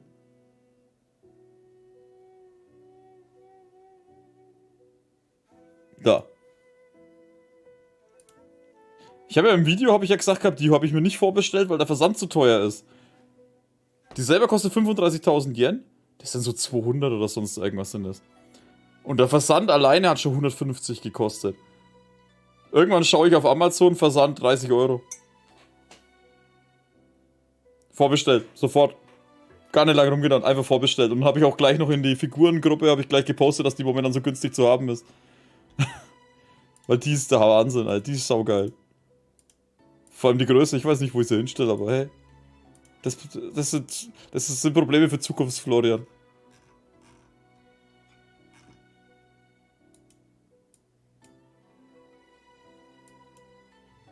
Ist die Hochzeitskleid, echt? Da steht immer Demon-Kostüm. Aber ja, das schaut eigentlich eher so nach einem Hochzeitskimono aus, ja.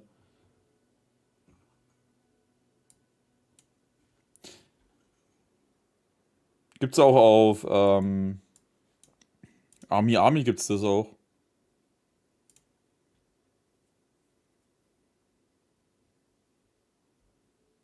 Aber wie gesagt, es gibt demnächst dann mein Figurenvideo, wo man am besten, oder in welche Shops ich bisher eingekauft habe und welche ich empfehlen kann.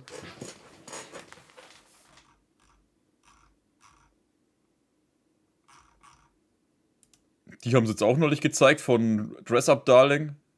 Die Bunny-Figur. Die ist aber zu teuer, Alter. 39.000 Yen sind 260 Euro, Alter. Normal Amazon. Amazon Japan habe ich mir die geholt.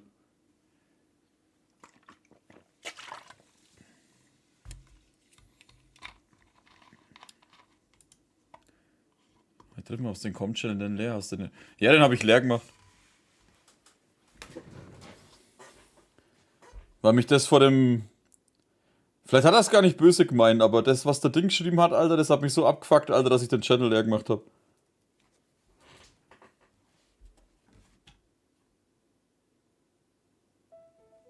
Falls das einer mitbekommen hat, was da drin stand. Ja, ja, der Domikun heißt er doch. An sich ist er voll in Ordnung, aber das, was er da geschrieben hat, das hat mich richtig abgefuckt.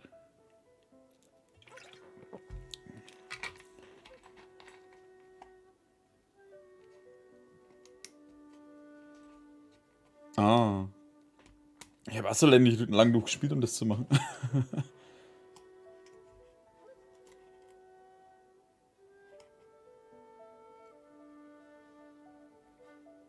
Ich meine, vielleicht, wie gesagt, ich weiß nicht, ob es das so, ob er da weiß, wie er das geschrieben hat, aber das ist halt...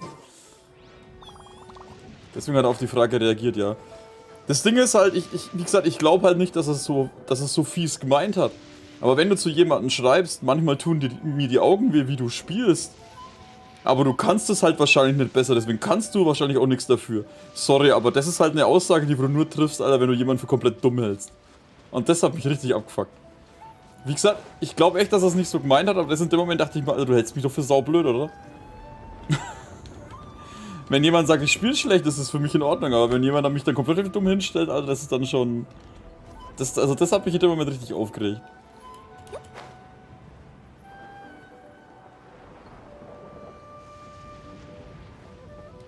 Da dachte ich mir, lösche ich jetzt alles raus, die Diskussion, oder mache ich einfach einen neuen Channel? Weil ich mir dachte, das braucht doch eh keiner mehr, was da drin ist. Deswegen habe ich ihn einfach kopiert und den alten gelöscht. Wie gesagt, vielleicht meint er es nicht so, vielleicht hat er selber nicht gedacht, dass er das wie er es schreibt, aber das ist halt so... Also das ist schon ein harter Diss einfach.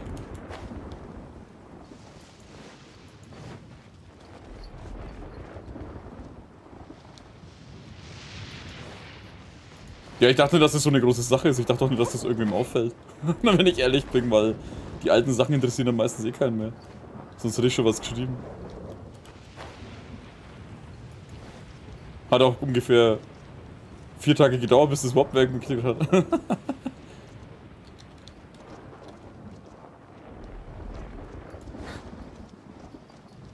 Ein Gamer, Startschiff, einer der heftigen Sorte. Da habe ich Luffy genommen. Ich weiß nicht, ich mag so verschlafene Charaktere.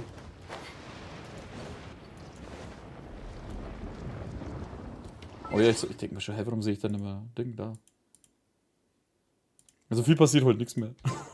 Ja, ich habe schon gesehen, aber nachdem er gleich drunter geschrieben hat, wollte ich jetzt auch nichts drunter schreiben.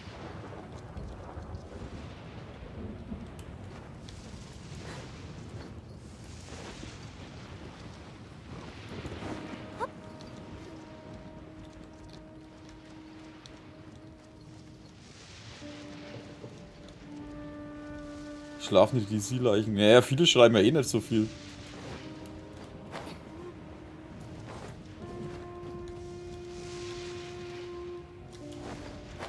Ich habe übrigens jetzt das mit dem Discord rausgenommen, ne, dass der, wenn er ein Video postet, dass er da alle nimmt.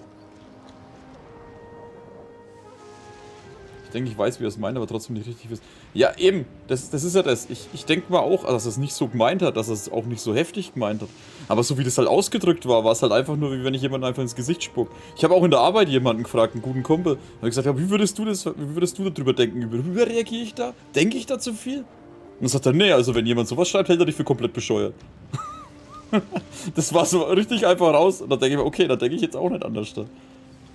Und das hat mich in dem Moment einfach so abgefuckt, Alter. Ich habe das... Am Anfang dachte ich mir so, ja... Dann habe ich es nochmal gelesen und dann hat es mich so richtig echt genervt, ey. Aber ich wollte dann auch nichts mehr drauf schreiben, weil ich mir gedacht habe, ich habe dann bloß noch geschrieben, Alter, spar dir solche Dinge in Zukunft.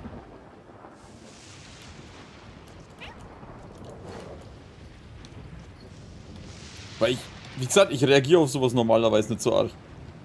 Wenn jemand schreibt, ey, also manchmal spielst du schon ein bisschen komisch oder sonst irgendwas. Na, ich habe dann ja geschrieben gehabt, dass es sowas sich in Zukunft sperrt. Also das habe ich noch gemacht gehabt, aber ich habe dann keine Lust gehabt, alles zu löschen, dann habe ich es gemacht.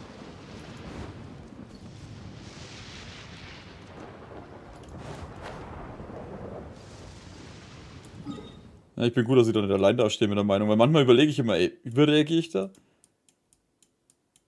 Es ist halt immer so eine Sache, wie man was schreibt.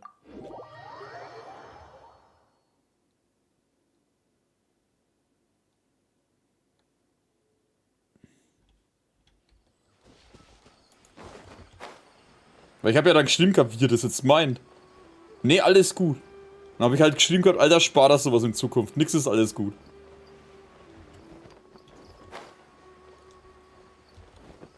Ich weiß nicht, entweder hat er dann selber gemerkt, wie er es geschrieben hat oder so. Auf jeden Fall, ja. Aber ist ja wurscht, das ist jetzt weg. Wie gesagt, ich glaube auch nicht, dass er das bewusst so... Viele sind nicht da, ja. Ja, stimmt, ich wollte nur sagen, ich habe jetzt auch das mit, wenn Videos gepostet werden, dass jeder benachrichtigt wird. Weil wenn da 4, 5 Stück am Tag kommen, ist schon nervig. Das wollte ich schon länger mal machen.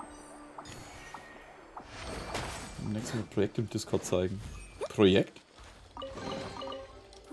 Maybe I could curl up inside this box. Was? Habt ihr gehört, was die gesagt hat? Sie könnte doch in die Box kriechen. Nein, oder?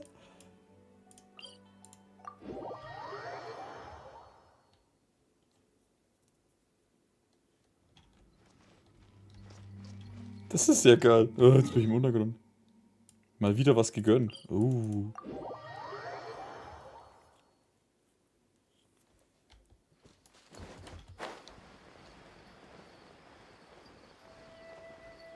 Mein Englisch ist nicht so very well.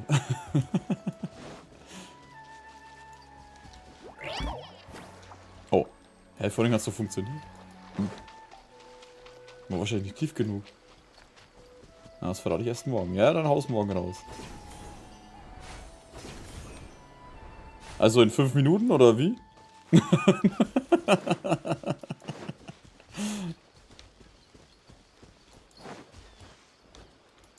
Ja gut, aber jetzt machen wir da einen langen Sänger, aber sicher mal Schluss.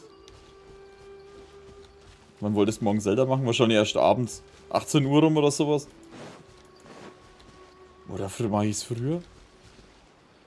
Fuck.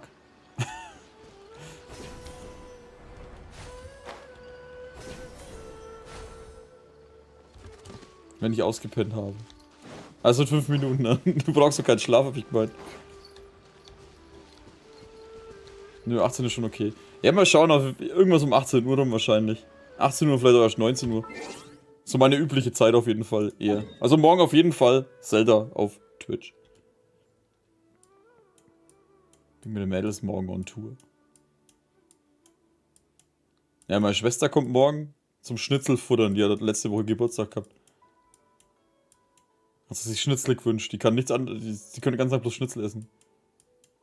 Ich mach ab 18 Uhr. Ich muss erstmal Real Life pflegen. Jetzt kommt ja schon wieder mit diesem Real Life. Immer diese komischen Legenden und Mythen, ey.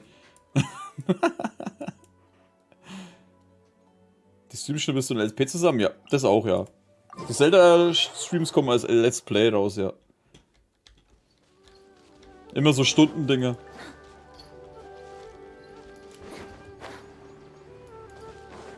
Also morgen kommt keine Folge, weil ich am Morgen erst wieder aufnehme. Also es kann im Prinzip alles nachgeholt werden, was in den Streams kommt. Ist ja wie mit Genshin.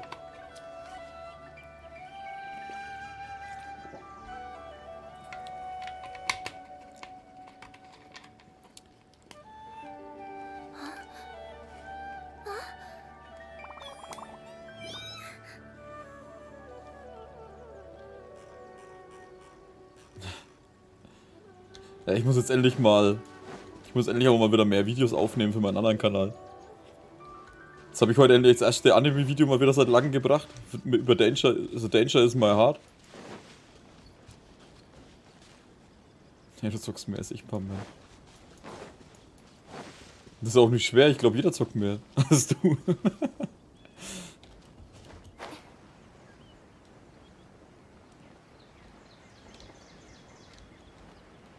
Dann habe ich das Anime-Video noch, das über Figuren, wo kaufen. Nein, nicht absaufen, nicht absaufen. Oh, gerade so. Und dann gibt es noch ein paar andere Animes, die ich noch zeigen will.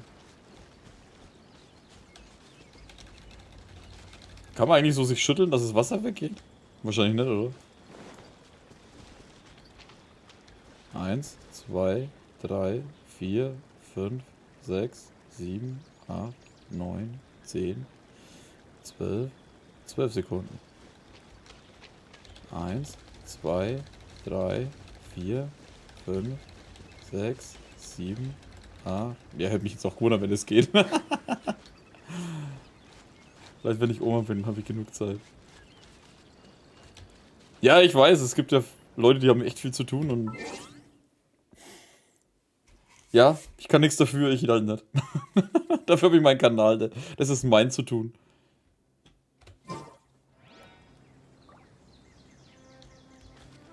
In meinem Job habe ich noch weniger Zeit. Was?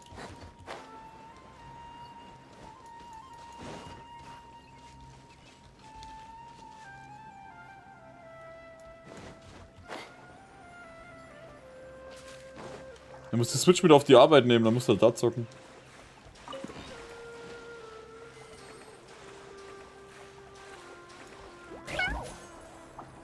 Anime-Figur des Livestreams können wir auch machen. Wie gesagt, wir können ja jetzt öfter mal solche Talkstreams machen. Einmal die Woche oder sowas, damit es nicht zu oft wird.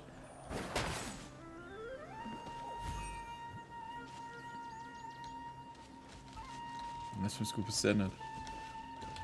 Danke, Klaus, freut mich zu hören. Du bist auch sehr nett. Und schön, wenn du immer da bist.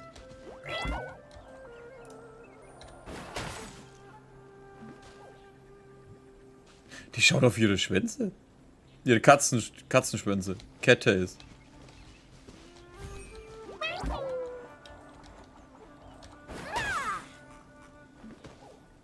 Und sie wird auch leicht rötlich, die freut sich dann voll. Cool.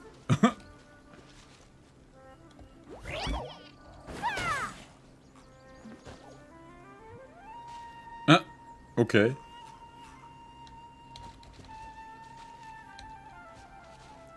Aber hier Ding schaut aus wie so eine Disco-Kugel.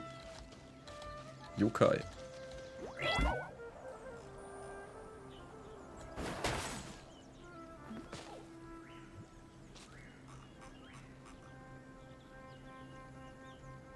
Ich find's auch cool, dass es so der Mund so leicht angewinkelt ist, damit es so katzenmäßig ausschaut. Gefällt mir, die können ruhig mehr Yokais bringen. Aber diese Clips in den Haaren, die stören doch nur, Alter. Das kann mir doch keiner erzählen, dass es cool ist. Wobei ich mir das grundsätzlich immer bei Anime-Charakteren denke, ey, wie die immer rumlaufen, ey, wo ich mir denke, Alter, wie geht denn sowas? Bei Atelier Reise auch. Da ist hinten eine 2 Meter Büroklammer an ihrem Outfit, denke ich mir. Warum? Montag ist Feiertag. Ja, Gott sei Dank. Und dann übernächste Woche ist dann Donnerstag Feiertag und dann ist erstmal wieder lange kein Feiertag mehr.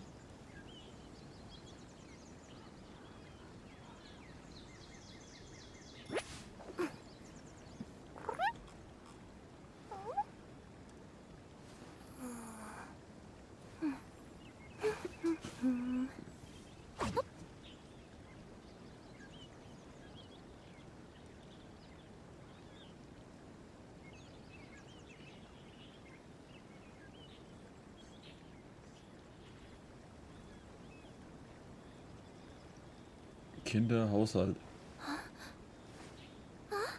Siehst du, da hast du doch schon die Lösung. Kinder machen den Haushalt. Fertig.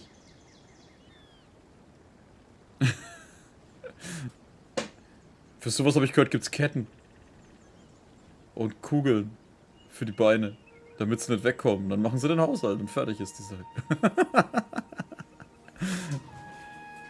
Ey, die sind doch auch schon älter, da geht es in Ordnung. Also wenn sie 5 wären oder so, könnte ich sagen, okay. Da kommen sie in die Minen. Aber ansonsten...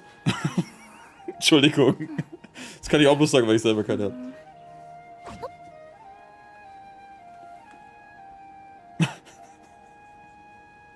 Ah. Haben ja Prüfung gehabt. I wonder what's inside this package. No. War eine nicht schon 18 oder ging es um 16? Ich bin schlecht in sowas zu merken.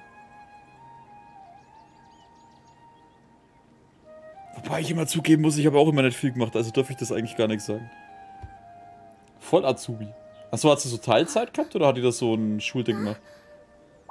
Und dann finde ich einen Kohlekeller von... Wir haben einen Kartoffelkeller um die Ecke. Der wäre bestimmt geil im Sommer zum Zocken, Alter. Düster und kalt. Hab ich schon gesagt, ey, da lege ich demnächst mal Kabel rein und dann mache ich da drin mein Zeug.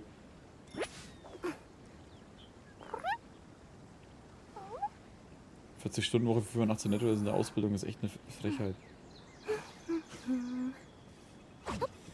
Ich hatte 500.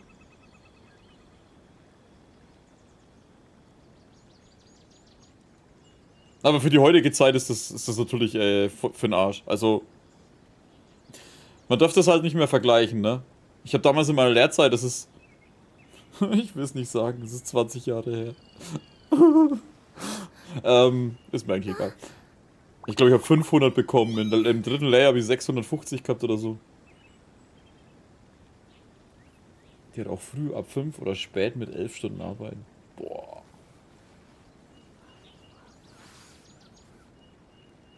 Da bin ich froh gewesen, dass ich meine geregelte Arbeitszeit hatte. 8 Stunden fertig.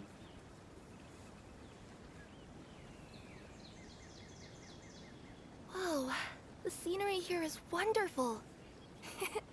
I've landed the perfect job.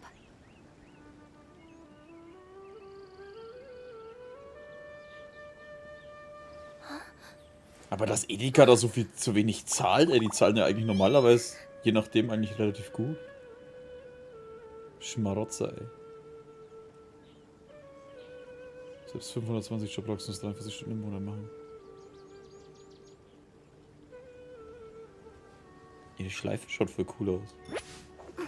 Nee, sind das ihre Ohren? Ne, das ist eine Schleife. Warte mal, die hat normale Ohren, ne? Ah ja, wegen Menschengestalt und so, ne? Nee, versteh's falsch. Was ist falsch?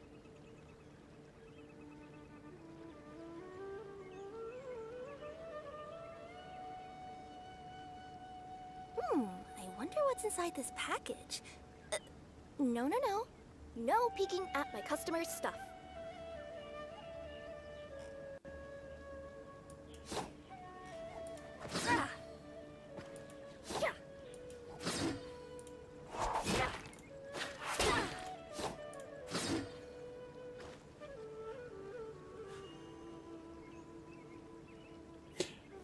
Edeka ist Praktikumsbetrieb. Hieß nach halbem Jahr Übernahme zu vollwertigen Azubi. Ah.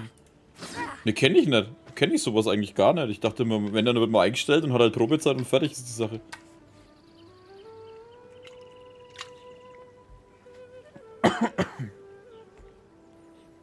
Also so kenn's ich halt bloß. Man wird halt eingestellt, Probezeit, fertig. Oder man hat halt mal Praktikum für 2 Wochen. Ich hab's den Anime-Serie, diese Katze. Welchen denn, Klaus? Ich frage mich heute noch, wie ich mit einem Azubi-Gehalt über die Runden kam. Das Ausnutzen für mich. Ja. Ja. Große Firmen halt, ne? Wenn du reinkommst, hast du es meistens gut. Bevor du reinkommst, hast du meistens die Arschkarte. Und so ganz große Firmen, auch wie Siemens oder sowas, kommst du meistens sowieso bloß über Vitamin B rein, wenn du jemanden kennst. Der jemanden kennt, der wo dich dann nahe bringt. Abenteuerserie. Ich weiß nicht, wie es heißt.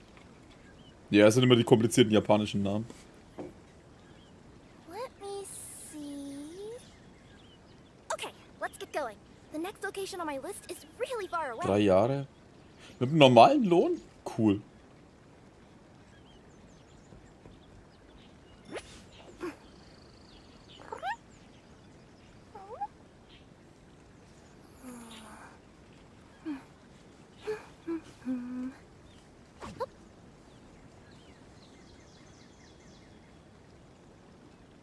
Ah, ein Auszubildender, okay.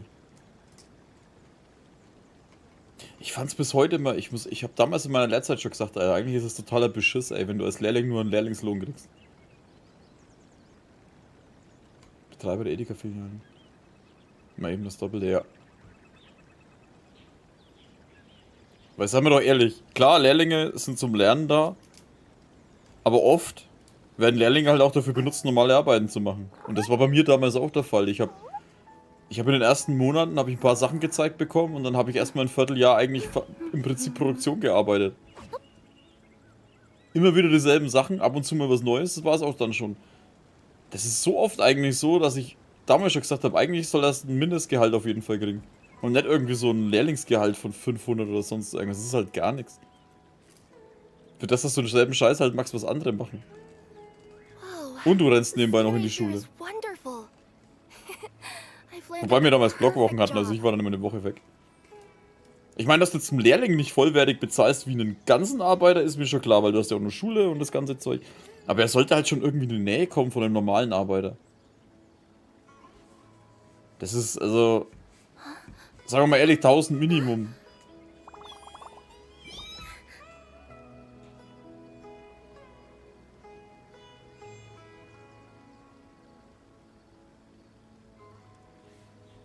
Es ist das gleiche mit unbezahlte Praktikum-Dinger oder sonst irgendwas. Das ist ja dasselbe Scheiß. Ich meine, klar, vielleicht tust du jemanden bloß irgendwo neben hinstellen und der schaut dann blöd 2 Wochen lang, aber oft ist halt auch so, dass du die dann für die Produktion benutzt. Bei uns ist das oft so. Die werden dann halt mit der Maschine gestellt, helfen dann mit und sonstige Sachen. Überall soll das Azubi als billige Arbeitskräfte genutzt werden. Ja, eben. Und das ist eigentlich ein allgemeiner Fakt, dass das so ist. Und trotzdem ist halt akzeptiert einfach, dass du, ja, es reicht, wenn die 500 im Monat kriegen. Ich meine, was waren teilweise damals noch, ey, wenn du vor 10 Jahren nimmst, hast 200 Euro gekriegt oder so, oder 200 Mark gekriegt. Oder 300. Ich meine, für sowas wird man heute nicht mehr aufstehen. I wonder what's inside this package. No. No peeking at my customers' stuff. Mit meiner Ausbildung 2000 gut verdient. Mich hat's ja auch damals total abgefuckt. Ich habe ja, wann war denn das? 2002? 2003? 2002, 2003?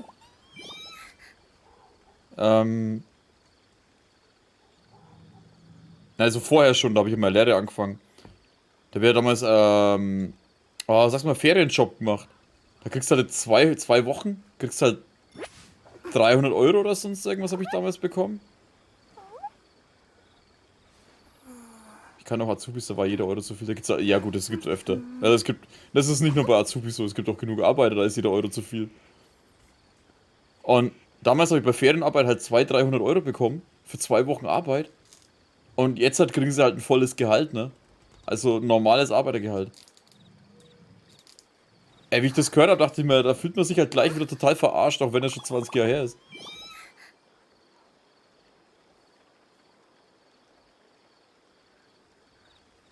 Immer schlechte Laune zu arbeiten. Ja, dann bist du jetzt doch zu Hause, dann passt doch wieder. Montag ist Feiertag, da kannst du dich gut ausruhen, Klaus.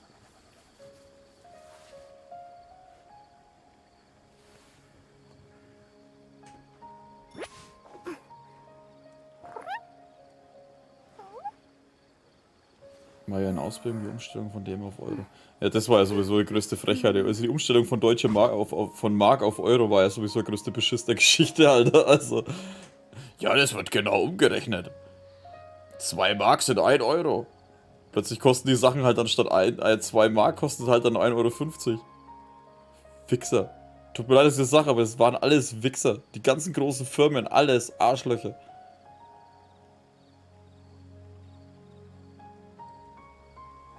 Tut mir leid, dass ich hier deutlich war, aber es war halt einfach so.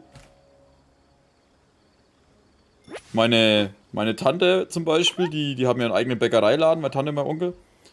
Die haben damals einen Taschenrechner neben der Kasse gehabt und haben genau umgerechnet, was das Ding in Euro kostet. Die Brötchen und das ganze Zeug. Aber irgendwo gehst du in den Laden, kaufst was vorher 2 Mark gekostet hat und kostet halt dann 1,50 Euro oder 1,80 sogar oder teilweise. Oder 2 Euro einfach. Wo du denkst so, ihr Wichser, ey. Wie ich das damals gesehen habe, ey, dachte mir so, ja, das wird ja genau umgerechnet, ich weiß nicht, was alle haben. Und dann siehst du so die ersten Preise und denkst du so, Alter. Auf die Fresse.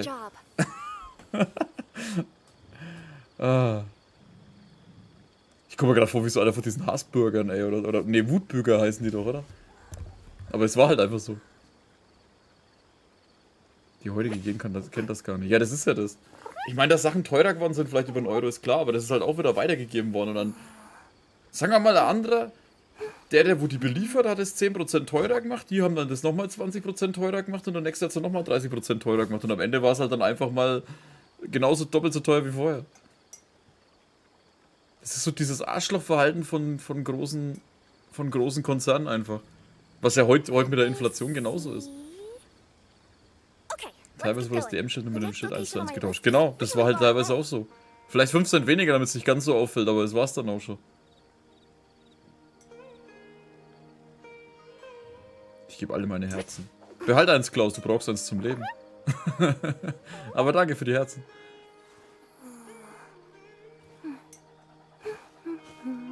Ich meine, wenigstens bei Computerspielen und sowas haben sie es genau umgerechnet. Da hast du vorher halt 100 oder 120 Mark gezahlt, jetzt hast du dann 60 Euro gezahlt. Wie lange geht das Stream noch? Bis wir keinen Bock mehr haben zu reden oder ich ja keine Lust mehr habe. Wobei ich merke, ich wollte heute auch wieder bloß 3 Stunden machen und bin jetzt auch schon wieder bei fast 5. No peeking at my customers' stuff.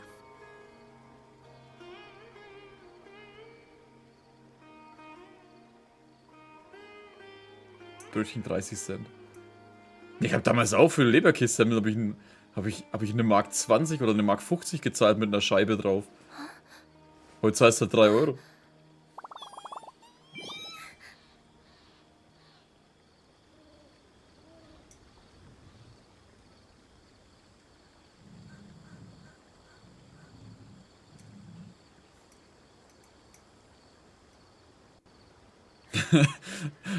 Weißt du, das ist das 20 Jahre her, da kommst du da wieder vor, wenn man vom Krieg erzählt.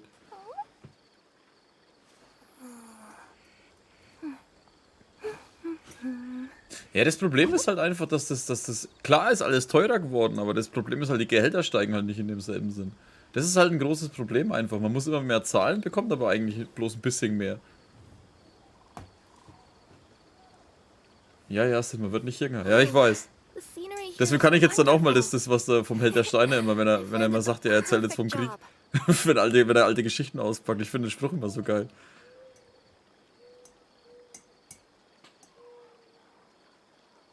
Ja, aber ist ein Teufelskreis, ja. Ja, das Problem ist aber halt, das hat man neulich erst wieder, da habe ich ein Thema, also war ein Kommentarding irgendwo, keine Ahnung, auf Twitter, glaube ich, oder sowas. Da ging es dann auch drum. Jeder hat verstanden, dass das teurer geworden ist, weil ja die Gaspreise gingen hoch wegen dem Krieg und solche Sachen. Konnte jeder nachvollziehen. Ja, die Regierung hat auch zu wenig gemacht, um das zu vermeiden, aber alles kann sie halt auch nicht machen. So, jetzt gehen die Gaspreise wieder runter, aber die Preise bleiben gleich. Wenn mehr Lohn gezahlt wird, ist umgeschlagen auf die Preise. Das ist halt das nächste Ding wieder. Zahlst mehr, musst du auch mehr wieder geben. Wobei ja das eigentlich auch wieder Schwachsinn ist. Weil, seien wir doch ehrlich, solche Dinger wie jetzt BMW oder sowas. Verdammt, jetzt kommen wir ins Alter, früher war alles besser. Nee, das stimmt nicht. Das stimmt nicht. Das war früher auch schon alles scheiße. Es gab bloß Sachen, die wo schlimmer geworden sind wie früher. Es wird über Jahre bloß beschissener. Dass man es ist eigentlich immer dieselbe Scheiße. Gute Nacht, Lars.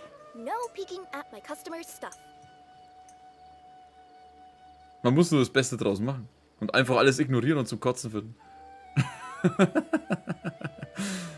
Ah.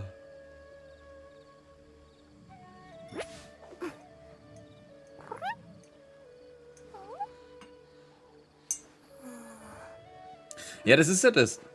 Momentan kann man ja feststellen, dass diese Gaspreise und Strompreise, dass die eigentlich alle wieder runtergehen. Aber was ist am Ende dann? Die werden nicht weitergegeben. Das wird dann, wie heißt, tröpfchenweise wird es weitergegeben. Da mal vielleicht 2 Cent günstiger, da mal 1 Cent günstiger. Aber die 50 Cent, was es auf einmal hochgegangen ist, die werden erst über Jahre wieder abgebaut, wenn überhaupt. Ah, und das ist halt, ey, das ist so... Naja, und dazu kommt ja teilweise, wie wir es jetzt gehabt haben, wenn mehr Lohn gezahlt wird, dann muss ja das wieder aufgeschlagen werden auf andere Sachen. Das ist halt meistens auch nicht so. Weil, wenn du jetzt solche Sachen wie BMW oder sowas nimmst, oh Mann, wir haben nur 5 Milliarden Gewinn gemacht. Jetzt müssen wir 3000 Leute entlassen, damit wir mehr auszahlen können. Damals war alles doof und heute ist es auch so. Eben.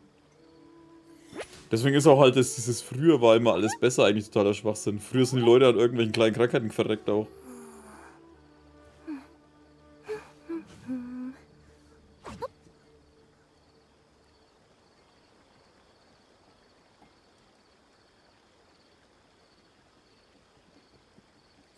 Jede Generation hat ihre Probleme, dabei können wir es am besten belassen. Und große Konzerne waren schon immer Arschlöcher. Ah, ja. Okay, let's get going. The next location on my list is really far away. Wobei ich ja das größte Problem momentan eher das Ganze mit der Politik finde, ohne da jetzt groß was anzuschneiden. Weil jede Regierung macht Scheiße. Aber die vorherige Regierung hat auch so viel Mist gebaut und jetzt plötzlich sind sie der Heißbringer, weil die anderen Mist bauen.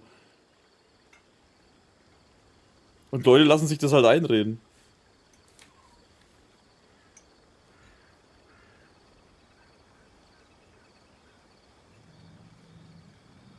Ach ja.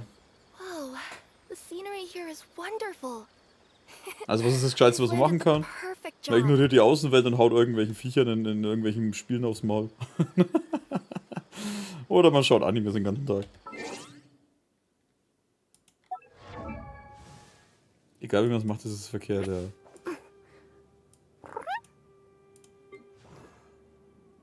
Ja, sag mal ehrlich, als Regierung kannst du nur verlieren. Baust du Scheiße und vertuschst es, sind die Leute sauer auf dich. Erzählst du den Leuten, erzählst du den Leuten die Wahrheit, sind sie sauer auf dich, weil sie es auch scheiße finden. Der Spruch stimmt in jeder Generation, ja. Was habe ich hier eigentlich? Oh, Sternbild? Das habe ich nie gemacht.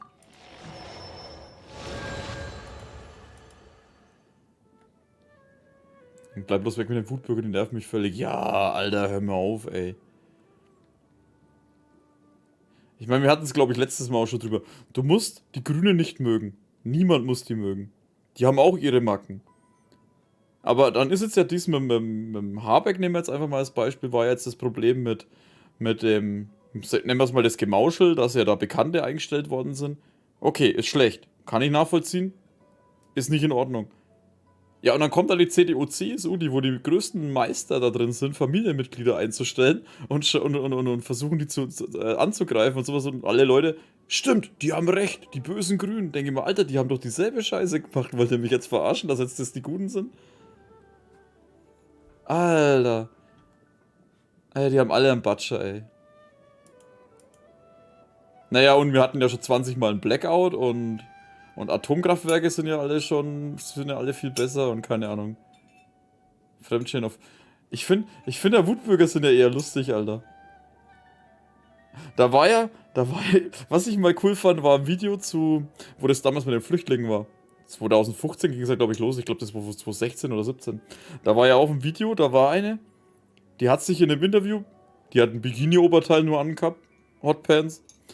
Ja, diese Schwarzen, diese Flüchtlinge, die wollen uns alles wegnehmen und die wollen die Frauen und so. Ja, wieso, was haben sie denn dir getan? Ja, die waren da drüben und dann haben die geglotzt. Ja, und haben die irgendwas gemacht? Nee, aber wie die geschaut haben, die müssen alle raus und so. Was ist das für ein Argument, Alter, wenn jemand dich anschaut?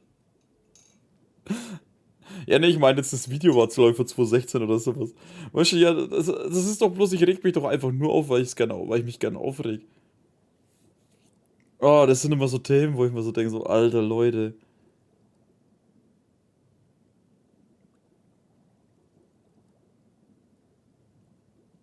Weil gleich eine ganze Region in Verruf kommt, Leute. Ja, Sachsen halt, ne?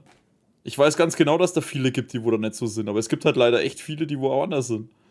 Das ist so dieses Problem. Ich meine, das hat nicht umsonst diesen Ruf weg, weil es halt einfach gerade eine lautstarke Ding gibt. So ein Verstanden zu nehmen, das mit Humor. Ja. Ne, ich versuche immer nicht irgendwelchen, jeder hat ja wegen seine andere Meinung dazu, deswegen versuche ich es immer ein bisschen neutraler zu sagen. Ja, die Sachsen schon, klar. Ja, ich sag ja, ich meine, es gibt da drüben welche, ja, aber es sind halt nicht alle. Es sind halt einfach nicht alle. Das ist genau dieselbe Scheiße mit Flüchtlingen. Es gibt 10 Stück, die Scheiße bauen, aber es sind ja alle gewesen. Alle müssen raus. Das ist dieselbe Scheiße, das braucht man alles nicht. Das war und ich auch. Ja, ich sag's halt nur. Man hört halt gerade immer von der Ecke. Da gibt's halt dann solche Dörfer wie. Ist Bautzen in Sachsen gewesen? Ich weiß es schon gar nicht mehr. Wo halt so ein halbes Dorf voll einen Schatten hat. Und so entsteht halt dann wieder das Ding. Ja, die sind ja alle so. Und nein, ich bin kein Wutbürger. Habe ich auch nicht erwartet.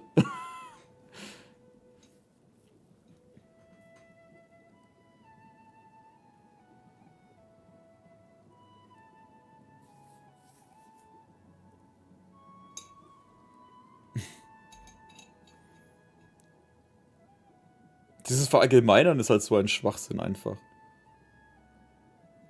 Ja, Bautzen liegt in Sachsen. Ja, dann war das schon. Das war halt auch so. Da siehst du halt ein halbes Dorf abdrehen, Alter, wie die größten Pfeifen. Wo du dann denkst, Alter, Leute, wir haben 2000, was war das, 20, 21? Und dann wird mit mir Kamm geschert. Genau, das ist ja das.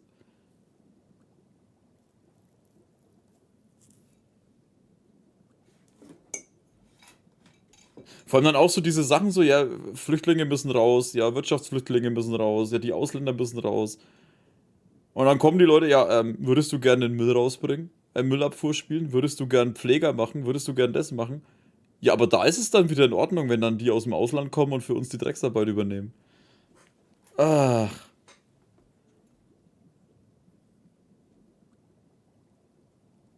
Alle Sachsen kennen das Gefühl sehr gut. Ja, dann sag ich ja.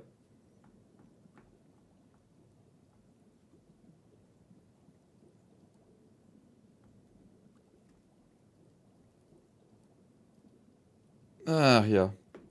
Das sind immer so Sachen, wo ich mir denke, ey Leute, überlegt doch mal ein bisschen.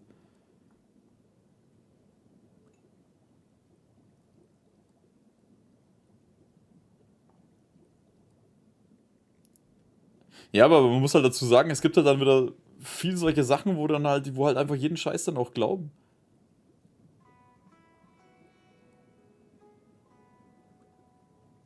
Mit rechts will ich nichts zu tun haben. Boah. Ja, das ist sowieso der größte Scheiß dann. Das ist aber auch ein Problem an sich. Das war ja bei Corona dasselbe, ne?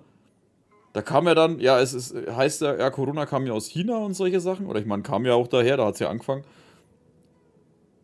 Dass halt dann asiatische Leute angegriffen wurden in Supermärkten und sonstige Sachen. Weißt, das sind dann, Ja, wo kommst du her? Ja, aus Deutschland. Ja, nein, wo kommst du wirklich her? Nein, Alter, ich bin in Deutschland geboren worden, ich komme daher. Weißt du, das sind dann Asiaten angegriffen worden, die wo aus China oder sonst irgendwas herkommen. Egal, ob sie jetzt aus Thailand kommen oder sonst woher. Weißt du, die werden dann angegriffen, weil Corona ja aus China kommt, deswegen sind jetzt plötzlich alle Asiaten schuld. Ey, das sind dann so Sachen, wo du denkst, ey, wie sind diese Typen durchs Leben gekommen, ohne dass sie einfach verreckt sind irgendwo auf der Straße?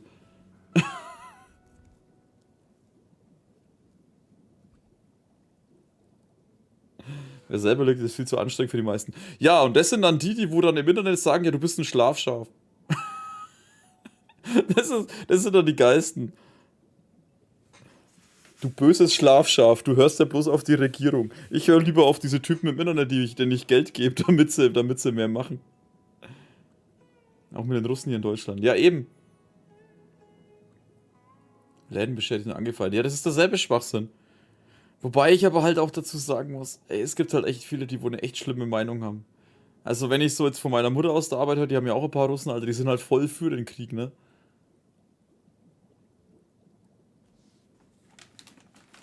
Was ich schon echt hart finde. Von Leuten, wo du da eigentlich denkst, die sind relativ normal, dann so, ja ey, Putin hat schon recht, er sollte die platt machen. Nicht alle, wie immer, nicht alle, das muss man gleich dazu sagen, nicht, dass das wieder so blöd rüberkommt. Aber vermehrt aus meiner Umgebung sind die halt schon echt Putin getreu. Oder in seine Richtung halt. Das ist dann schon hart immer zu sehen. In meiner Arbeit gab es auch einen, der war... Da gibt es eine, die ist relativ... Wie sagt man so? Die kommt mit solchen Meinungen nicht klar. Die muss mit einem und Streiten angefangen haben, weil der voll darauf zugegangen ist, so in Richtung, ja, es ist doch richtig, was er macht und die haben das so verdient und er findet es gut, was die machen und die muss halt darauf voll abgegangen sein. Was auf RTL läuft, wer das Leben nicht, das ist sowieso. Wer das denkt, Alter. Gibt's Notschlachtung eigentlich bei Menschen?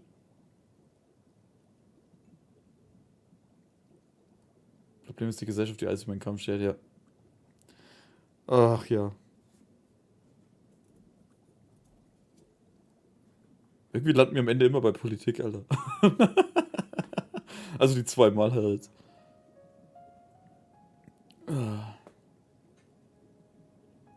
Aber scheiße, ich muss für morgen Honkai Star Rail noch aufnehmen. Ich habe keine Folgen mehr, ich hatte keine Lust zu spielen.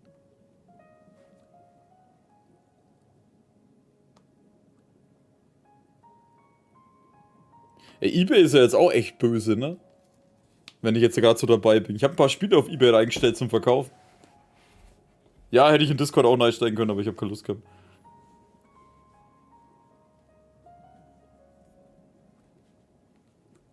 Und da haben wir Kumpel in der Arbeit erzählt, eBay kannst du jetzt Sachen kostenlos reinstellen. Also vorher war es ja so, dass du, egal was du dann eingestellt hast, du musstest dir immer eine Gebühr zahlen. Also wenn es verkauft wurde. Jetzt ist es so, dass du es frei reinstellen kannst. Jetzt ist bloß das Problem. Wie keine Lust davon kann ich wissen nicht zocken können. Ja, ich habe einen Haufen anderes Zeug auch noch. Ich habe jetzt Xenoblade Chronicles jetzt endlich fast durch, die DLC. Muss ich auch noch zu Ende spielen. Ne, und auf eBay kannst du jetzt halt Sachen kostenlos reinstellen. Also du musst nichts bezahlen, wenn du es verkaufst. Aber, wenn du es reinstellst, kommt dann die Aufruf, wollen Sie Ihr Produkt bewerben? Wenn Sie dieses Produkt bewerben, müssen Sie, wenn Sie es verkaufen, 8,6% an zahlen. Und dafür wird es weiter oben in der Liste gehandelt. In der Verkaufsding. Das sind schon Säcke, ne? Ich habe dann alle kostenlos reingestellt, ohne diese Werbung. Und die haben halt fast keine Aufrufe gehabt. Also fast kein Schwein hat auf meine Sachen geschaut. Jetzt habe ich dann alle mit Angebot bewerben gemacht. Innerhalb von einem Tag war halt die Hälfte weg. Diese muss ich erstmal anfangen, nur keine Zeit für. Ja, der läuft ja nicht weg. Auf jeden Fall ist er ganz cool. Jetzt muss ich das Ende bloß machen. Und habt ihr gewusst, dass eBay Kleinanzeigen jetzt nicht mehr eBay gehört? Schon seit ein paar Jahren?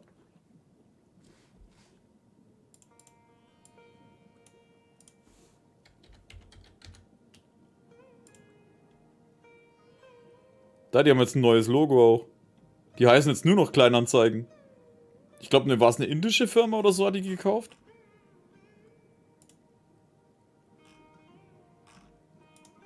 Eine indische Firma, glaube ich, hat die gekauft und für 3 Jahre die Rechte dran, dass die eBay Kleinanzeigen heißen durften. Über Werbung die Profite zu machen. Sie Amazon, Twitch, YouTube auch. Bei YouTube kann ich jetzt auch Videos bewerben. Bin ich bescheuert, Alter?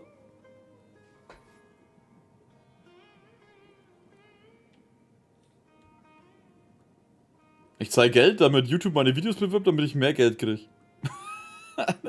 Yeah. Und am Ende bringt es halt genauso wenig wie auf Facebook oder sonst wo.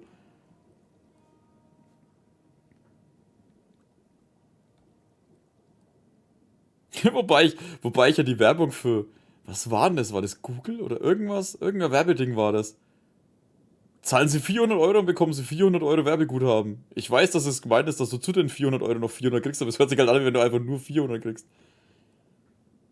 Dass es auf Kleinanzeigen umbenannt wurde. Ja, ein Kumpel in der Arbeit erzählt, dass das scheinbar von einer... Ich weiß nicht, ob es... Wie gesagt, ich bin mir nicht hundertprozentig sicher, ob es eine indische Firma war, aber auf jeden Fall irgendwas in der Richtung. Die müssen sich das gekauft haben und müssen für 3 Jahre einen Vertrag gehabt haben, dass die eBay benutzen durften.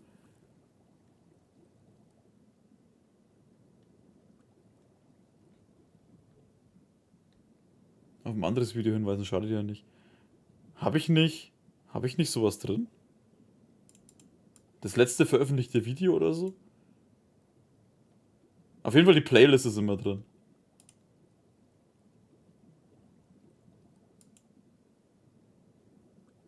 Absparen.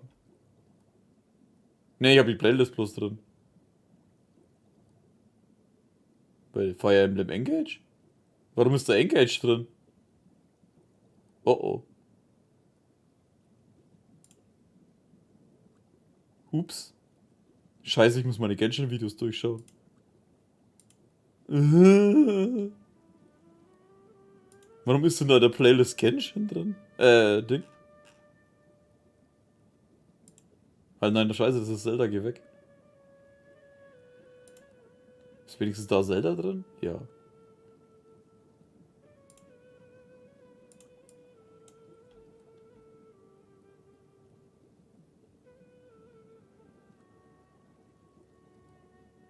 Ach so, aktiv im Video. Ah, nee. Sowas finde ich immer nervig. In einem Video soll es nur um das gehen, wo es auch wirklich geht.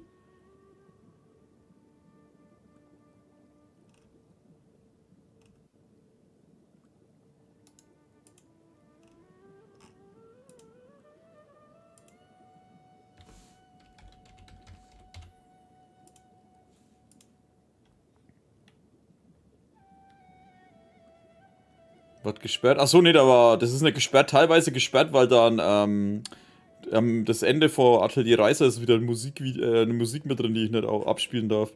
Deswegen ist es in 1, 2 Ländern ist es, glaube ich, gesperrt. Und ich kann es halt nicht monetarisieren. Ist aber egal, ist ja das Ende vom Let's Play.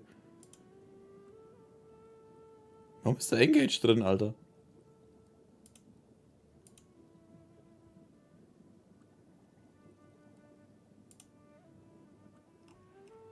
Scheiße, ab welchem Video ist das Ace Engage drin? Fuck.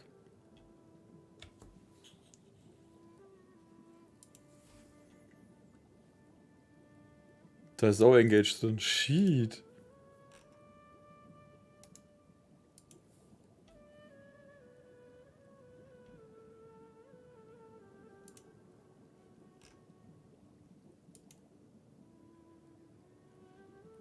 Fuck.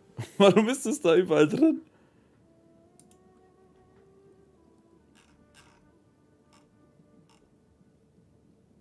Ah, das war bei meinem Urlaub.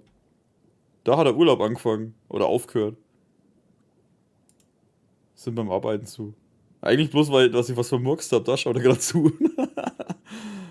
Ist bloß die Frage, ab wann hatte ich da Fire Emblem drin? Da ist Engage drin. Da habe ich es irgendwann von Nikeout.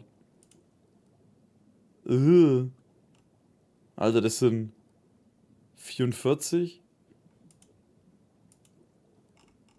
Alter, ich bin gerade bei 70. Ne, das könnt ihr vergessen, das mache ich nicht. Da bleibt jetzt einfach Engage drin.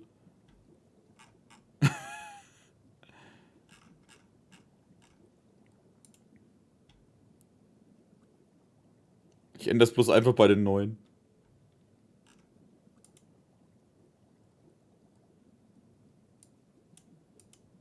Damit es fürs nächste übernommen wird. Faule Socke.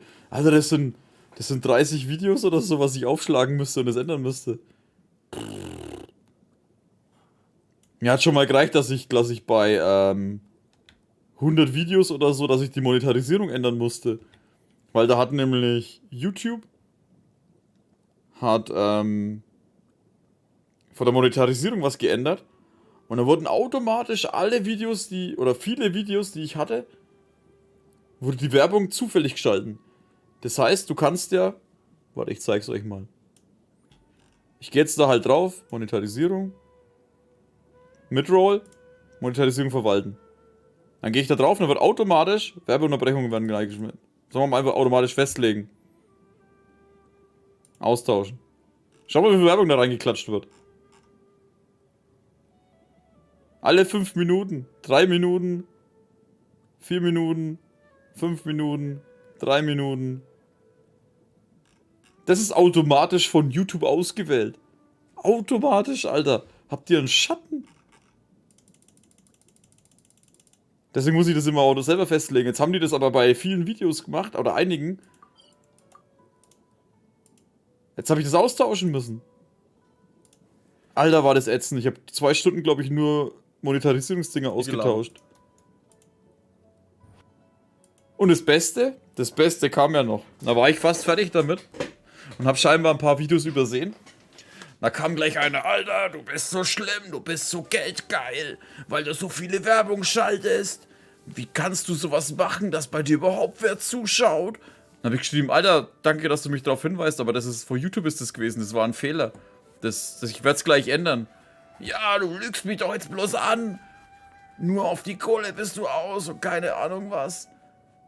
Na schau, Alter, du kannst meine anderen Videos anschauen. Da ist es nicht so. Es ist maximal meistens eine Werbung in der Mitte.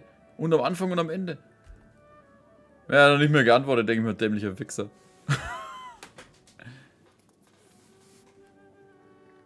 Manche Videos sind nicht mehr anschaubar durch die Werbung. Na, ich mag's halt so. Ich habe halt Anfang und Ende habe ich halt Werbung.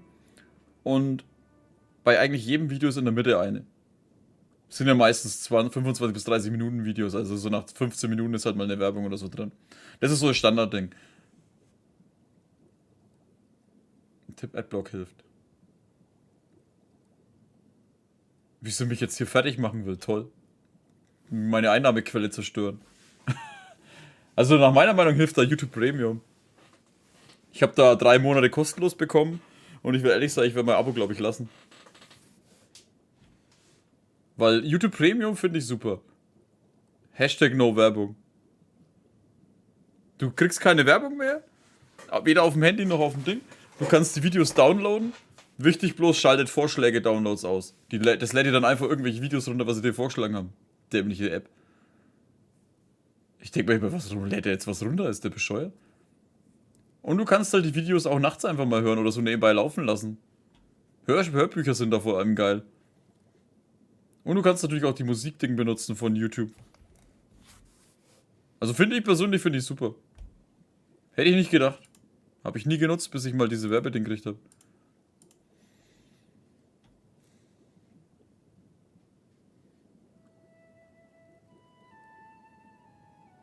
Warum ist eigentlich das da als Bild gezeigt? Als Thumbnail, das habe ich doch geändert. Dämliches Ding, ey.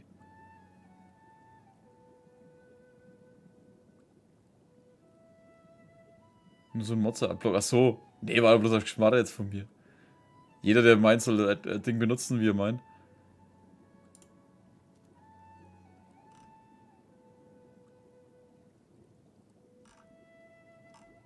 My Clueless First Friend kann ich übrigens auch empfehlen.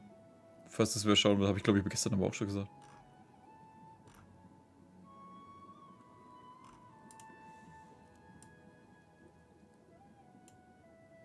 Your fake ID info is ready. This place is different from the rest of the space station. We're on Genius Society turf. Alright, let's get going. We have to move quickly. Not what we're looking for. It's a bait signal.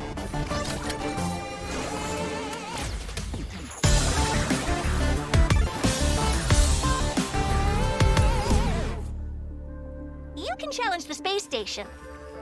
But challenge me? Ja, ich sag mal so, wenn euch auffällt bei einem Video von mir oder in einem alten Video von mir und ihr merkt, dass da so viel Werbung drin ist, dann sagt mal bitte Bescheid, damit ich das rausnehmen kann. Weil ich weiß nicht, wie viele das da wirklich damals erwischt hat. Ich habe jedenfalls ein paar Let's Plays gefunden, die wo das komplett hatten.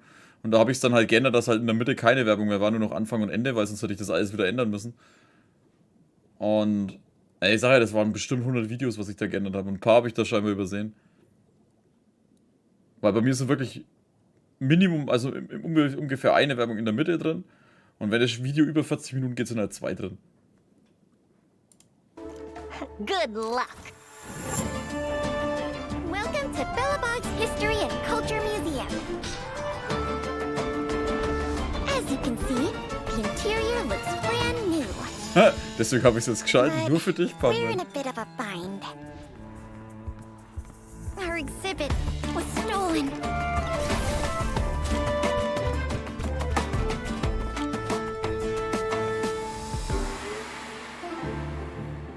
Let me take a look. So these are the suspects.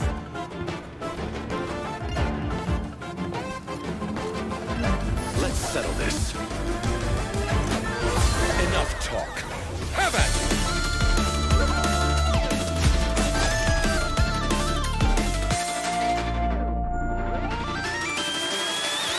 Never let your guard down in front of your enemy.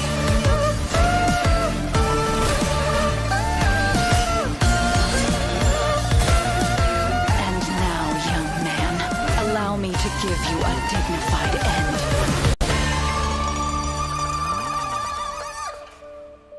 Fun Fact über Silverwolf: Ihr seht ja diese kleinen Chibi-Charaktere, ne? Das sind ihre KI-Dinger, die wo sie dabei hat, ihre KI-Freunde.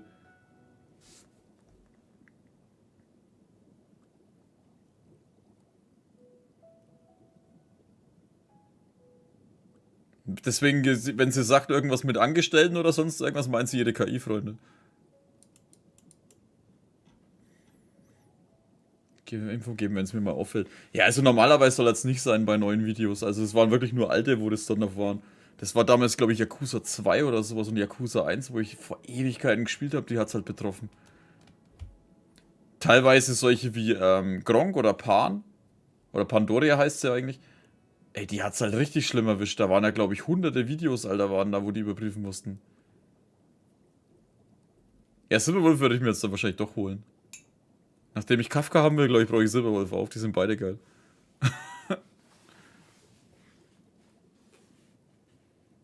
Mama Kafka und Silverwolf. Gaming Silverwolf? Ach, keine Ahnung, fällt mir nichts Gutes ein. So, jetzt wollen wir dann aber langsam, aber sicher mal hier Schluss machen. Morgen Abend, wie gesagt, gibt's Zelda wahrscheinlich. Also, normalerweise schon. Morgen gibt's auf jeden Fall Zelda. Montag weiß ich noch nie. Aber nachdem ich jetzt dann Xenoblade durchhaben müsste, habe ich dann auch wieder mehr Platz und mehr Zeit.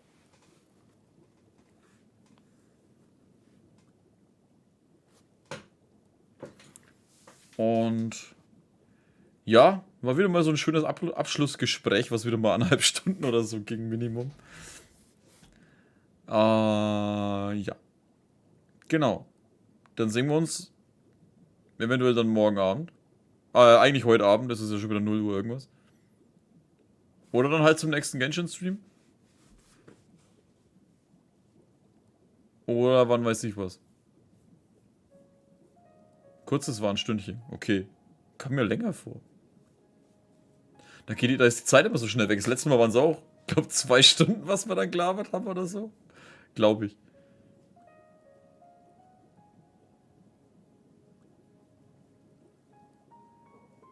Oder jedenfalls kam es mir wie 2 Stunden vor, keine Ahnung. Die Zeit verschwimmt irgendwann. Ey, ich habe mal gestern, siehst du, das Video habe ich halt vergessen sogar zu bearbeiten. Alone in the Dark kommt ja ein neues Ding raus. Prolog, das habe ich mir gestern downloadet, 18 GB. Dann habe ich es gespielt, geht 10 Minuten. Dann denke ich mir, Alter, wollt ihr mich verarschen?